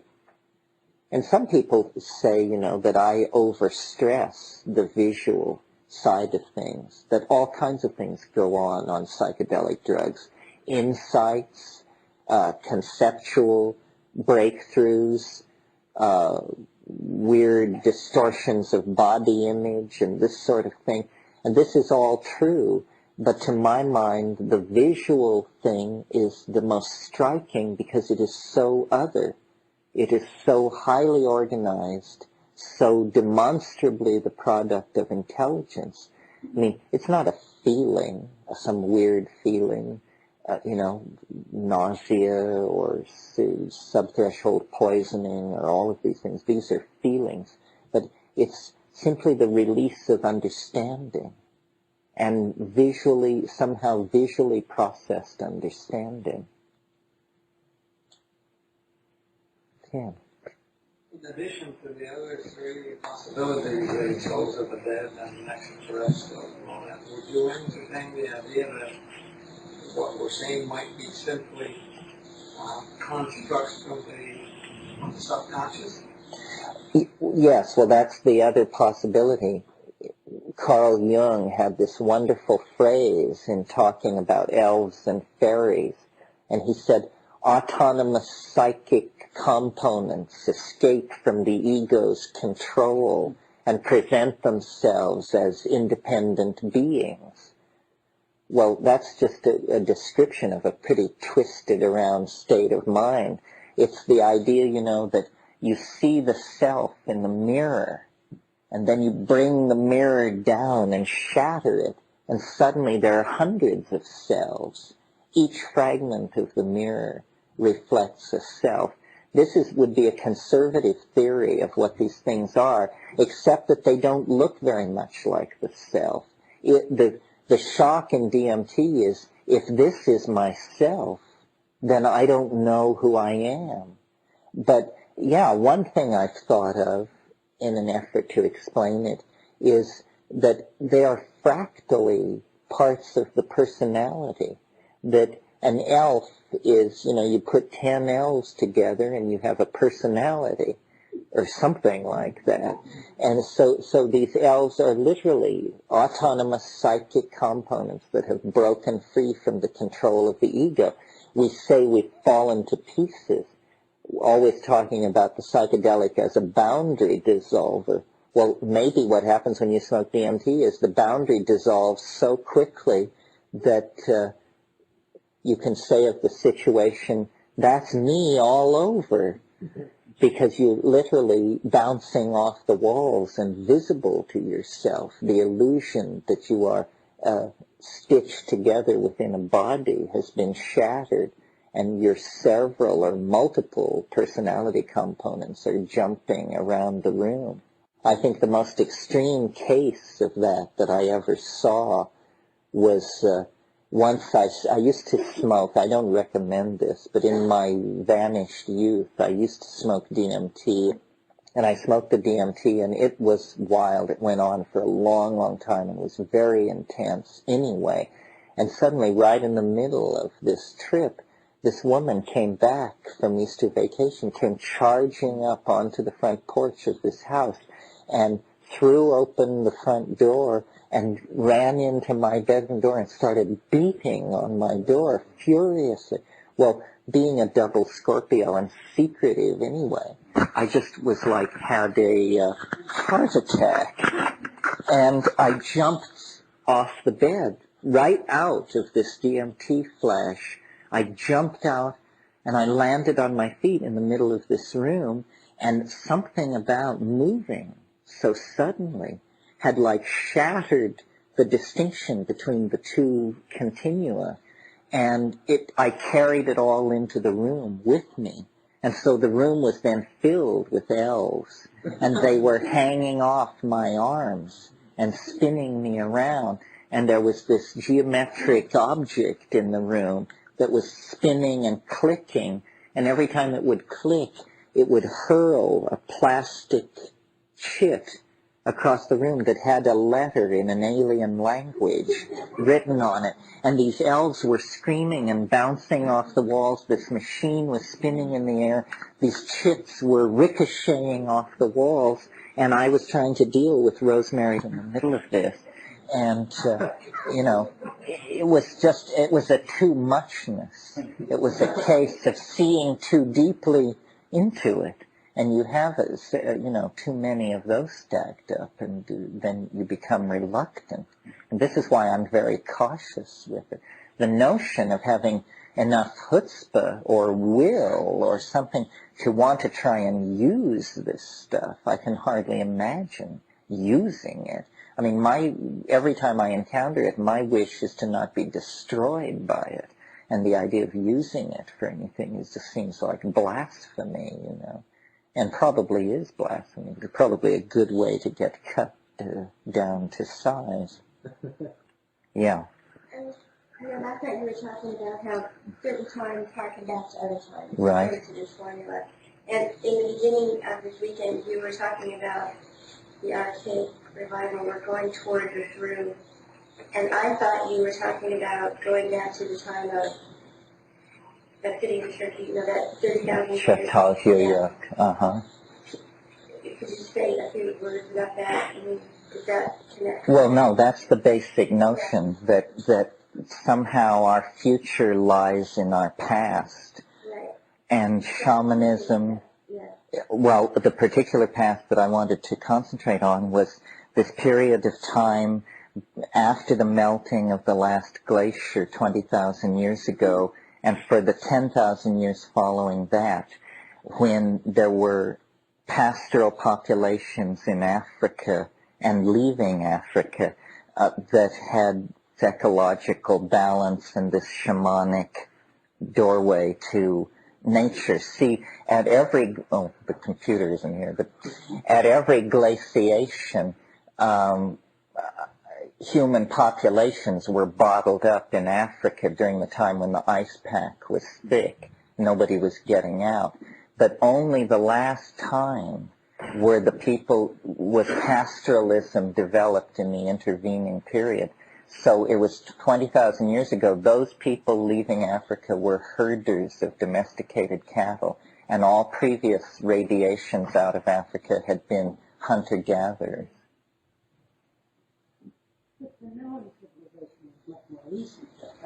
Yeah, the Minoan civilization, see, Chatal Huk ended in 6500 BC, but what's interesting is this is when you get the earliest Minoan settlements, and they carry the pottery motifs and building styles of central Anatolia to Crete.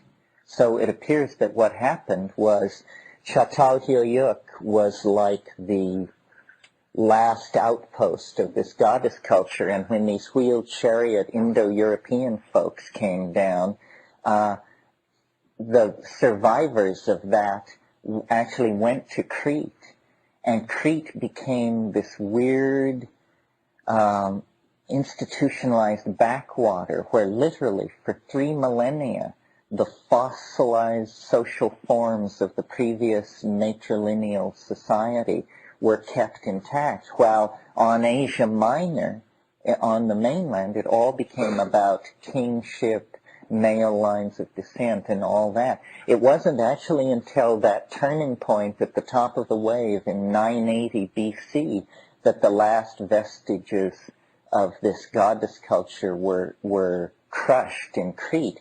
And even then, you see the strain of of deep psychedelic mysticism that enters Greek religion is all imported from Crete. The northern Thracian strain in Greek religion is rational and airy and oriented toward physical space, but out of Crete came, rites 3, 4, 5,000 years old, and it was always said, even up until classical times, that the rites that were celebrated in secret at Eleusis were celebrated openly at Heracleion and at Gnosis. So that's the connection. My fantasy about all this is, you see, Chatal Huk represents such an advanced civilization over anything else existing that, and it can be traced back 1,000 years to Jericho. The people who built Jericho built a round tower there that was the absolute glory of the engineering world of 8,000 BC. And it was a grain storage tower. But then these Jericho people, it's hard to trace where they came from. What I think happened is that when you look at the stratigraphy of the Nile Valley, you discovered that actually there weren't people in the Nile Valley much before 10,500 BC. Then suddenly these people appear who are called Natufayan, and they build under the overhanging lips of cliffs and have a certain style of fetal burial in a honey pot and certain other characteristics, Natufayans, and they appear out of nowhere. Well, anybody who's studied them has wanted to connect them to the culture of old Europe that Maria Gimbutas talks about, simply based on the fact that they were so culturally advanced that the bias of all these scholars is to say, well, they must have come from the Balkans. But when you look at them as a cultural horizon, you see, to my mind, that they are unmistakably African, and that when you go to the Tesseli Plateau in southern Algeria, you find the same style of building, of living under the lips of caves, and this same coarse-grained black pottery called Sudanese ware. The pottery, the animal motifs, the fixation on the vulture, the jackal, and the cow, these are all African animals that occur at Chatal, seems to suggest that there was actually a sweep of African civilization and out of Africa into the Middle East around 10,000 BC. And these people built Jericho 1,000 years after that and settled southern Anatolia 1,000 years after that. Well, this is what this suggests, then, is that you could go out to the Tesseli Plateau with sufficient resources and conduct an archaeological survey, and the ultimate payoff in this fantasy is that you would unearth the archaeological equivalent of Eden. In other words, you would discover the Ur spot from which the Chatal civilization came, the site of this mushroom-using goddess cattle civilization. And when you read the accounts of the Tesseli Plateau, there's every reason to think that this strategy would work. It's a windswept sandstone escarpment, and Henri Flotte, who did the preliminary exploration out there, said that in these arroyos where the sand has been cleared away by the wind, there would be Neolithic stone chippings and detritus, sometimes up to 0.5 meter thick, indicating, thousands and thousands of years of continuous habitation when this was all green. There is an enormous unexcavated tell out there that has never been dated, but is just carried on the archaeological surveys as presumed pre-Islamic. It's enormous. So digging out there might be a very useful thing to do. It's from that area that we get these 9,000-year-old images of shamans with mushrooms sprouting out of their bodies, shamans carrying mushrooms over their heads and running in long chains with strange geometric motifs trailing along beside them. So it would be a kind of recovery.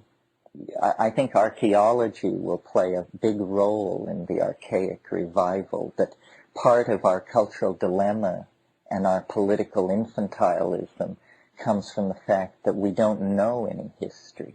So we're easily led, and we don't even really understand the history of the 20th century. I mean, you ask somebody who Joseph Goebbels was, and they think he served in the Nixon cabinet.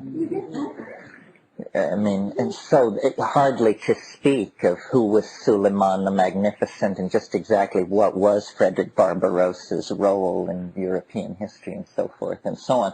But recovering this is like waking up, gaining control. And I said yesterday, it's only been 1,500 generations of people that have walked us into this dilemma. But the archaic revival is a huge paradigm shift.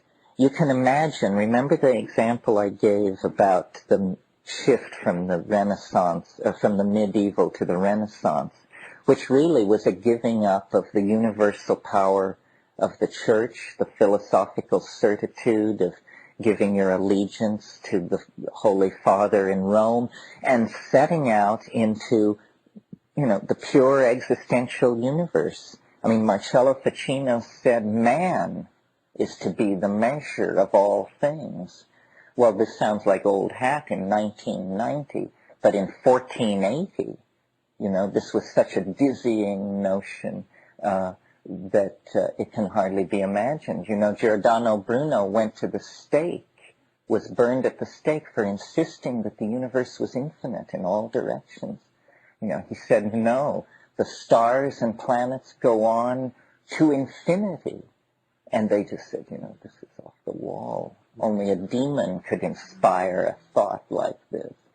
But the transition that we're asked to make, that was a transition, you see, from the certitude of dogma to secular existentialism. The transition that we're being asked to make is somewhat similar, but to my mind, deeper, more challenging, more profound. It's the shift from scientific certitude to a complete embracing of non-closure, to actually begin. It's a kind of maturity. What we're being asked to do is to grow up and realize that, there ain't no free lunch. There aren't always happy endings.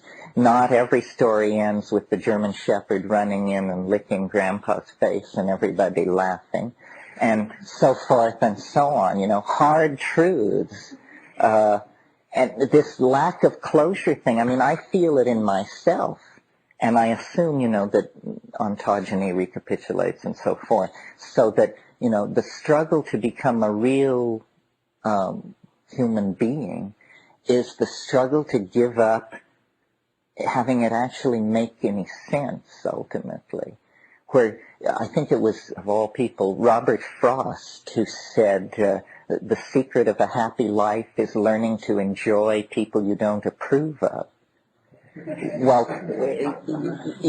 there's something, what that means is you're surrendering to life. You're just saying, it's bigger than I am. I may not like drag queens, but there they are, and I should get used to it. I should make the adjustment.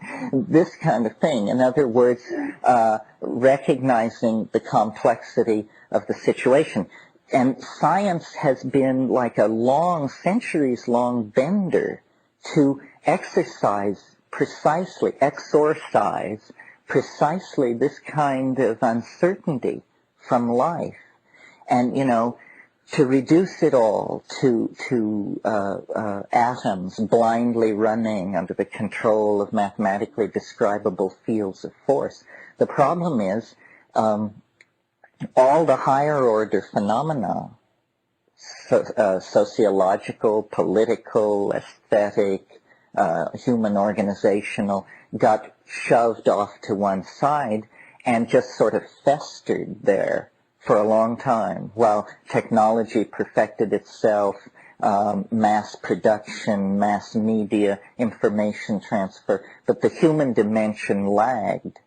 And now there is this tremendous imbalance between like the technological descriptive power of the culture and its moral and ethical power to direct itself toward any kind of rational goal.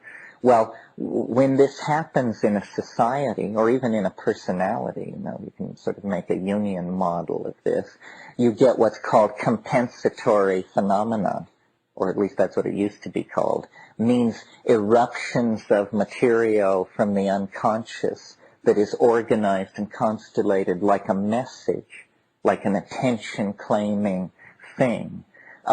In a person, in a personality, it ruptures as a symptom. It may be an attention-getting symptom to then bring other people into the caregiving loop or something like that. In a society like our own, a scientific society, it takes the form of the irrational appearing in strange forms. A good example of this in the past is the birth of Christianity in the center of the late Roman Empire, or the early Middle Roman Empire, where, you know, the people who were administering the world at that time were Romans educated by Greeks who were Epicurean atomists, not Platonists, not followers of Heraclitus or Pythagoras or any of the flashy folks we're into. They were Democritean atomists, rationalists, materialists, would have been very comfortable in a modern chemical engineering company. And they could not conceive that the irrational could hold any threat to their world. Meanwhile, they had dark-skinned servants in the kitchens and in the gardens, Jews, Greeks, Phoenicians, people brought from Eastern Mediterranean. And among these people, specifically the Jews, this rumor began to tear loose about a Galilean politician who had somehow tweaked the Romans and then risen from the dead. Well, any Roman administrator listening to his illiterate cook or gardener babble out this story would just, you know, think, these folks is getting stranger every day. But what was actually happening, you know, was a message was being enunciated which within 50 years would be hammering at the gate, well, make it 90 years, would be hammering at the gates of Rome with all the power of an invading army.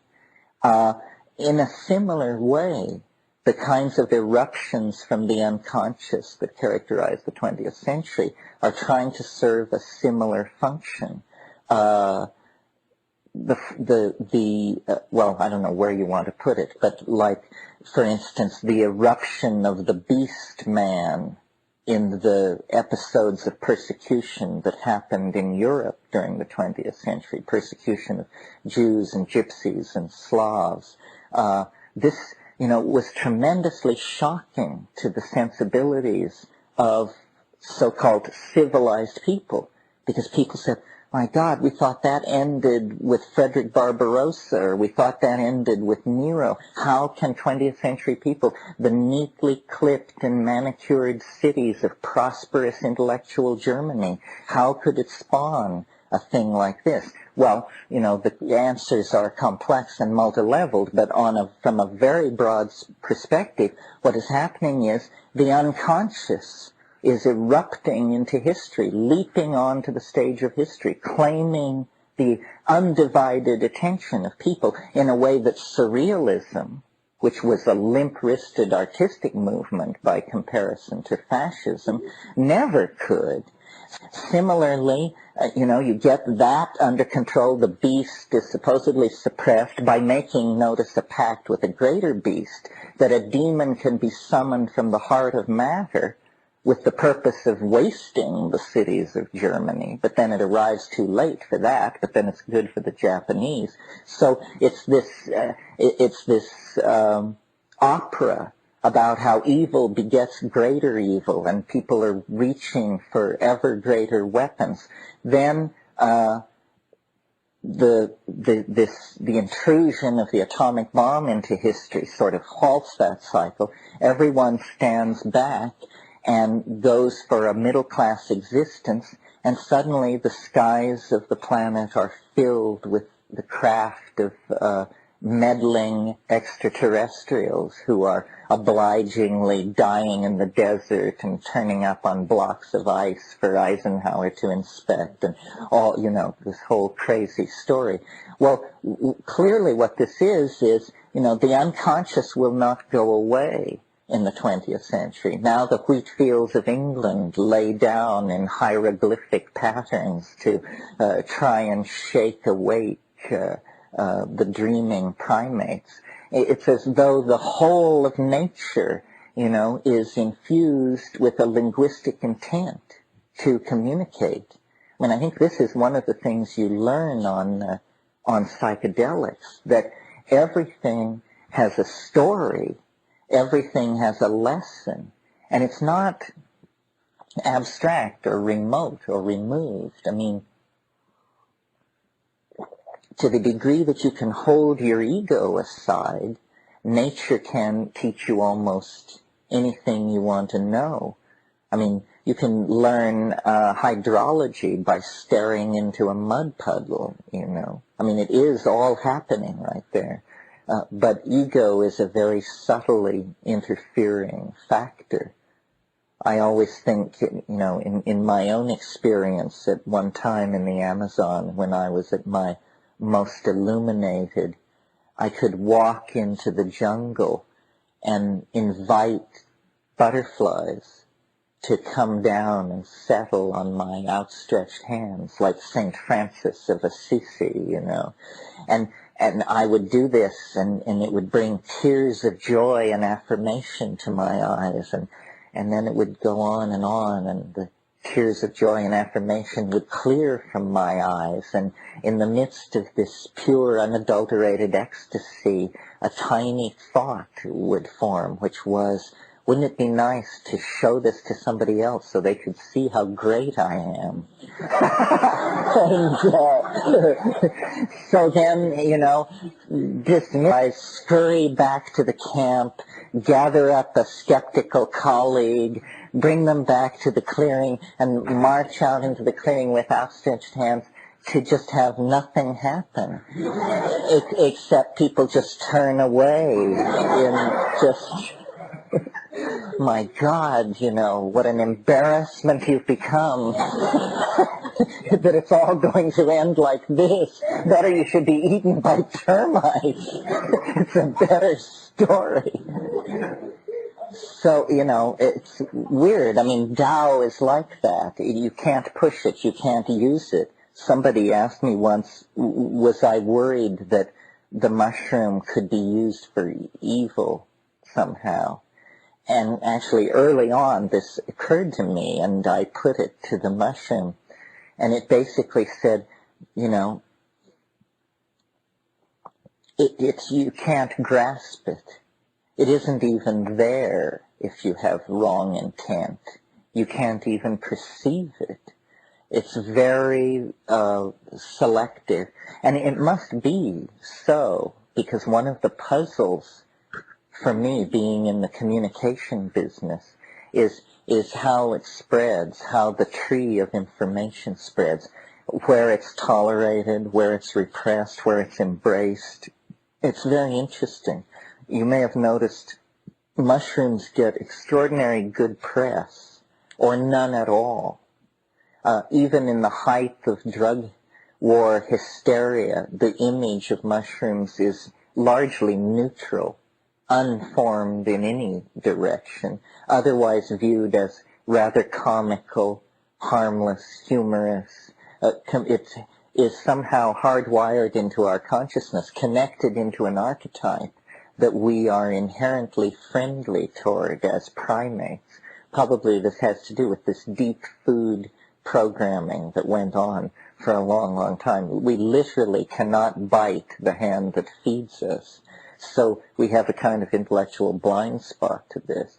Nevertheless, of course, it is a highly repressed Schedule I drug, viewed in the same category as heroin, cocaine, and what have you. This is because it has, quote-unquote, no recognized medical application. You know, I don't know. It depends on what you think of as mental health. I would argue that it's an enzyme for the imagination, without which, as the sign says on the blackboard, you're not yourself. I don't know who wrote that up there, but they must have heard an old tape of mine. This was a graffiti on a wall in Cali, in Colombia. Without this, you are not yourself. Elf, the self. Please continue to tape 5. Mystic Fire, video and audio, proudly presents Terence McKenna. History ends in green. This is tape 5 of a 6-cassette series.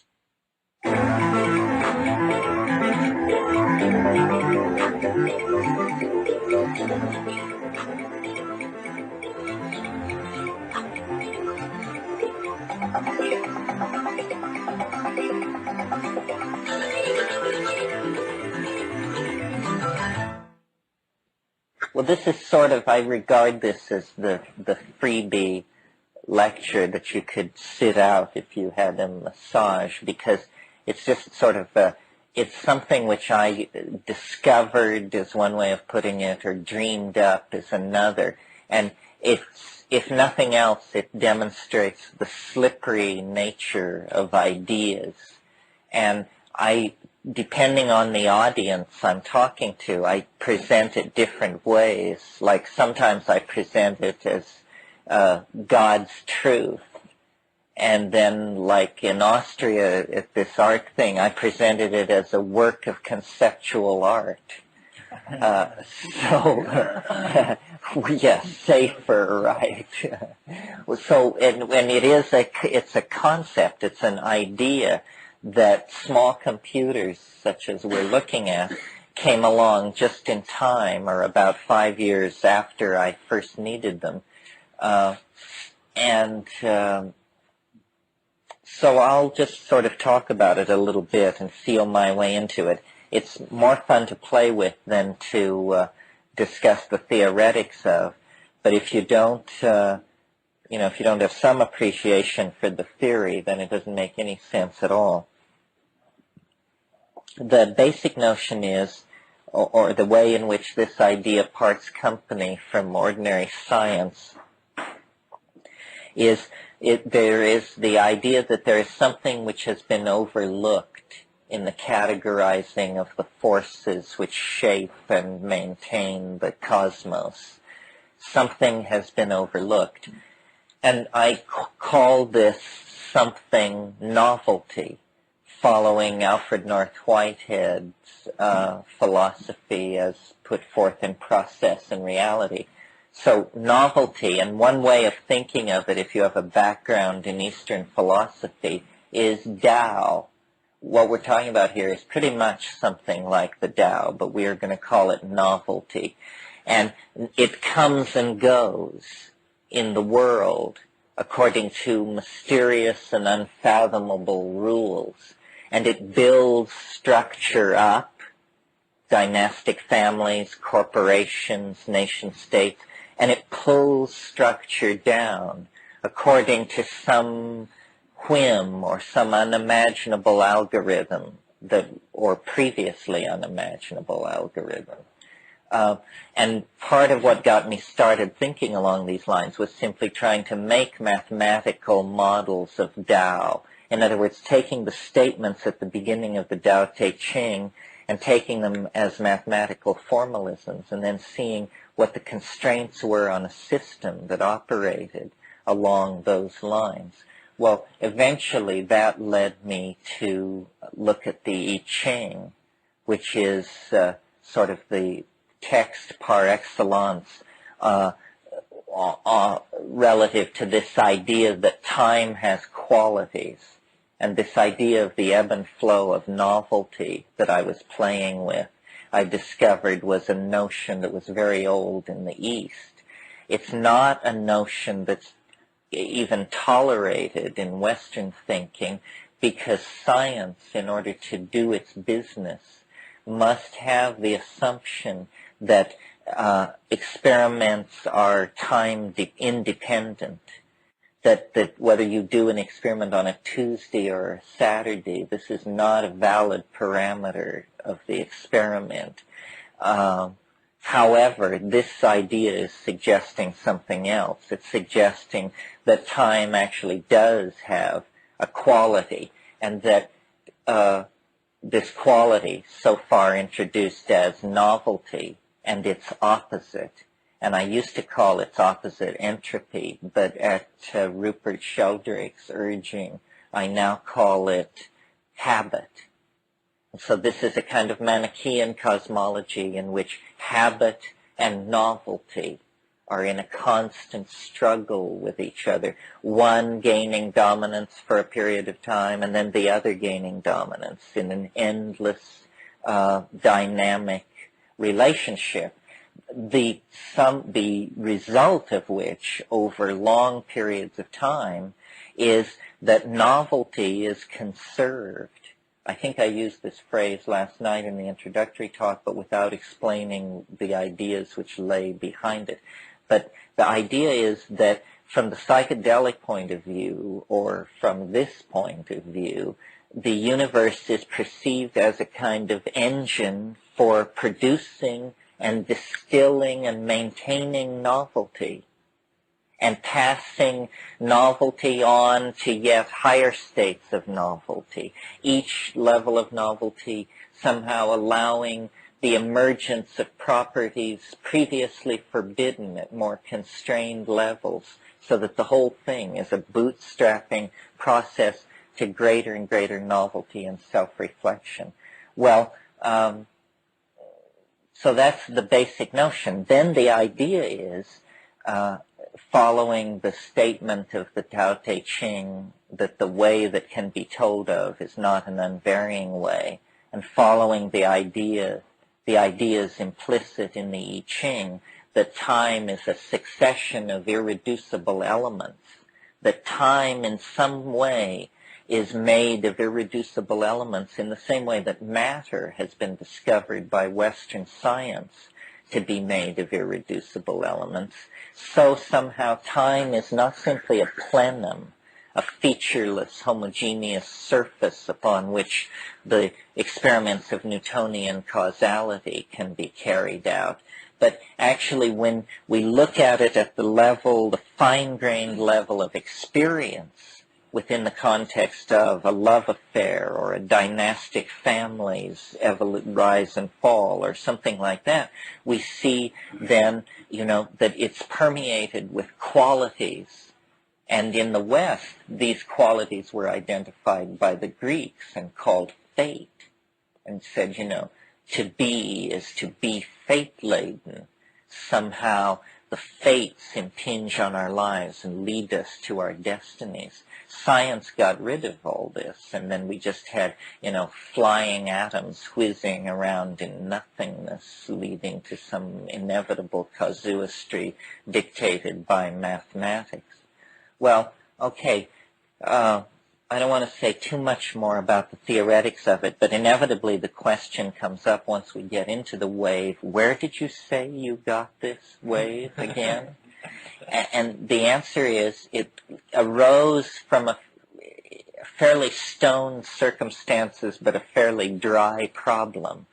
Meaning, I was quite swept away and in the grip of the mushroom and so forth on a scale of weeks and years, not days.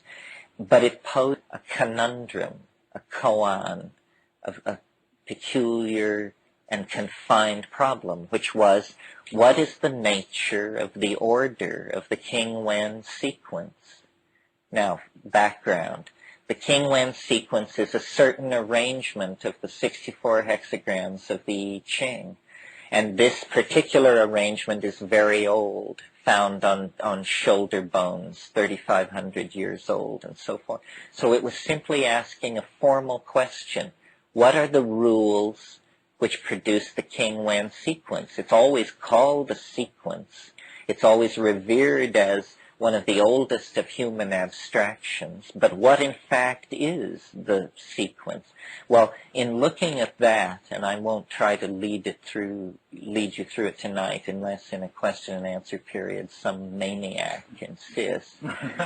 But what it boils down to is that in the King Wen sequence of the I Ching, there is embedded a fractal algorithm, a fractal algorithm very much like the fractal algorithms that have been discovered in just the past 7 or 8 years by modern mathematics using high-speed computers.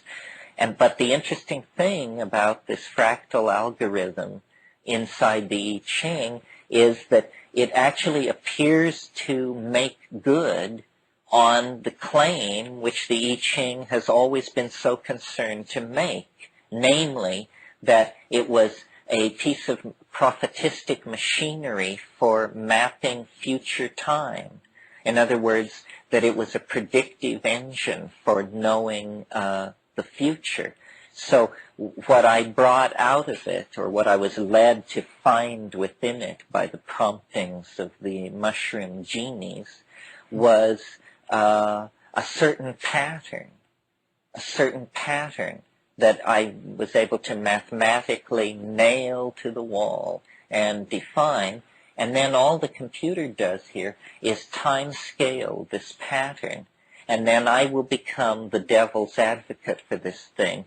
And I will claim to you that this undulating wave on the screen actually describes the career of novelty in time, in all places, throughout the history of the universe.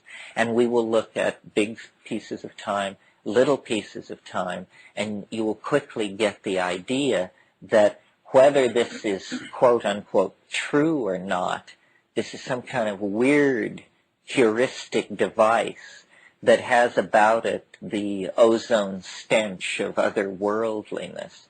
I mean, it was not thought up by the unaided human mind. There's a kind of seamless completedness to it that marks it not as a discovery or an invention, but as an artifact of some other order.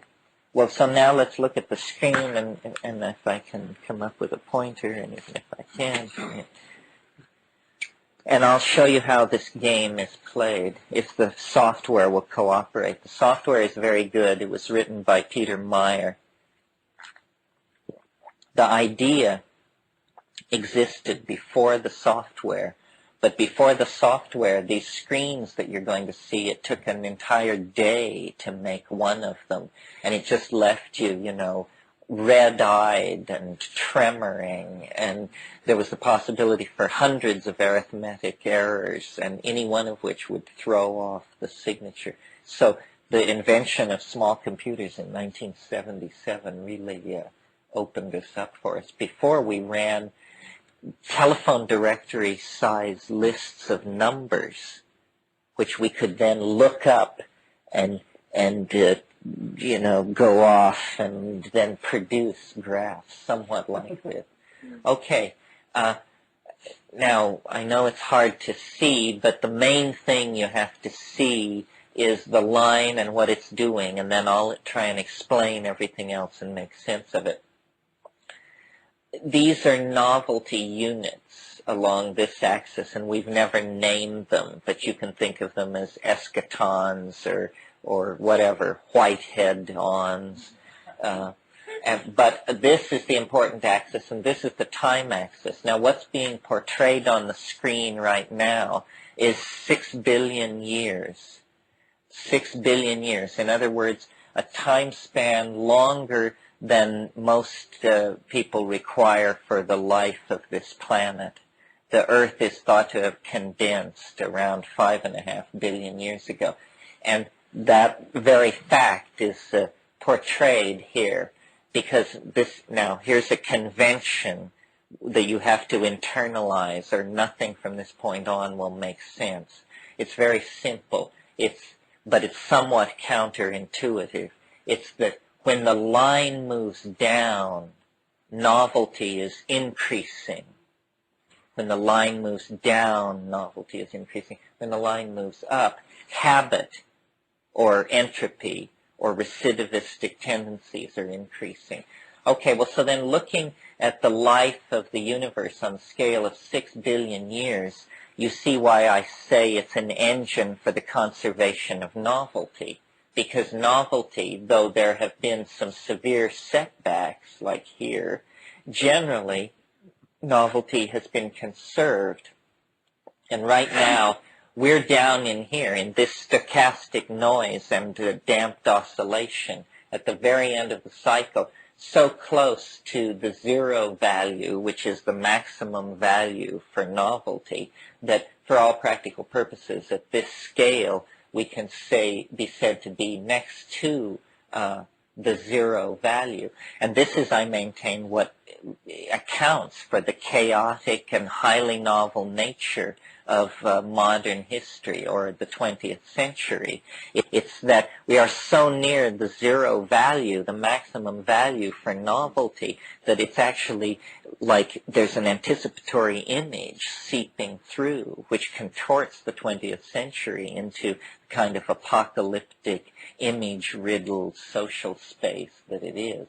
Well, now, let's see, God willing, we can make this thing zoom in. Zoom? Yes. So now we have 750 million years on the screen, and what was previously stochastic noise lost near the 0 point is beginning to emerge instead as a repetitious landscape of deep lunges toward novelty. So now, how to interpret this? This is about 500 million years ago. So that big downsweep was the emergence of very simple life forms. But the major career of biology has gone on along this sawtoothed edge that is about 500 million years from here to here. And this is in good accordance with the fossil record. This is where the great speciations and extinctions took place after the establishment of the chordata about 500 million years ago. Okay, now I'll restart the Zoom. Do you begin to get the idea of how, what you as the viewer or the jury or whatever should be asking yourself is, does the wave fit my personal interpretation and understanding of novelty as we move through time? Because we're obviously, at this scale, it's pretty much up for grabs. I mean, because we're talking about such generalized events as the emergence of life and so forth. But we're going to get down on it. We're going to enter at some point the cognizable domains of known history. I mean, let's say since the fall of the Roman Empire, or since the fall of Richard Nixon, you know, depending on how long your memory is. Okay, let me get this thing going again here. Here is the last 100 million years.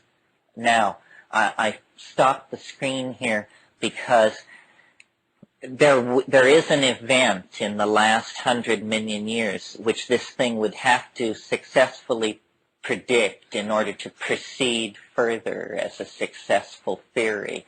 It's that 65 million years ago, either there was an enormous volcanic eruption on the surface of the Earth like nothing anybody has ever seen or imagined, or there was a planetesimal impact on the North Atlantic Ridge, which seems to be the more probable candidate for what happened. And this laid down the so-called iridium here 65 million years ago. It's a perfect hit. In other words, the two cannot be dated precisely enough that we can't say that one is not precisely the other. So this is our first here at 65 million years ago. And actually there was one earlier, I think 170 million years ago, which it also picks up. But we've shot beyond that. So now, and that was the event which caused the extinction of the dinosaurs. Nothing larger than a chicken walked away from this event on the entire planet right here. And it gave the permission for the emergence of the mammals, and the whole phyla of the Earth took a sudden different turn, which was explored along here until about 45 million years ago. And then there was some kind of carrying capacity problem, or who knows what it is. This is really approaching the height of the speciation of the age of mammals. Occurred about 35 million years ago at the bottom of this trough.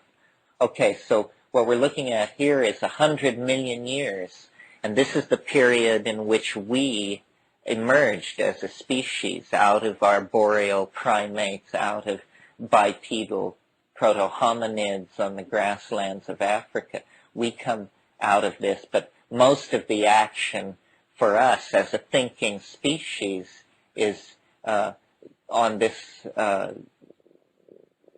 this period here toward the very end, this perfect kind of volcanic-looking cone, which I call history's fractal mountain, and which is sort of the signature of the whole wave, as you'll see as we get into it. Okay, now let's again start the zoom, 5 million years. And let's look at this. Because now what it's saying is that suddenly 5 million and just slightly further back, there's large punctuation in the novelty on the planet. And we know a lot about this period. And strangely enough, what we know about this period confirms this model very closely, because what these things are known to be are glaciations, which begin on this time scale, and these low points here correspond very closely with the interglacial periods. You see, what's happening is populations of human beings and animals are being locked up when the ice moves south.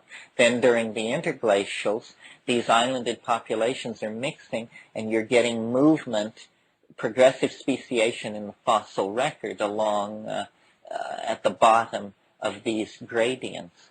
And, it's a technical matter to match the glaciations in different parts of the world with this, but the agreement is pretty close. Or, a case can be made. 45,000 years, and let's look at this.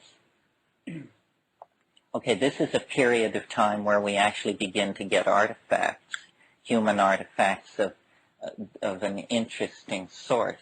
And it's very hard to date the emergence of language, but it's interesting that one school holds that it occurred about 33,000 years ago, and that we get this very steep movement into novelty here, right there.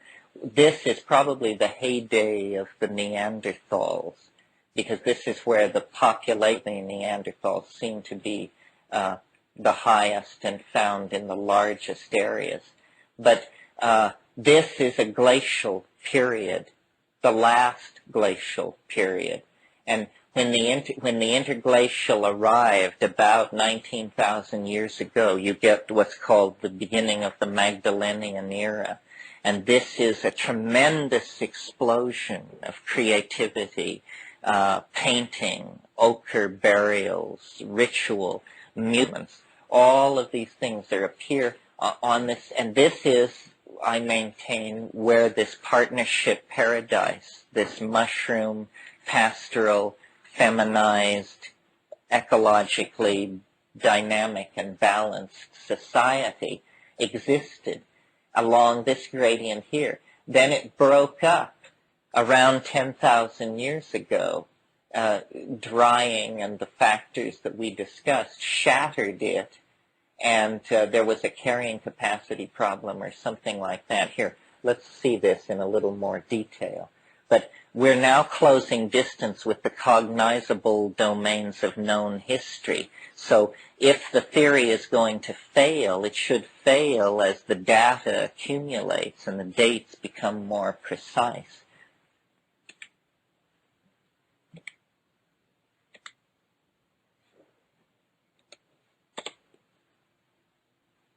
We're looking at 45,000 years, 22,000 years, 11,000 years. Let's look at this. Okay. Now, what it's saying is that after this carrying capacity problem around 10,000 BC was somehow overcome, and there was a very, very steep descent into novelty, which reached its culmination around 6300 BC. Well, this corresponds very well with the dates for Chatal Huk in Turkey, which is this Anatolian town, 9,000 years old, that achieved a level of civilization that was not seen at any other site until 1,000 or more years later. In other words, until there were civilizations establishing themselves along this gradient. This was the last bastion of the goddess partnership mushroom symbiosis. And what destroyed these people, we know Chatal Huk level 5 was destroyed in 6500 BC by wheeled chariot people from the north. In other words, this spells the Indo-European bad guys who came from north of the Caspian Sea. And then you see this tremendous reestablishment of traditional pattern. Well, then along this gradient here, you know, when I went to school, what we were taught was history begins at Sumer. This was what we were always told, that it went Sumer, Chaldea, Babylon, Egypt. And in fact, those great patriarchal river-based civilizations established themselves on a gradient down here with Egypt right here at the bottom, establishing a new high water mark for novelty, a high water mark that would not be surpassed until the establishment of the Greco-Roman civilization over here. Along this upswing, what you get are a series of meathead civilizations, the Hittites, the Mitanni, the Assyrians. These are all kick-ass chariot warfare, warrior caste, you know, that rigmarole. All that's going along here. Then there's the great turning point. I mean, here again, you're seeing the signature of the algorithm, and I call it history's fractal mountain. Notice that what I'm saying is that all of history, from the building of the Great Pyramids to the present moment, is portrayed by that much of the screen. And now we can go into this and explore parts of it. Let's look at it a little closer. 11,000 years on the screen. There's history's fractal mountain, 5,000 years. Let's look at this for a minute. Okay, this is 5,000 years. We're still targeted on today. And what it's saying is that there was clearly a great moment, a single great moment of shift at some point in the past when a series of conservative tendencies, habitual patterns of activity were, in a sense, overthrown once and for all. And even though there was plenty of shit to be slogged through from here to here, the plot was inevitable. Okay, well, so what is that point? Well, it's about 980 BC. So what was going on then? This is the shift to, it's essentially that moment when Mycenaean piracy overwhelmed the goddess religion, and the Greeks stopped being fishermen and pulled their boats up on the shore and started to talk philosophy.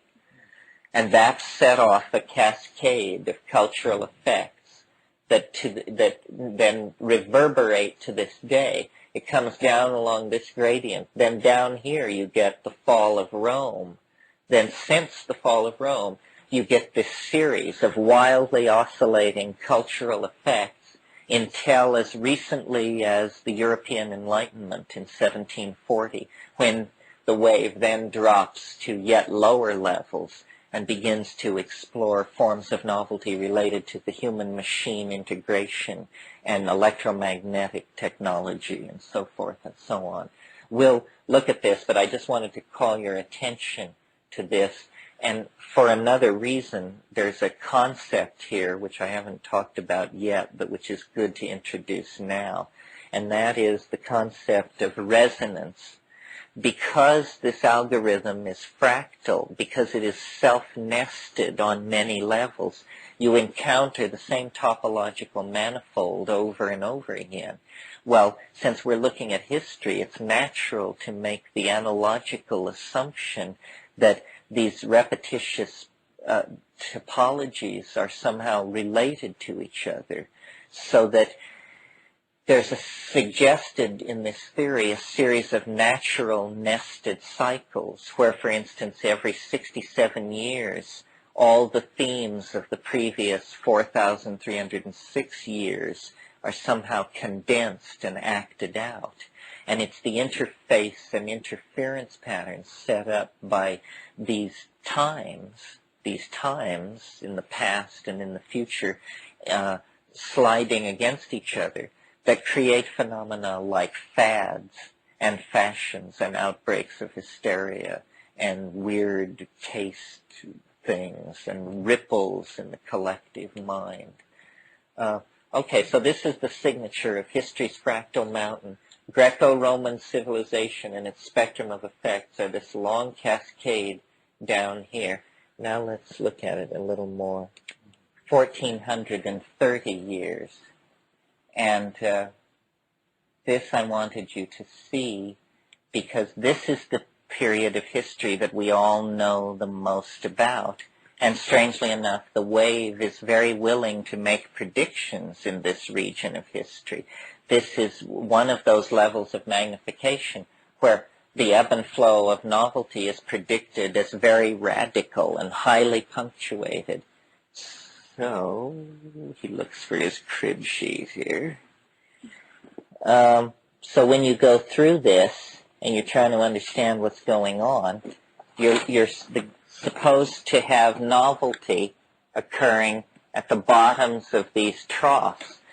Well, this one in the 930s, in the 10th century, is the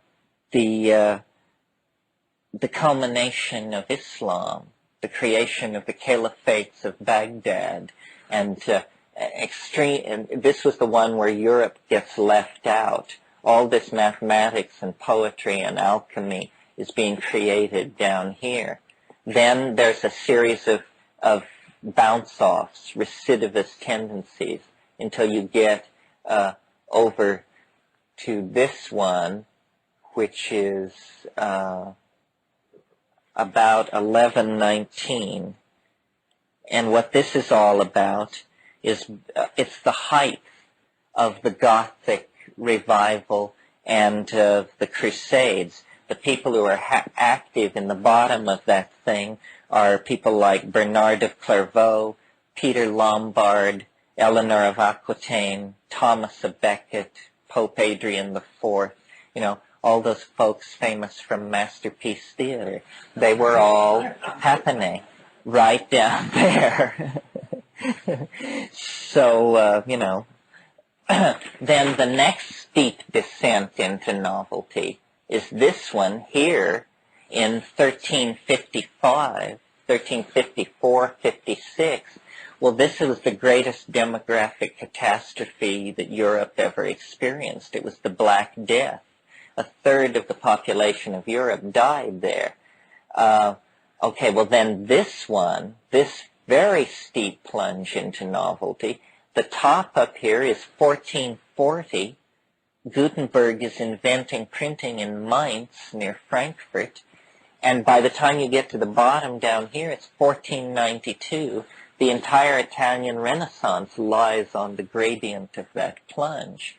So you see what the argument is, and it seems to emerge with more clarity as we have more data, is that history is actually some kind of process on a vast scale that is under the control of this particular mathematical algorithm for some reason. I mean, this is the fractal dimension of the historical unfolding of the experience of the species. What you get down here is the discovery of the New World, the lost half of the planet, and that sets off a round of discovery and exploration that keeps things novel for a while.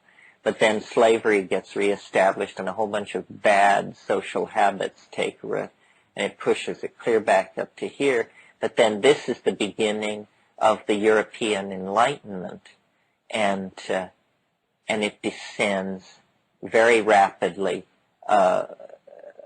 with then the American Revolution, the French Revolution, and the Napoleonic Restoration, all down in the bottom of this trough. Well, then let's go forward just a little bit more. The 20th century is coming up. Now, there it is. Now remember how I called it history's fractal mountain and we looked at it on a scale of 4,000 years? Well, it was this signature or something very like it with just slight scaling differences. Within the 20th century, from 1945 to 2012, we're recapitulating in some weird way all the themes of the previous 4,306-year cycle. So, for instance, the way this game is played is, remember I said that we had the old riverine empires down coming along this gradient, and that down here we got the Egyptian cultural manifestation? Well, now we're looking at the 20th century. We're seeing the resonances of the Egyptian cultural manifestation, and we see that they reached their culmination in 1933 to 36. So what this is saying is that the quality of this trough is a millenarian cult based on the deification of a leader figure, coupled with a hysterical obsession with tasteless architecture. And we see this set of themes played out both in Pharaonic Egypt and in the Third Reich, of course. I mean, and once you see that one is the resonance of the other, you see, of course, that's clearly what was going on. Well, then remember I said that the great turning point in human history was when the Mycenaean pirates squashed the Minoan goddess-loving folks and set off the cultural cascade of Greco-Roman civilization. Well, in this scheme of things, that moment happened right up here in early 1967. And, of course, if you lived through that moment, you know that, there was a kind of pagan revival right there, which then got smashed, and then we rode our way down into this long set of cascades into then the wild oscillation of the present. And one of the things that I wanted to talk about a little bit tonight is how we've actually entered into a new kind of time. It began about 3 or 4 years ago, 2 years ago, depending. What it has to do with is, for a long time we were on a descending gradient into ever greater novelty as we approached this asymptotically increasing novelty. Now we are so close to it that we have begun to oscillate around a mean. And this explains, the end of the Cold War, the breakup of the Soviet Union, a number of things. And we are going to live in this kind of time unto the culmination of the time wave itself, which occurs in 2012. The time wave is unable to make predictions past 2012 AD. One innovation is its self-limiting property, because as a fractal description of a data field, it only works if you assume that the whole thing wraps itself around itself and disappears up its own gullet on December 2012 AD, only 22 years in the future. Now we could talk about how could this be and what does it mean. What I think it means is that the presence of self-reflecting organisms, people, on this planet indicates the nearby presence or the potential imminent emergence of some higher state of organization. We are not simply the startled witnesses to this emergence of a new level of organization. Our presence here is the first indication that it's going to happen. It's almost like you can think of a pond.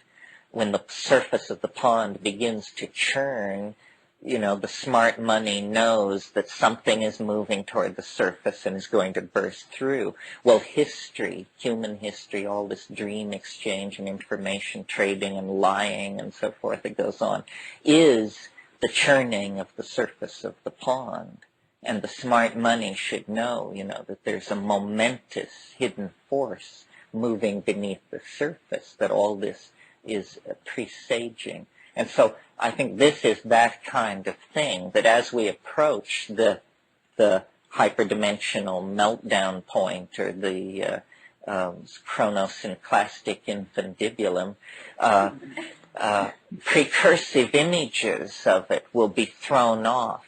I think everybody's visions now tend to take the form of totality symbols, and this is because it's constellating itself into a totality. We are so close now to the transdimensional object that it invades our dreams, our advertising, our waking fantasy, our art, our mathematics. Everything is contorted by the attraction of this transcendental object.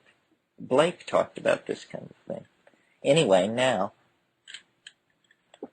let's go in a little closer there because, well, to humor me, basically. 44 years, here's 1967. It's pointing at today, remember. 22 years, 11 years, 5 years. Now let's stop it and look at it for a minute so we can see how we're doing. This is the last 5 years. Well, it's not so much the last 5 years, it's pointing at today. That's today. And what we've got is 2 years, 9 months, and 16 days on the screen. Okay, well, what's it saying here? It predicted a high novelty maxima here, here, here, and then here, which we haven't gotten to yet. But we've been through all of this, so let's see how we're doing. Okay, to the day, this high novelty maxima corresponds to the business in Tiananmen Square, not the massacre, which is slightly off the trough and up on this side, but the day they put 1 million people into the square peaceably is right at the bottom of that thing. Well, okay, so then we know that that ended unhappily. There was a reassertion of traditional patterns, i.e. shooting students. What could be more traditional than that? So there was a lot of that. And then that sort of peaked out. And then there was another try at a novel maxima. And at the bottom of this one, the Berlin Wall is torn down, right at the bottom of this one. So there's 2 hits in a row. Now, you remember that after the Berlin Wall was torn down, there were a series of revolutions. Czechoslovakia, Poland, Bulgaria, and then finally Romania going over the top, and that they became progressively uglier, progressively more in the traditional mold, meaning costing more life, and that week between Christmas and New Year's of last year, when the footage was coming in from the radio station in Romania, it was fairly grim. Well, that was as we went over the peak of this anti-novel or habitual thing. Then we started a long, slow meander downward, which was fairly gradual, and a lot of stuff, seemed fairly irrelevant to us. It was all about the new German order and the SNL scandal. But then we got to the bottom of this. It's not quite as deep as this, but we reached it on the 3rd of August. We reached it when Saddam Hussein invaded Kuwait. Now let me see if I know what I'm talking about. Let's see if I can move this arrow a little. Yes, there's the 27th of July. At that point, they're massed on the border and so forth, and then the invasion takes place just a few days later. Well, what can we say about the prognosis for the future based on what we're looking at? This concludes Side A.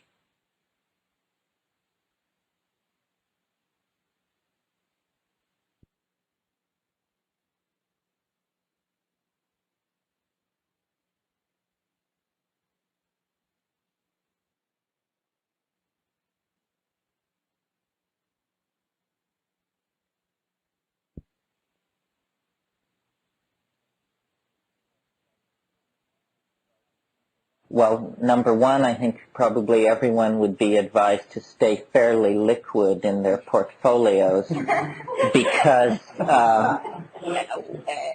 this crisis is being very carefully managed, but only up to a point. And at that point, it goes over the lip. And this, the Tiananmen Square massacre point, is the previously most novel point ever tested in the history of, the cosmos. So at some point late December or early next January, we're going to push through that, having been on this long slide down. So now, so it's not a very good prognosis unless you're in the novelty business. In terms of an absolute prediction, what this is saying is that the big change to watch for is around the 20th of November. The elections will be over the week between the end of and you can feel the momentum, the inevitability of it. I mean, they'll be very hard-pressed to hold it together till then. If we focus in there, let's take a look at that. See how it ripples? See how at the end it begins to come apart? You can't even tell where the top of the peak is because obviously they just get it all piled up, these shitloads and shitloads of bombs and gas and all this stuff. And then it rattles out of their control, and then there's a bifurcation, a phase split, and down she comes. That's what, November 20th? November 20th. So then I thought that this was pretty interesting. So then I want to show you something else. I want to completely change our target date and everything. Let's use the command C. Yes. Okay. What we're looking at now is 200 years. And these 200 years are from 499 AD until 699 AD. Now, why are we looking at these years? Do you remember how in what we were just looking at, I said that we came down, that I said that the Berlin Wall was here, the Romanian Revolution was here, then the SNL crisis and all that, then Saddam Hussein invaded Kuwait here at the bottom of this, and that I expected war to break out at the top of this.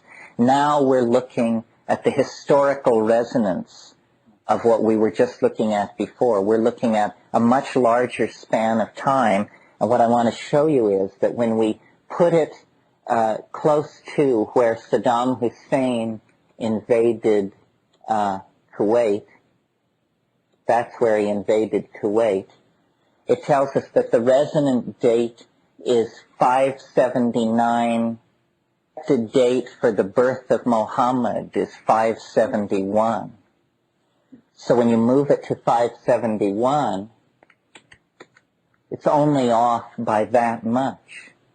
So what this means is that this situation in the Middle East, we have chosen to confront this guy at a period when the resonance which backs up what he is doing is the resonance of the birth and career of the Prophet himself. Now, when you move it over to the date, the resonance which corresponds with the 25th of November, it's 599. The Hijra was in 622 down there, and then Muhammad didn't live much longer after that. But the gains of Islam were all put in place. I mean, this is the great gradient along which Islam made its major territorial and ideological claims over the last millennium. What does this correspond to in terms of next year? It corresponds to the 30th of March. The 30th of March corresponds to the Hijra and the subsequent death of Muhammad. So what it means is that, in the way that history is both a plotted and unconscious process, we have managed to stumble into a situation where we will probably be sacrificed to the engine of historical inevitability. It's no moment to confront Islam. I think probably Allah will be very merciful to the armies of the Caliph. But, then there's a faction which is saying, oh, well, so is this the end of the world, and is this Armageddon, and yak.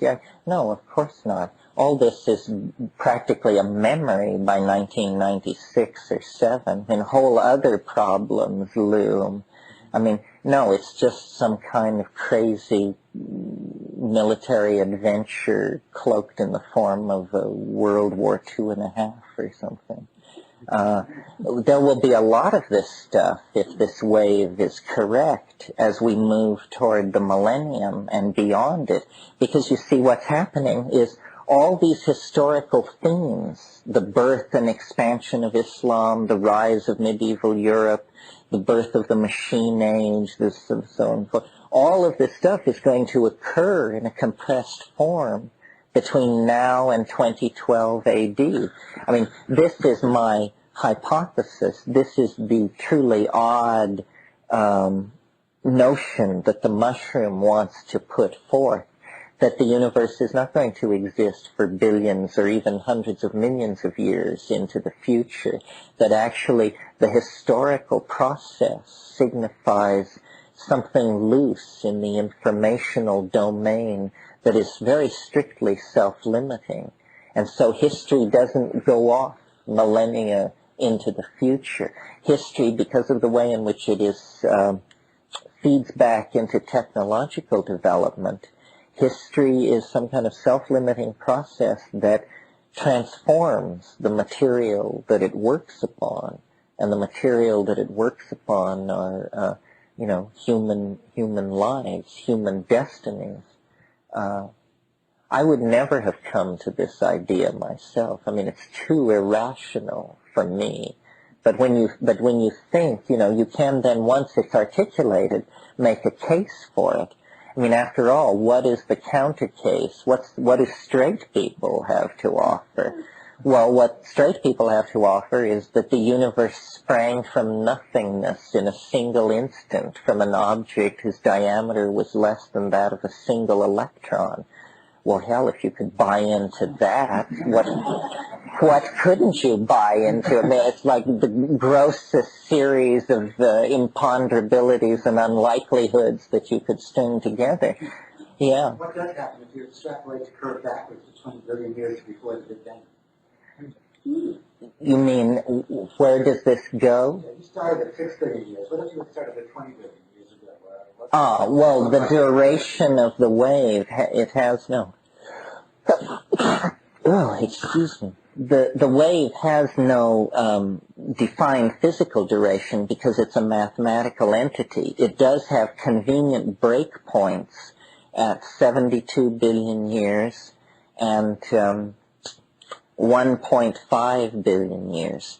And because we know there are things that have gone on that have taken 0.5 billion years, but we don't know of anything that's gone on that's taken more than 72 billion years, we've sort of rested with the assumption that 72 billion years is the duration.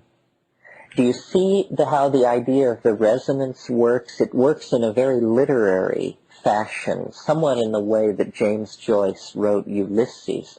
Ulysses is the story of a man who seeks to buy kidneys for his breakfast in Dublin. But in so doing, he manages to be Ulysses and to visit all the ports of call that are listed and mentioned in the Odyssey. In other words, it's allegory, it's internalization of a scheme of action in one time and place and transferring it to another. But I think that this is how life is really put together, and that this is what psychedelics teach you on one level. Is one way of putting it is Rome falls 9 times an hour, and you just have to be paying attention 9 times an hour to see it go by, and everything else happens 9 times an hour and 3 times a day and once a week and twice a month and 4 times a year and 8 times a millennium and so forth and so on. And we're stacked up inside this system of resonances, historical references, ghosts, scattered mirages, images, the memories of the casuistry of past events. Yeah. So when you say 2012, I'm not understanding what you're saying. You're saying then we no longer resonate with these other times in the past, and is that what they mean by the end of ordinary history? Well, yeah, I sort of fudged. I didn't say what happens in 2012. I don't really know. I imagine it to be this fairly grandiose event that has to do with, you know how I said the universe is a machine for the conservation of novelty, but that it conserves and produces novelty at an ever faster and faster rate, and that the presence of human history actually indicates that we have entered into what Whitehead called the short epochs, meaning kinds of time that are coherent unto themselves, but that may last only a few centuries or only a few decades, you know. I mean, the way in which the 20th century is a time unto itself. Well, I see this speeding up until the point where nobody will be unaware of the fact that the whole space-time continuum is somehow collapsing on itself. It's a fairly literary idea because we're accustomed to thinking of space-time as just sort of hanging around. We're not accustomed to the idea of it migrating toward a point. But I think that the whole human species is involved in birthing some kind of alchemical object or some kind of transcendental something, and that, you know, the reason our history is haunted by messiahs and prophets and wild-eyed characters preaching doom and redemption is because in our dreams, in our visions, we're picking up like 5% seepage from the transcendental object in hyperspace, and it's what gives history a kind of direction. You know, I said that the academic theory of history was that it was a random walk. Object in hyperspace is picking up the vibration point. That's the thing in the future. Yes, and it's giving history a kind of compass, so that we keep correcting our course. We're not even aware this is what we're doing, but we are actually stumbling toward and defining into narrower and narrower areas this thing that we're after. And when we finally grab onto it, you know, it'll be wonderful according to me. It'll be the flesh-made word, or, you know, the year of the jackpot, or something like that. How was the year 2012 arrived at? Is that what the algorithm pointed toward? Yes, the algorithm pointed toward that when we sought best fit between the curve at a point toward 2012, then what was a good confirmation or a curious coincidence, depending on where you stand, is that the whole Mayan calendrical axis turns out to rotate on the same day, the exact same day.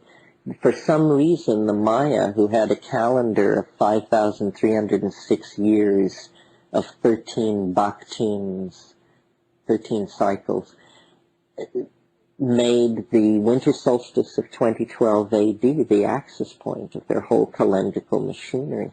Now, the only thing I have in common with the Maya is we both have this affiliation with the mushroom. Is it conceivable? It's barely conceivable to me that the message in the mushroom is specific enough that no matter in what time or place you take it, it directs you toward a specific solstitial event and a particular annual journey of the planet around the sun. Then the question becomes, well, there are a number of questions, the least of which is, how did they do this? And then the major one is, why? Why do this? What does it mean to encode a prophecy into a psychedelic plant? And then to have people dig it out so close to the attractor event that they're really helpless to do anything other than witness it anyway. No, this is the stuff of pathology. It fills the back wards of our private mental hospitals. But, so something's going on. You just have to wonder. Well, that's a good question. Yes. Why the I Ching, which is what you're asking? Isn't it a little quirky to hang your whole theory on a mathematical sequence derived from an ancient Chinese book of divination? I mean, how dilettantish can you get, But the answer is no, because what they were trying to do with the I Ching was they were trying to create a general topology of categories, or a general typographic list of temporal categories. And the way they did it was by looking into their minds, by stilling overt physiological functions like breathing and heartbeat, and looking into their minds and seeing phenomena which we might call mental, which they might call physical, which somebody else might call quantum mechanical, but the ontological status of this phenomena is not ultimately what's important. What's important is that careful observation be carried out on it, and that it be correctly categorized. And what they saw was the organizational rules of time itself. And what put me on to the idea that this was not so strange was I noticed a year or so ago, I was looking at sand dunes. And I noticed that sand dunes look like wind. And this is a fairly trivial observation, except for me it wasn't, because I'd never thought it before.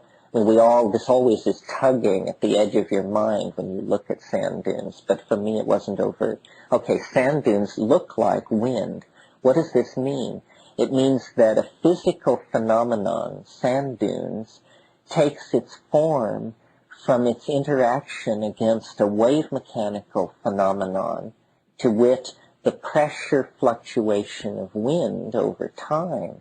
And I said, aha, so sand dune looks like wind because it was made by wind. So then I said, well then, everything in the world bears the signature of the time wave within it, because everything in the world arose within the context of time.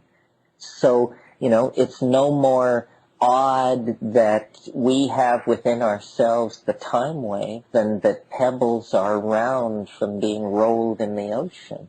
It's just a consequence of being in time is to carry the signature of what time is etched upon you, within you. And so these Taoist yogas or proto-Taoist yogans were looking at the organization of mind and seeing the archetype of organization itself, because mind is some kind of fractal energy phenomenon that arises within the larger fractal context of organic nature, which arises within the fractal context of, electromagnetic forces or whatever. So it's what starts out looking like a miracle, that the King Wen sequence could have a magical wave inside it that would describe human history, ends up looking like a kind of unavoidable and trivial fact writ large over the face of all existence, that all objects in time have internalized within themselves images of the larger process in which they are embedded. Yeah, Ken. Yes, there are sequences other than King Wen, and there are systems other than this, and I think it's a growth thing. We're trying to see pattern, and no pattern is wrong, but no pattern is all of the pattern, at least not yet. One of the quotes that I'm fond of using vis-a-vis this and the psychedelic experience is something that Alfred North Whitehead said about understanding. He said, understanding is apperception of pattern as such. That's all. As such. So if you look at this room and you look at women and where they're seated, you learn something about the people in this room. There's a pattern to how the women are seated. If on the other hand you look at the pattern of people who wear glasses, that's a different pattern. It also tells you something about the room. And there is just pattern upon pattern upon pattern. The people with blue eyes, where the Jews are sitting, where the Irish are sitting, the older people, the younger people. There's no limit to the number of patterns that can be extracted from a situation. And each one somehow gives us more control over the situation. So what this is the pattern to process. We know that there's a pattern to process because we have a very simple model like this in English and in most languages. It's that most of us agree that most things have a beginning, a middle, and an end. And, if we're in the beginning, we look for the middle. If we've passed the middle, we're looking out for the end. This means we have a theory of process. And in a way, when you look at history's fractal mountain, it looks like the single discharge of a nerve. All it is a beginning, a middle, and an end. And process can probably be broken down to that simple a level. But then, of course, as William Blake said, attend the minute particulars. It's all in the details. This is what psychedelics teach, I think. It's all in the details. Getting there is half the fun. The experience of life is in the fabric of it, the actual tactility of the passing moment. Yeah. Well, what does the pattern look like between now and 2012? Between now and 2012, let me see if I'm still together enough to get such a thing together. Is anything correlated with astrology?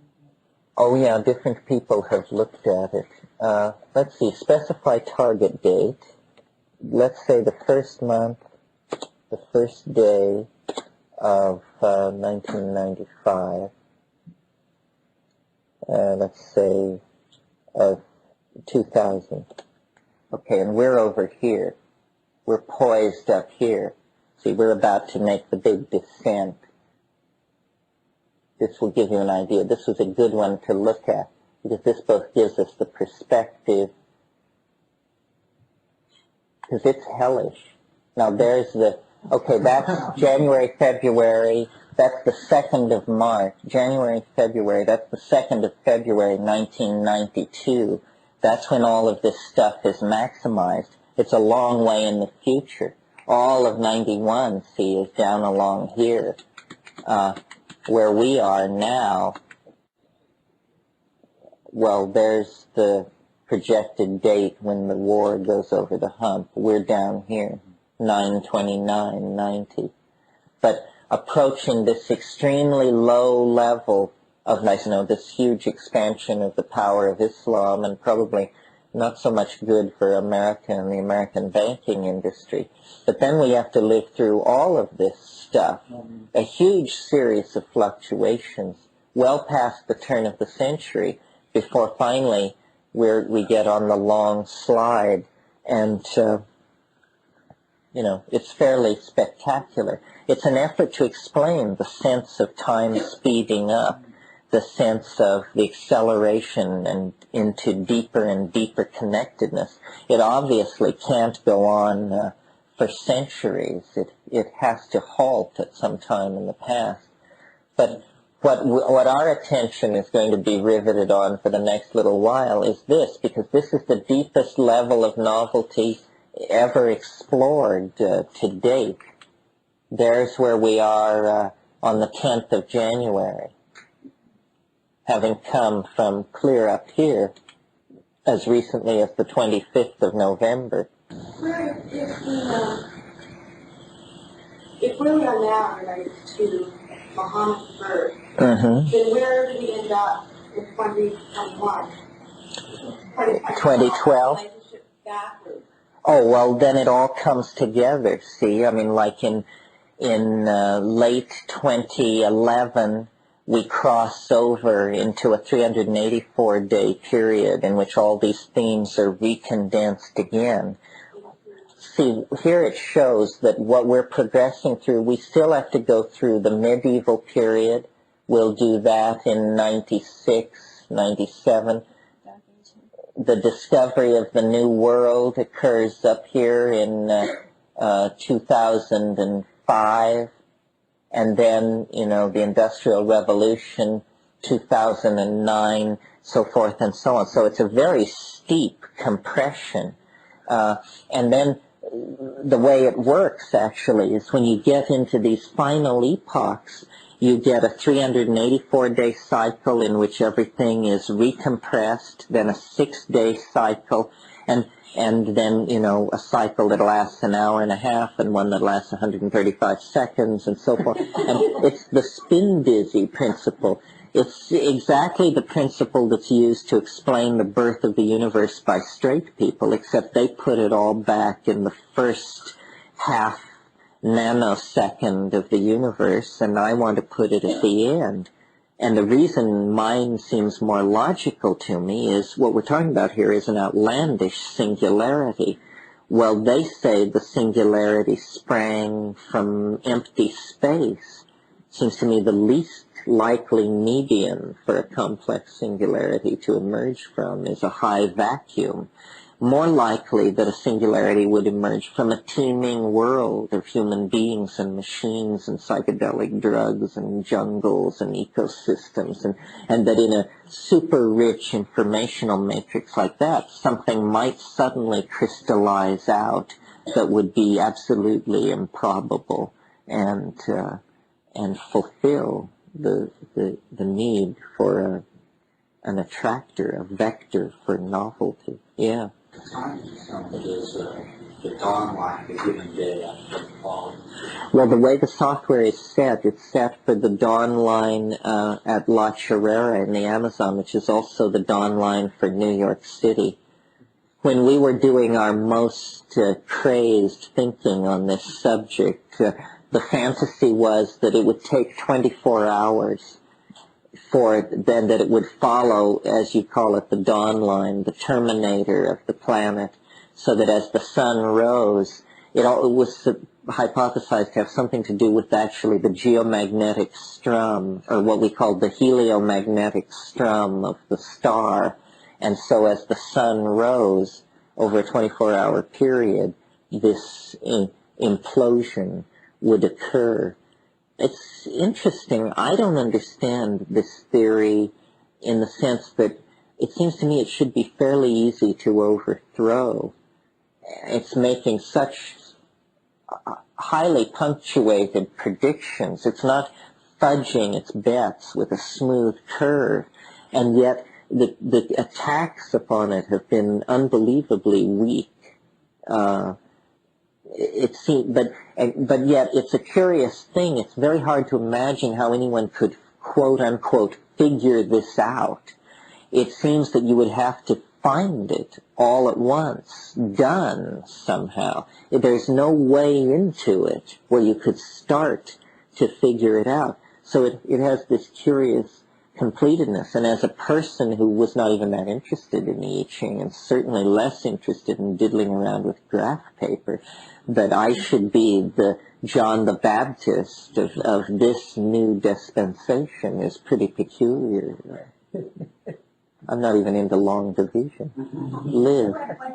When you were balancing out various factors in testing out the theory of fractal of time, for instance, you've been talking about the spread of Islam and its the growth of poetry and science and so forth within it. But I really mentioned the Inquisition. One of the strengths and weaknesses of the theory is that it's pretty non-specific. Maybe astrology tries to say too much. Maybe this tries to say too little. But the Inquisition happened down, actually it was stretched out over time, so it depends on what you're actually talking about. But the great novel century, the 15th century, the 1400s, occurs along this gradient. Yeah, novelty is a kind of morally neutral term. I mean, is an invading army raping and pillaging and mixing its genes with the local populace? Is this come out as a plus or a minus on the novelty scale?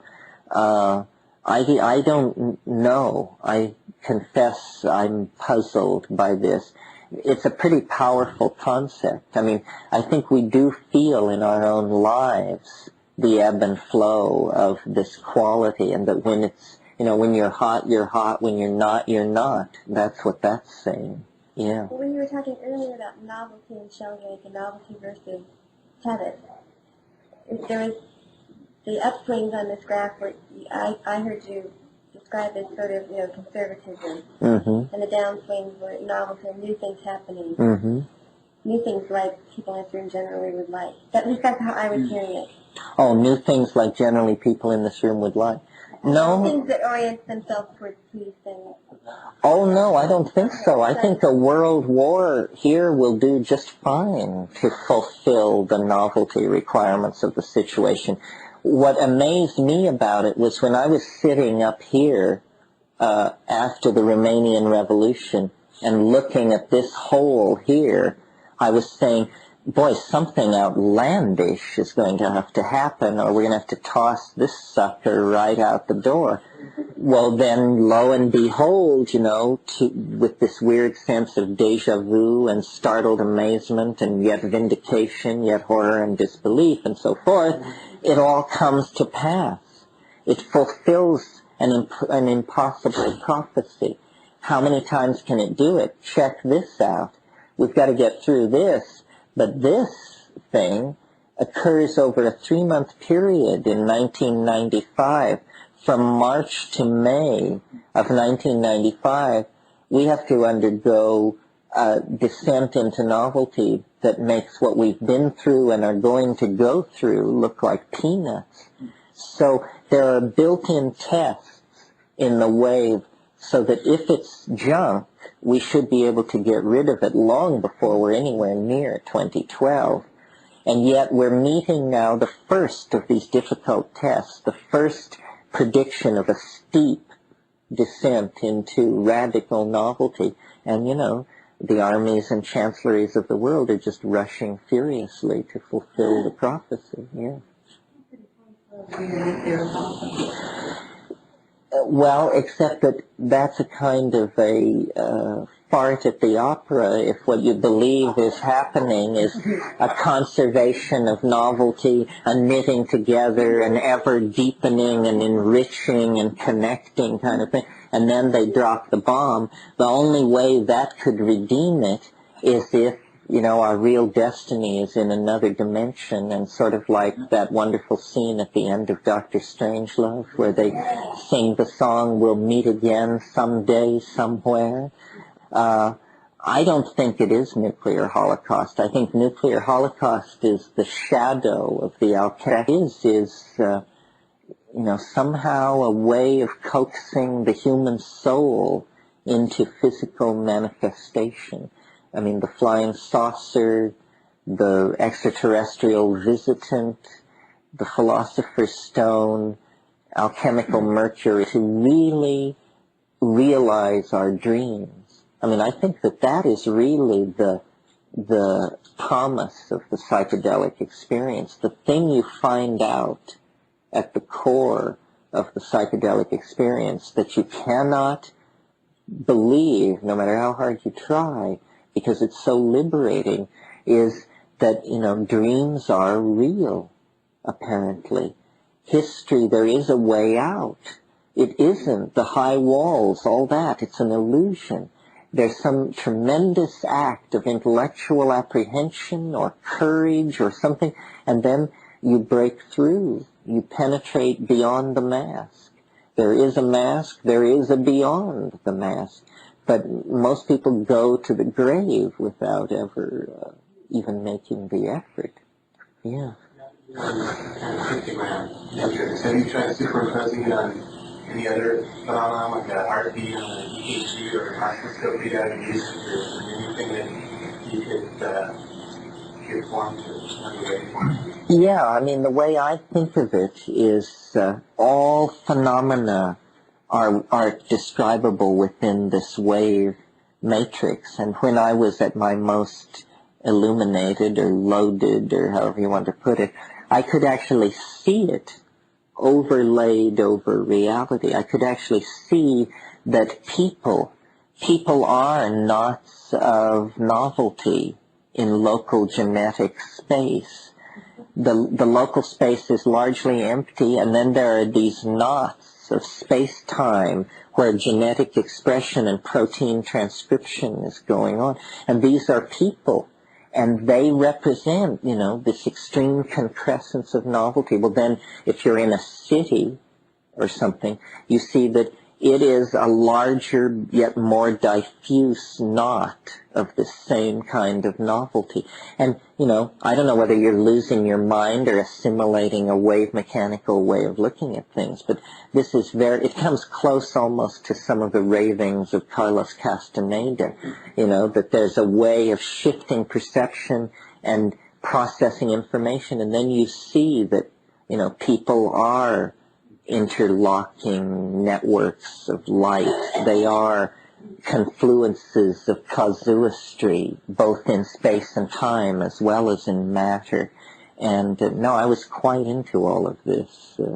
And it sort of sticks with me. It's model building. Yeah. I see the relationship between chaos and novelty, but it seems like such a rigid order to me, and I don't see a balance and chaos to it. You know what I'm saying? Well, it's rigid on one level and free on another.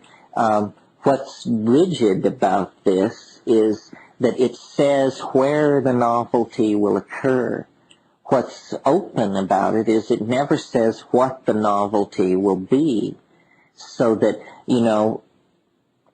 Saddam Hussein could probably avert a world war by just announcing that he's going on a world ballet tour, and that would be so novel that the wave would be fulfilled and the war averted and his touring ballet company. What? He could be assassinated, although that isn't in his situation. That wouldn't exactly be absolutely startling. It would be a fairly traditional pattern asserting itself. But you're right, assassinations are interesting because history comes to such a micro pivot there. I find assassinations very interesting. They're very little wear and tear on innocent people, you'll notice. That's why it's so little favored as a way of settling political problems.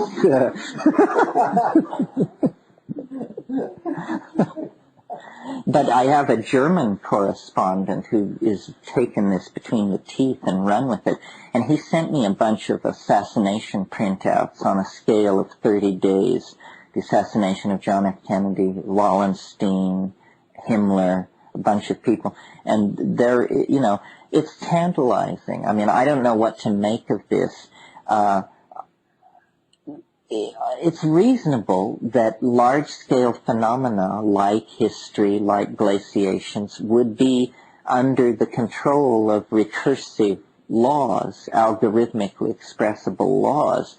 The hard swallow is to think that you've actually figured one out, and that this is it, and that to the exclusion of all other values, these values somehow define it. But I think that thinking of history as a novelty-conserving journey of return to the green mind is a much more helpful, existentially anchoring notion than to think of it as a chaotic, trendless fluctuation toward self-immolation. Just a drunken person wandering around in a dynamite storage area, which is sort of the other model being peddled, because I believe that there is a purpose, that there is some kind of telos working its way out. I don't get all dewy-eyed about it. I don't even know why or what for, but I just know that statistical models of how human reality works are completely inadequate. I mean, the way most people experience magic in their lives is through the phenomenon of falling in love. And it's highly statistically improbable the way it works. I mean, you can be the guy who sweeps up in the mailroom, and every day you see the boss's daughter alight in her Rolls Royce to be swept into the executive suite, or some nonsense like that. And by merely forming the wish to be with this woman, then coincidences begin to move, promotions occur, deaths occur, mountains are moved, and before you know it, the princess is delivered unto your arms, for better or worse, one might add. I mean, you need to be very careful about what you wish for, because you usually get it. The rule about wishing seems to be, it's a kind of a quantum mechanical process, and no jerking is allowed. The key to having your wishes fulfilled is slow, steady pressure. And if you can hold an image for 2 or 3 years, it hardly matters how outlandish it is. It will probably be delivered unto you in fairly good order. I'm struck by this the macrocosm aspect of it. It's very powerful. Yeah, but this goes right down from the level of Planck's constant right up to the size of the universe. And it's saying the same patterns, the same processes are recursive and are nested, and basically the all-rightness of everything. Because what it shows is, this is a fairly chaotic wave. It looks stochastic, but it's manipulated in such a way that out of its disorder emerges a very elegant, self-reinforcing, self-refining order. And that's what I see in the universe. The universe is this same kind of thing, saving novelty, refining connectedness, streamlining itself for further journey into time. Well, that's enough of that, I think. Please continue to tape 6. Mystic Fire, Video and Audio, proudly presents Terence McKenna, History Ends in Green. This is tape 6 of a 6-cassette series.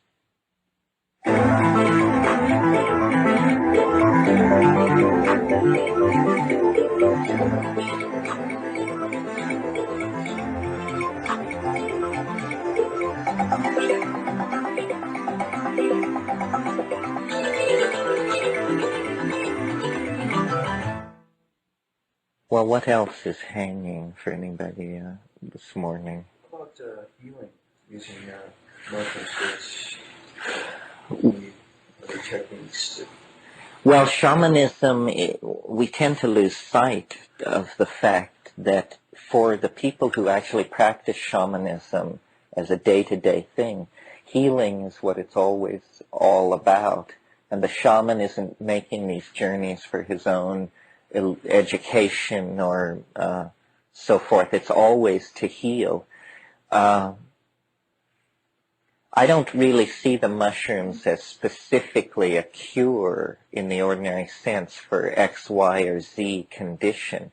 It's more that in the psychedelic state, this is kind of hard to articulate and sounds like mumbo-jumbo, and maybe it is. But I've noticed that in the psychedelic state, it's as though within the parameters of the body, the ordinary laws of physics are somewhat in suspension. And there's a great deal to be learned by somebody about touch and light and sound, especially sound, I think. Sound, to me, is the key to understanding and going deeper with the psychedelic thing, not only in the healing modality, and in that case it's about sound directed into the body, because we do have extraordinary senses on psilocybin and on these other tryptamines, and I'm not mystical or woolly-eyed about this, and I don't make any claims about what senses, but if you sit down with a person or a watermelon, for that matter, when you're stoned and sing into it, the quality of the hallucination is such that there is a way of thinking about it where you could say this is an acoustical hologram of the interior of their body. I don't say that. I just say, my goodness, isn't it strange that I seem to be able to see the inside of the watermelon when I'm doing this. Touch. I'm not an aura man under ordinary circumstances. I'm not sensitive to these things that you have to be sensitive to. If you have to be sensitive to something, that's not for me, because I'm basically insensitive. But nevertheless, there do seem to be qualities of density to the energy around the body. And I suppose, see, I'm not really an experimentalist in these areas. Like, I don't immediately grab somebody and start kneading them and working them over. I tend to just sit and watch. But I do see all these possibilities. Sound has such, sound does pierce, non-dense objects and return an echo. And we may have the neurological processing capacity that we're unaware of or that is ordinarily suppressed. For instance, I am very able, I have quite a good ability to navigate in darkness. I always have been able to do this. It doesn't seem that strange to me. I mean, I'm pretty good at it, to the point where there have been times in the Amazon when I've gone for water at night and literally forgotten to take the flashlight and gotten there and gotten halfway back before I noticed that, and it's a combination of projective memory, so forth and so on. I noticed in the Amazon when I was quite keyed up that I had a sense that I've never heard anybody talk about. It was a kind of geometric sense that told me the shortest distance between any 2 points in terms of energy expenditure. It was something which I could see that Aboriginal people would just absolutely have to have. It's a whole thing about following the edges of ridges and never descending unless you have to, and always keeping to the high ground. And my mind would just tell me this stuff, draw these lines through space. The fact that ayahuasca, which makes possible, this visual language that seems to me the evolutionary compass for language and culture, the fact that the compounds which allow that occur in the ordinary brain suggests, that we could be as close as a 1 gene mutation away from different styles of neural processing. And, we don't know to what degree technology pushes these things around. Did the people of manuscript culture have the same serotonin ratios as we have? How much, to what degree is culture a chemical feedback mechanism operating on us as a species? I mean, we're like fish trying to discover water. These are fairly subtle issues, but the payoff is being able to design our way toward a more humane culture. Because what the psychedelics are teaching on one level, I think, is that our prison and our palace is language, and that to date we have just allowed it to grow like topsy because it was like an unconscious function. But it no longer need be an unconscious function. After all, we are now writing languages like crazy for computers, defining for them what concepts they can and can't think, what forms of logic, what algebras shall and shall not be permitted. We need to also think about,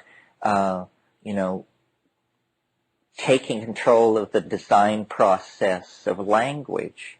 Up to this point, the only people who have gotten onto this principle have been fascists of one sort or another, either Joseph Goebbels and his crowd, or advertising weasels, or people like that.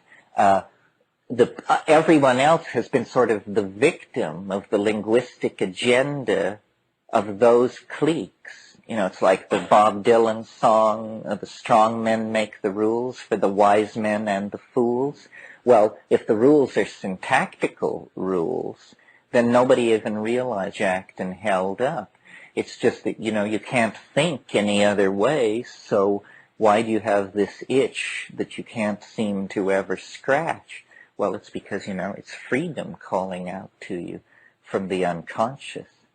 I don't really talk about all this with any sense of urgency. One of the issues that sometimes comes up, often comes up in these groups is, you know, am I saying it's all okay? Is it all okay?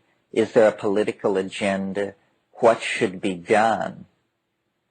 And, you know, it was Mahatma Gandhi who said, what you do has very little importance, and it's very important that you do it. And I think that's how we have to act.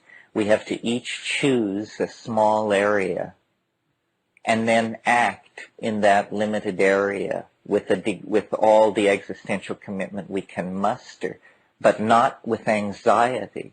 You know, anxiety, the Wi-Po Yang, the Chinese Taoist alchemist, said, worry is preposterous.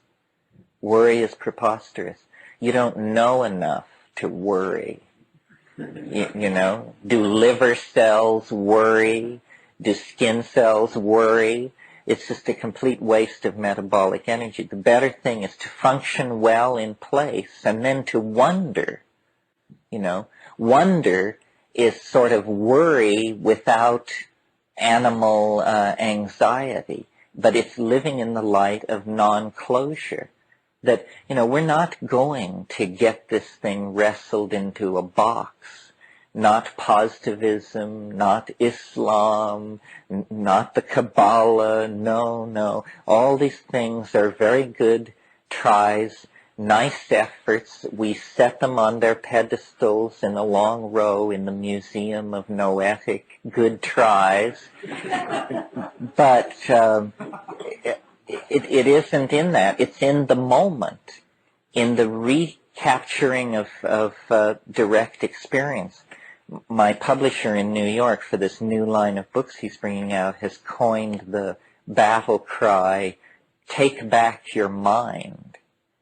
And I think that's a pretty good way of putting it.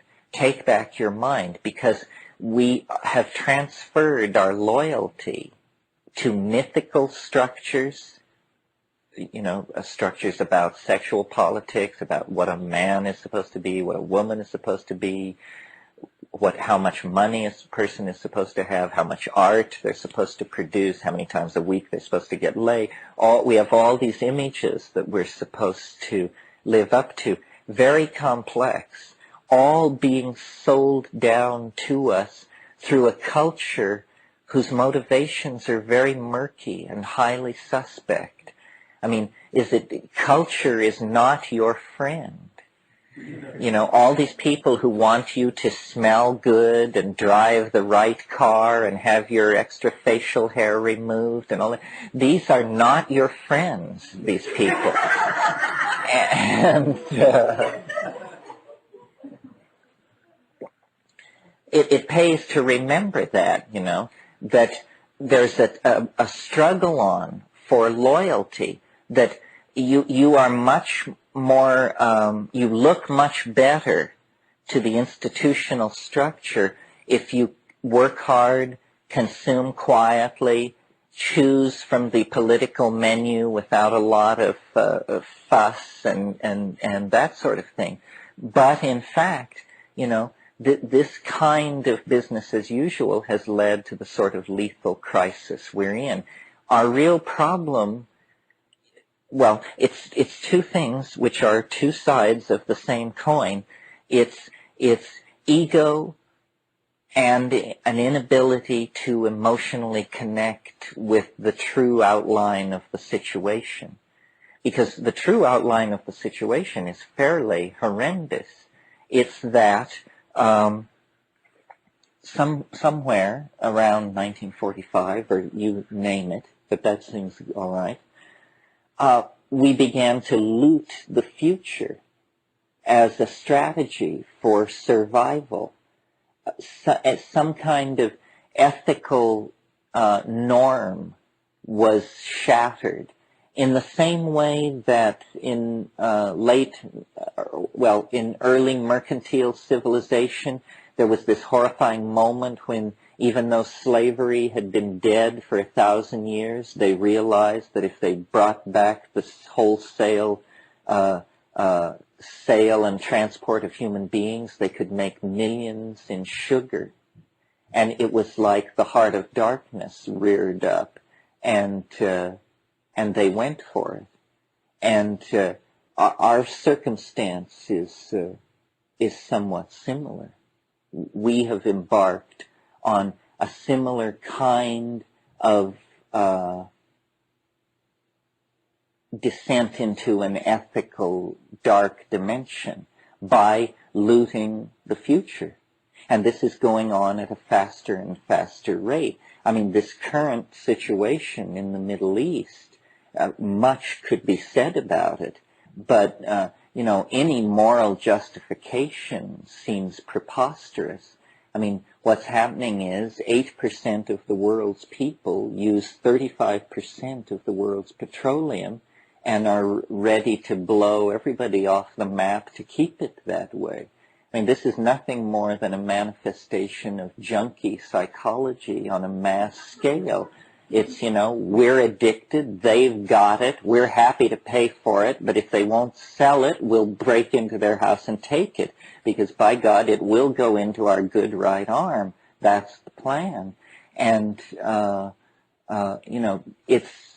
it's the culmination of the whole machine age metaphor. I mean, this is the golem of Metropolis.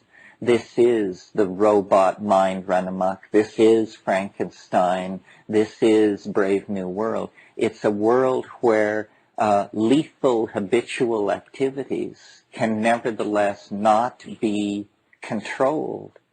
And it's a perfect example of a culture with lockjaw of the mind. I mean, we're just going to march off the edge of a cliff, apparently. 3 days ago in the New York Times, the American estimates of casualties in the first 30 days of successfully invading Kuwait and Baghdad were published. 50,000 American casualties in the first 30 days if we win. This is the number of people who died in the Vietnam War over the whole stretch of the war. Well, so then if you win means, standing in the middle of a sea of fire with 550 million enraged Arabs looking to cut you down. It's a complete misunderstanding. And I mention it not only because it looms large in our future. I mean, I think, we're arranging the deck chairs of the Titanic sitting here talking about this. It's basically June of 1939 and everyone's planning their summer vacation in the Catskills. But it's also an example of how these institutions can't save themselves. I mean, everybody knew in 1973 that this moment would come, that policies needed to be put in place, $1 a barrel tax on oil, some minor thing. But no, it's just a mindset that is self-destructive. And, the fundamentalists are in anticipation of the end of the world and so forth and so on. there isn't going to be any end of the world. There's no easy way out like that. Even, and you're hearing this from the prophet of 2012, all of these fantasies, all of these infantile fantasies will be acted out. So, if you want your mini apocalypse, you can have it, and we can bomb Baghdad and gas Tel Aviv and fire the oil sands and kill millions of people on both sides. And you know what? It ain't going to bring the guy from Galilee, and it ain't going to bring friendly flying saucers from Arcturus. All it's just going to bring is a deeper, bigger mess for the human race to try and clean up. Anybody who thinks that, you're going to save the world by setting it on fire is going to be sadly, it's a rare moment for the collectivity to try to anchor itself in larger visions. The reason human society is haunted by messiahs and tin horn visionaries preaching on every corner and people waving little books of different colors is because there is no full development of the individual. There's this kind of arrested, prolonged adolescence, and it's created through institutions. Institutions are a demonic force in human life because they give permission for us to cease developing and to put our loyalty behind some weird creed that has been worked out, usually by a bunch of guys wearing dresses. And then they, hand it down to the rest of us. Anarchy and chaos, anarchy is always just, that's surely not, my dear fellow. That's so awful to contemplate. But what it's coming down to is a real make-or-break revelation on what is human nature. The French cartoonist Mobius asks the question in one of his books, is man good? And he answers it, sufficiently seasoned and marinated, yes. But, we're actually going to get the chance to answer this question because all barriers to the expression of our will, our vision, our dream is falling away. And, are we some kind of anti-life, sadomasochistic, suicidal contradiction? Or, can we break through the millions of years of primate programming and alpha male hierarchical dominance and so forth to actually uncover the angelic force that we glimpse within ourselves, that we glimpse with the high definition? I mean, it's really there. If there is a demon in human nature, there is surely equally an angel of equal power. So then it's just about breaking this free. And I don't think it can happen in the monkey body on the surface of this planet. Somehow there has to be an act of surrender to our own nature, and then concomitant with that, a kind of making of a peace with nature as it is. And I don't know how to envision the future. In the past year, there's been a lot of flack about virtual reality. Does this hold any hope? And, if we think of the virtual reality thing as a wave, 6 months ago I would say it was very up. Now enough people have done it to be disappointed, and a bunch of people are saying, holy shit, you must be kidding. This is going to save us? Because it is hokey and crude and mechanistic and, surrounded by a clique of visionary weirdos with a strange light in their eyes that you probably wouldn't want to leave alone with your chickens. But nevertheless, I count myself one of these people, so... but still, there are some interesting ideas. The thing is, there is going to be some kind of fusion of technology, spirit, and mind. I mean, the drugs of the future will be more like computers. The computers of the future will be much more like drugs.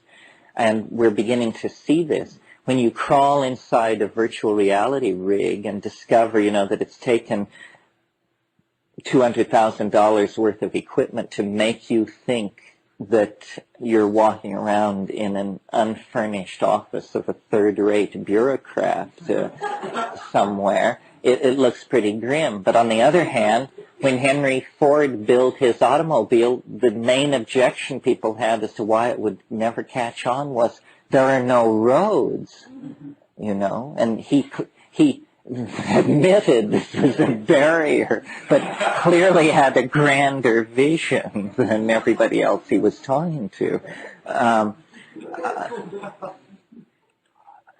Maybe this is where we should sort of lead the discussion and then leave it, because I think this is the toughest issue for groups like this.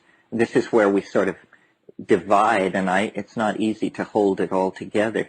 And that is, is the psychedelic agenda somehow the preservation, nurturing, caring for, and completion, and even reconstruction and recovery of what we have destroyed and ravaged and mauled to get where we are at this moment? Or are we stuff of a different nature?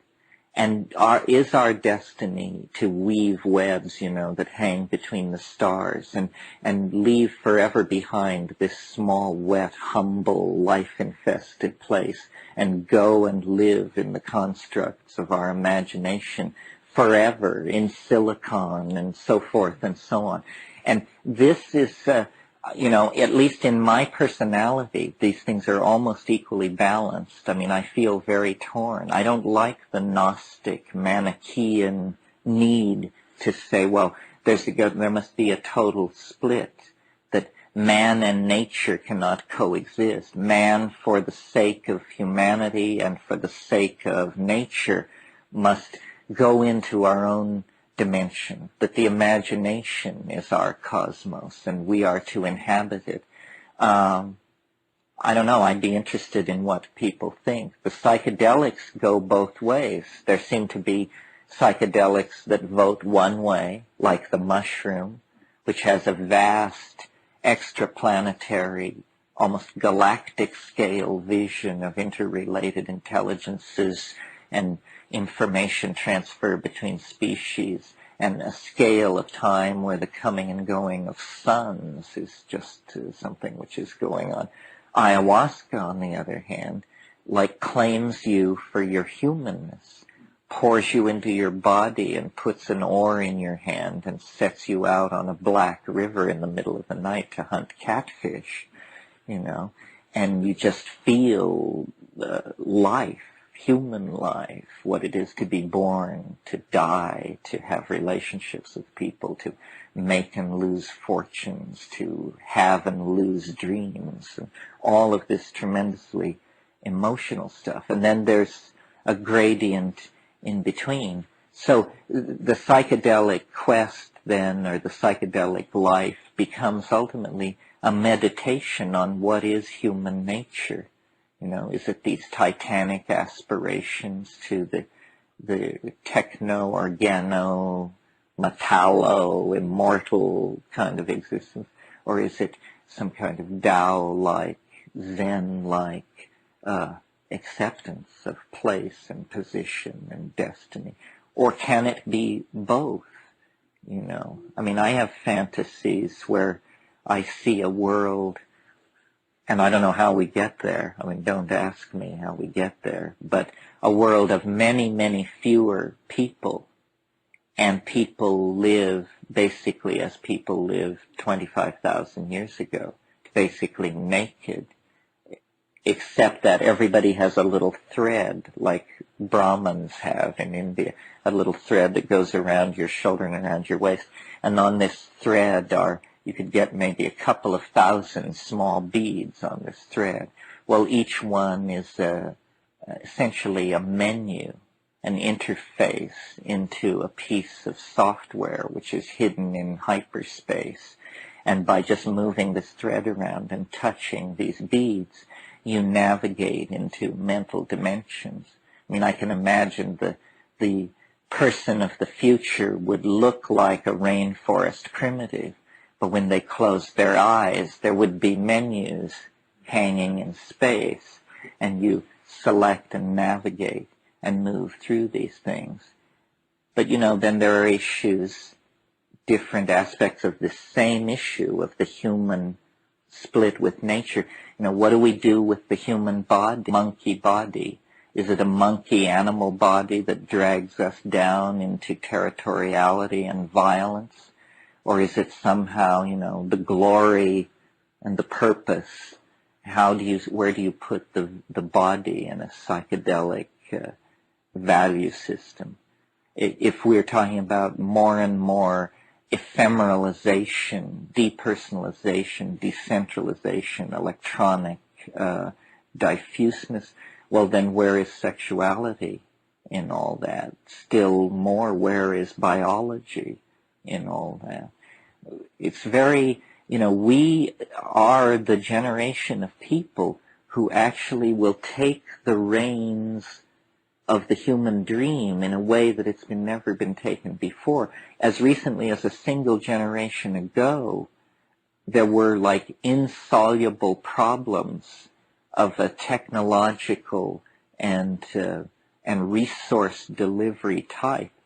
Now, it's basically, I think I began this weekend by saying this, it's all problems have become problems of human psychology. Everything can be done. It's all about how do you convince people in a democracy to pay for it? How do you convince people in a, whatever to follow along? All problems have achieved a human dimension. The state of the atmosphere, it's a human problem. The temperature of the ocean, human problem. Everything has to do with changing and re-engineering the human mind. Now, the real barrier to doing this, as I see it, is the cultural momentum of the past, and that's a very nice and sanitized way of saying fundamentalist religion. Fundamentalist religion goes into a tizzy when you start to, they would say, tamper with human nature. This is why drugs, abortion, homosexuality, notice that what these things all have in common is they slightly seek to tweak or define human nature. And, this is extremely unwelcome. But, if we're all God's children, how come we've rigged the earth with dynamite and are, flipping coins to see who gets to set it off? This concludes Side A. We have been infected with the idea of original sin, and this is part of what keeps us infantile. We actually believe, I think, every single one of us at some level, that we are flawed, unfit. And this is paralyzing because if we start talking about redesigning human nature, people say, oh, wow, this is what Hitler was talking about. As soon as you start redefining human nature, you redefine it worse. The beast returns. It means, we have no faith whatsoever, and we believe, that the given situation is the best of all possible worlds, is what that's saying. And I don't believe that. I agree there have been horrendous misapplications of the wish to redesign human nature. But on the other hand, the style which lets it just develop like an untended, weedy lot has produced a fairly weedy lot of leaders. with no great apparent commitment to the salvation of the human race either. What it comes down to is responsibility. Politics without responsibility is fascism. And politics responsibly practiced is, the only other option available.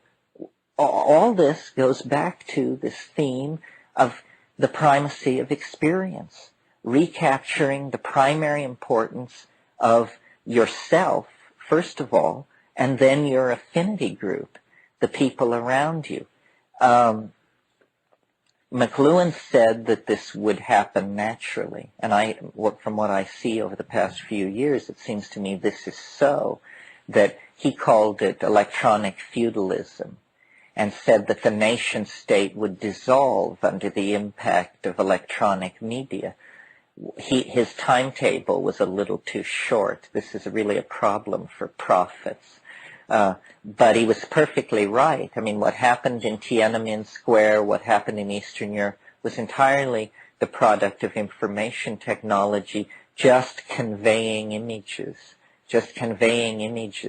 from the West, dissolved the whole myth of Marxism, which relied on, a false view of reality. The thing is, these images are value neutral. They're corrosive wherever they move. The same forces that destroyed the Communist Party in Eastern Europe will destroy the ruling families of the Arabian Peninsula with equal ease, because what it is it's an anti-oligarchic virus that has gotten loose in the language ocean of the planet.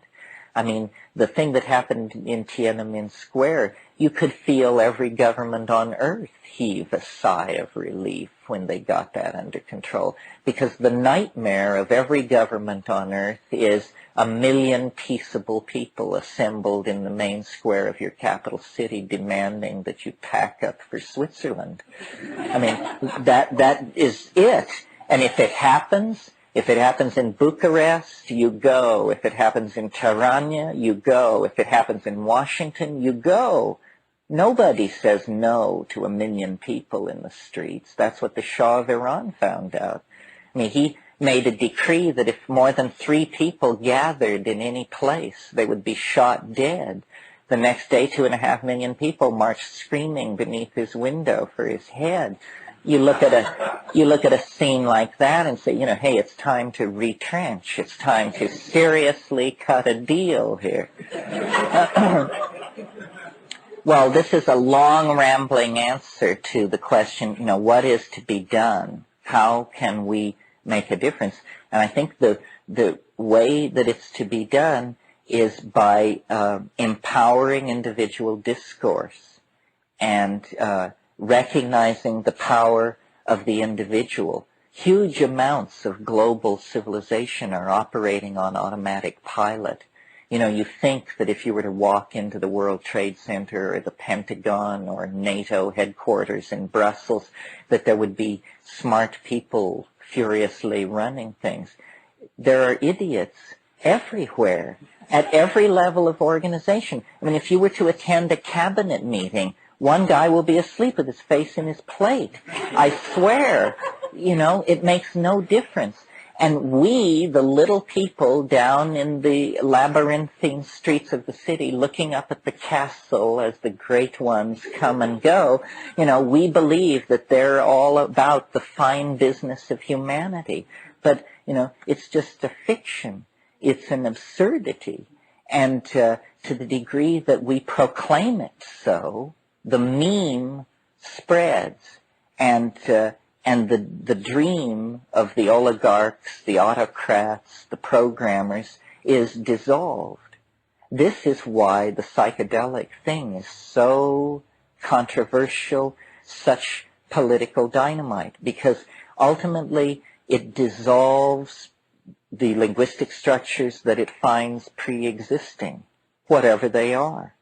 I really believe this. I mean, talking to shamans in the Amazon, ultimately, when you get to know them, they will tell you, you think this is easy? You think because I am a Witoto, You think because I wear a gourd on my penis, I'm somehow more able to do this than you are? No, every time I go, I know it may be the last time because it's so hard. It's so challenging to who I am. It always is. I mean, it's a real edge. It's not an edge that you go and map, and then the next time it's not an edge. It's that every time you go, you discover this edge. It's the great gift, the great challenge, the great miracle of human existence is that within each one of us, there is this dimension which we to access, which is a constant challenge to our existential modality. You know, you don't have to mush your way up jungle rivers and rip jewels from the eyes of idols and stuff like that. You can, on a Saturday evening, in the privacy of your own living room, become your own Magellan. And you are no less courageous than Magellan. And maybe Magellan is a bad example since he didn't make it all the way around. Your own Columbus. And this dimension of freedom has always been 95% of what the human experience was about in terms of risk and thrills. And religion is not, you know, the mumblings of men wearing dresses. It just isn't. Nor is it all of this philosophical mumbo-jumbo that arises out of rational discourse and brain specialization. It's that somehow part of the package of being a living, thinking being is that you get a universe inside of you. You know, you get a galaxy-sized object inside you that you can access. And there are the mountains, the rivers, the jungles, the dynastic families, the ruins, the planets, the works of art, the poetry, the sciences, the magics of millions upon millions upon millions of worlds. And this is apparently who we each are. We're a little bit of eternity sticking into three-dimensional space and for some reason occupying time in a monkey body. But when you turn your eyes then inward, you discover the birthright, the existential facts out of which this particular existence emerged. And, you know, without going dewy-eyed, without lining up with all the religious people, it's more real than religion because it's apparently rooted in biology. And it's a great secret and a great comfort because it means, you know, mystery didn't die with the fall of Arthur or the fall of Atlantis or the fall of anything. Mystery is alive in the moment, in the here and now. It just simply lies on the other side of a barrier of courage, and it isn't even that high a barrier. It just is a barrier high enough to keep out the insincere and the misdirected. But for those who will claim it, in the midst of the historical chaos of the late 20th century, they become the archaic pioneers.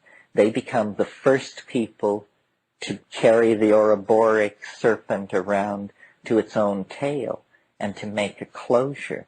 And to the degree that any one of us has this connection back to the archaic in our life, it makes where we have been make a lot more sense, and it makes where we're going seem a lot more inviting, which it really is, I think. Well, that's all I have to say. I think we can probably, it's a little early. Does anybody have anything they want to add? Yeah. We've been talking about the ego a lot and its dissolution and breaking through the boundaries of it. And it sometimes sounds like ego has a pejorative connotation. On the other hand, we've just been talking very briefly about the fact that it's up to each of us in our own unique individuation to claim what can be claimed, and that even the small individual little ego can virtually change the world if it has the right place to stand. It seems like these. So how do you balance these things? Yeah, really the question is, what is the future of the ego as we know it? After, say, post-2012, will the ego really be more of a group ego or a transformation of our ego, or is the ultimate goal to shed our egos completely and become some form of individuation which we can't even dream about at this point? Well, you're right. There's a dynamic tension there. Sometimes when this comes up, I answer it by saying, that you need an ego. If you didn't have an ego, you wouldn't know whose mouth to put food in when you have dinner with someone at a restaurant. So ego is necessary to keep straight whose orifices are whose, and that's the main function of ego. But then, there is a deeper level to it. Somehow, the way I imagine it is that the ego is, the correct expression of ego is when there is ego present, but it is perceived as Tao. In other words, Tao is this state where you just go along and somehow get along. And ego is a state where you're somehow pushing the river, and that's how you get along. I think the ego of the future will be much less possessive, and that it's the possessiveness, the projection of the domain, really, of the ego outside of itself, specifically the control of other people. Sexual partners, children, parents. The way I imagine this pastoral situation of 12 or 15,000 years ago to work was people simply had group values because the children were group-owned. And that made such a tremendous difference in how the society imaged itself. People live for the group, and at the core of the group were the children, and people always put them first. So everyone identified with the children. Everyone was willing to face risk to preserve the core of the younger gene pool, and that was what made the difference. This concern for male paternity is really a poisonous factor. And see, when you look at primatology generally, it's pretty clear that as a group of species, primates do tend to male dominance. That even the apes and the squirrel monkeys and the New World primates, in the wild, there's usually an alpha male that's dominant. So this symbiosis between human beings, cattle, and psychedelic plants that allowed the feminine to emerge was something that was emerging against the grain of primate organization. So really what has happened is we have returned to a more animal kind of existence. We are more like beasts than the people of 10, 15,000 years ago, because they were using psychedelics to artificially, you could say, or pharmacologically inflate feminine values. And this allowed them to become civilized people. I mean, I have a somewhat elaborate theory about this, but I think that women are responsible for the emergence of language, because I think that the division of labor that we know went on very early because of the male's larger body size in the upper half of the body, that the males tended to specialize toward hunting. Hunting puts a premium on physical strength and stoicism, meaning sitting a long time with your mouth shut. And then you have a limited number of commands. The women, and bladder control is very important, where women fail that test. So then what the women were doing was they were specialized as gatherers, of plants and roots and insects and stuff like that. Well, this is a tremendous pressure to develop descriptive taxonomy, because gathering is the art of descriptive taxonomy. You want to know that you want, the little bulbous root with the yellow flowers that grows down between the shattered granite boulders near the creek. It's all language, language, language. And the pressure is life and death. If you eat the wrong plant, you become very sick, or you abort your fetus, or you die. So those who were well able to describe bits of the hunting gathering, of the gathering side of the economy, were quickly outbred those who weren't. And language may have even been a kind of secret ability of women at some point. You see, psilocybin synergizes language like bursts of activity, and may have been the thing which set it over. But what happened in this woman situation with language is a good example of what often happens with cultural innovation. The women possessed all this knowledge about hunting, about the gathering of plants and the magical use and preparation of plants, but at a certain point the database became so huge that it underwent a collapse conceptually, and some brilliant woman realized we don't have to know about 600 plants and all these locations and seasonal variations and all this. We just have to concentrate on 5 plants and really learn all about those plants, and then we can dispense with all this stuff. And this was probably because in the nomadic cycle they would encounter their own middens from the year before, and there would be cereal grains sprouted, and you quickly put it together. But the specialization represented by agriculture, that was the beginning of the end, as far as I'm concerned. Because at that point, there was retraction away from nature. It was no longer about letting nature guide you to gather and find what you needed. It was a kind of paranoid, a kind of rip-off attitude. It was, let us exploit these 5 plants. This means tilling the ground. It means the end of nomadism, because now we're going to settle in one place, and we're going to redirect the flow of water, and we're going to become agriculturalists. It's an entirely different psychology. Weston LeBar said that psychedelic shamanism died when it became important to get up in the morning and go out and hoe the corn. And then people replaced the psychedelic gods with the gods of wheat and corn. The Tammuz, the corn god of ancient Babylon, then appears. And gods of agriculture and male dominance go hand in hand. The previous religion at the edge of the high Neolithic was this religion of the great horned goddess, and it was a religion of nomadic pastoralism, orgiastic sexual, activity, psychedelic drugs, and tremendous emphasis on cattle.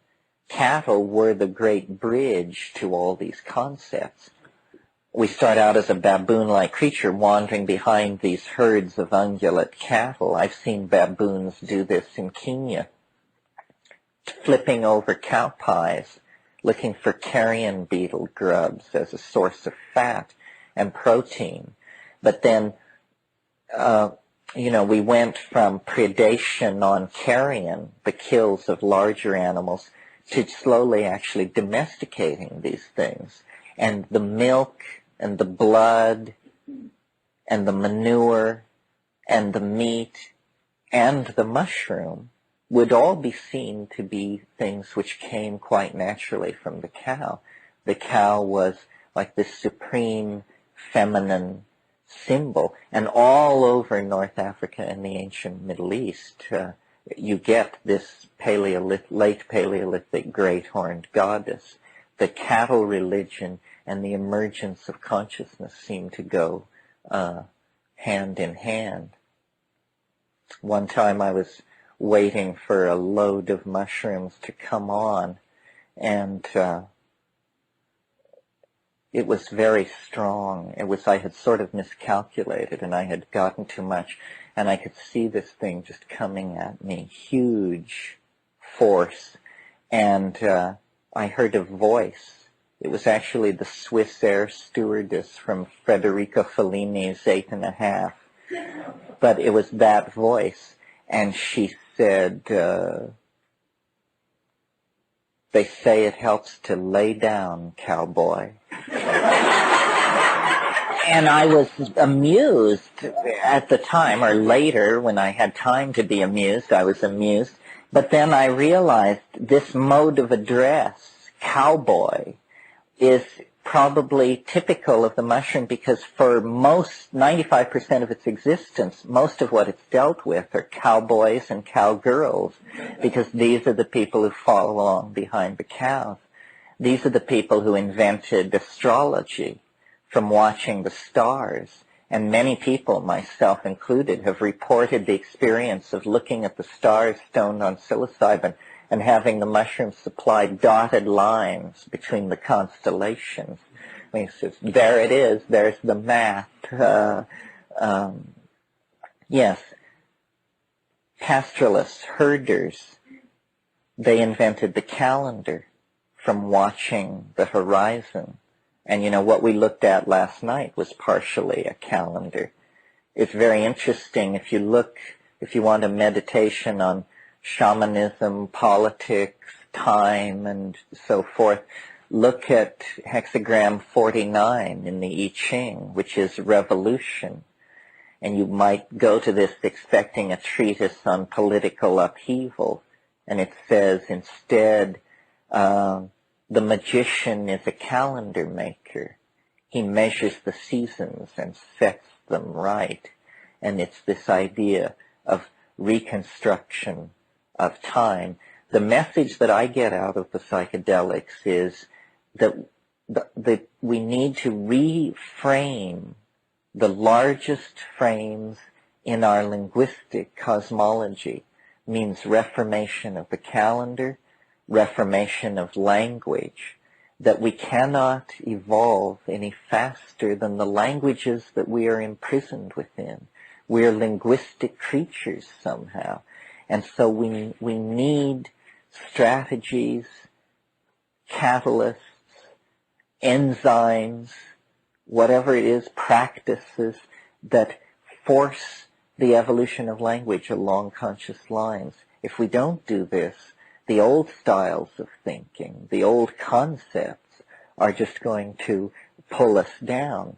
Well, to my mind, that this makes psychedelics central to any political reconstruction, because psychedelics are the only force in nature that actually dissolves linguistic structure, lets the mechanics of syntax be visible, allows the possibility for the introduction, rapid introduction and spread of new concepts, gives permission for new ways of seeing. And this is what we have to do. We have to change our minds. Well, that's it. Thank you very much. I enjoyed this.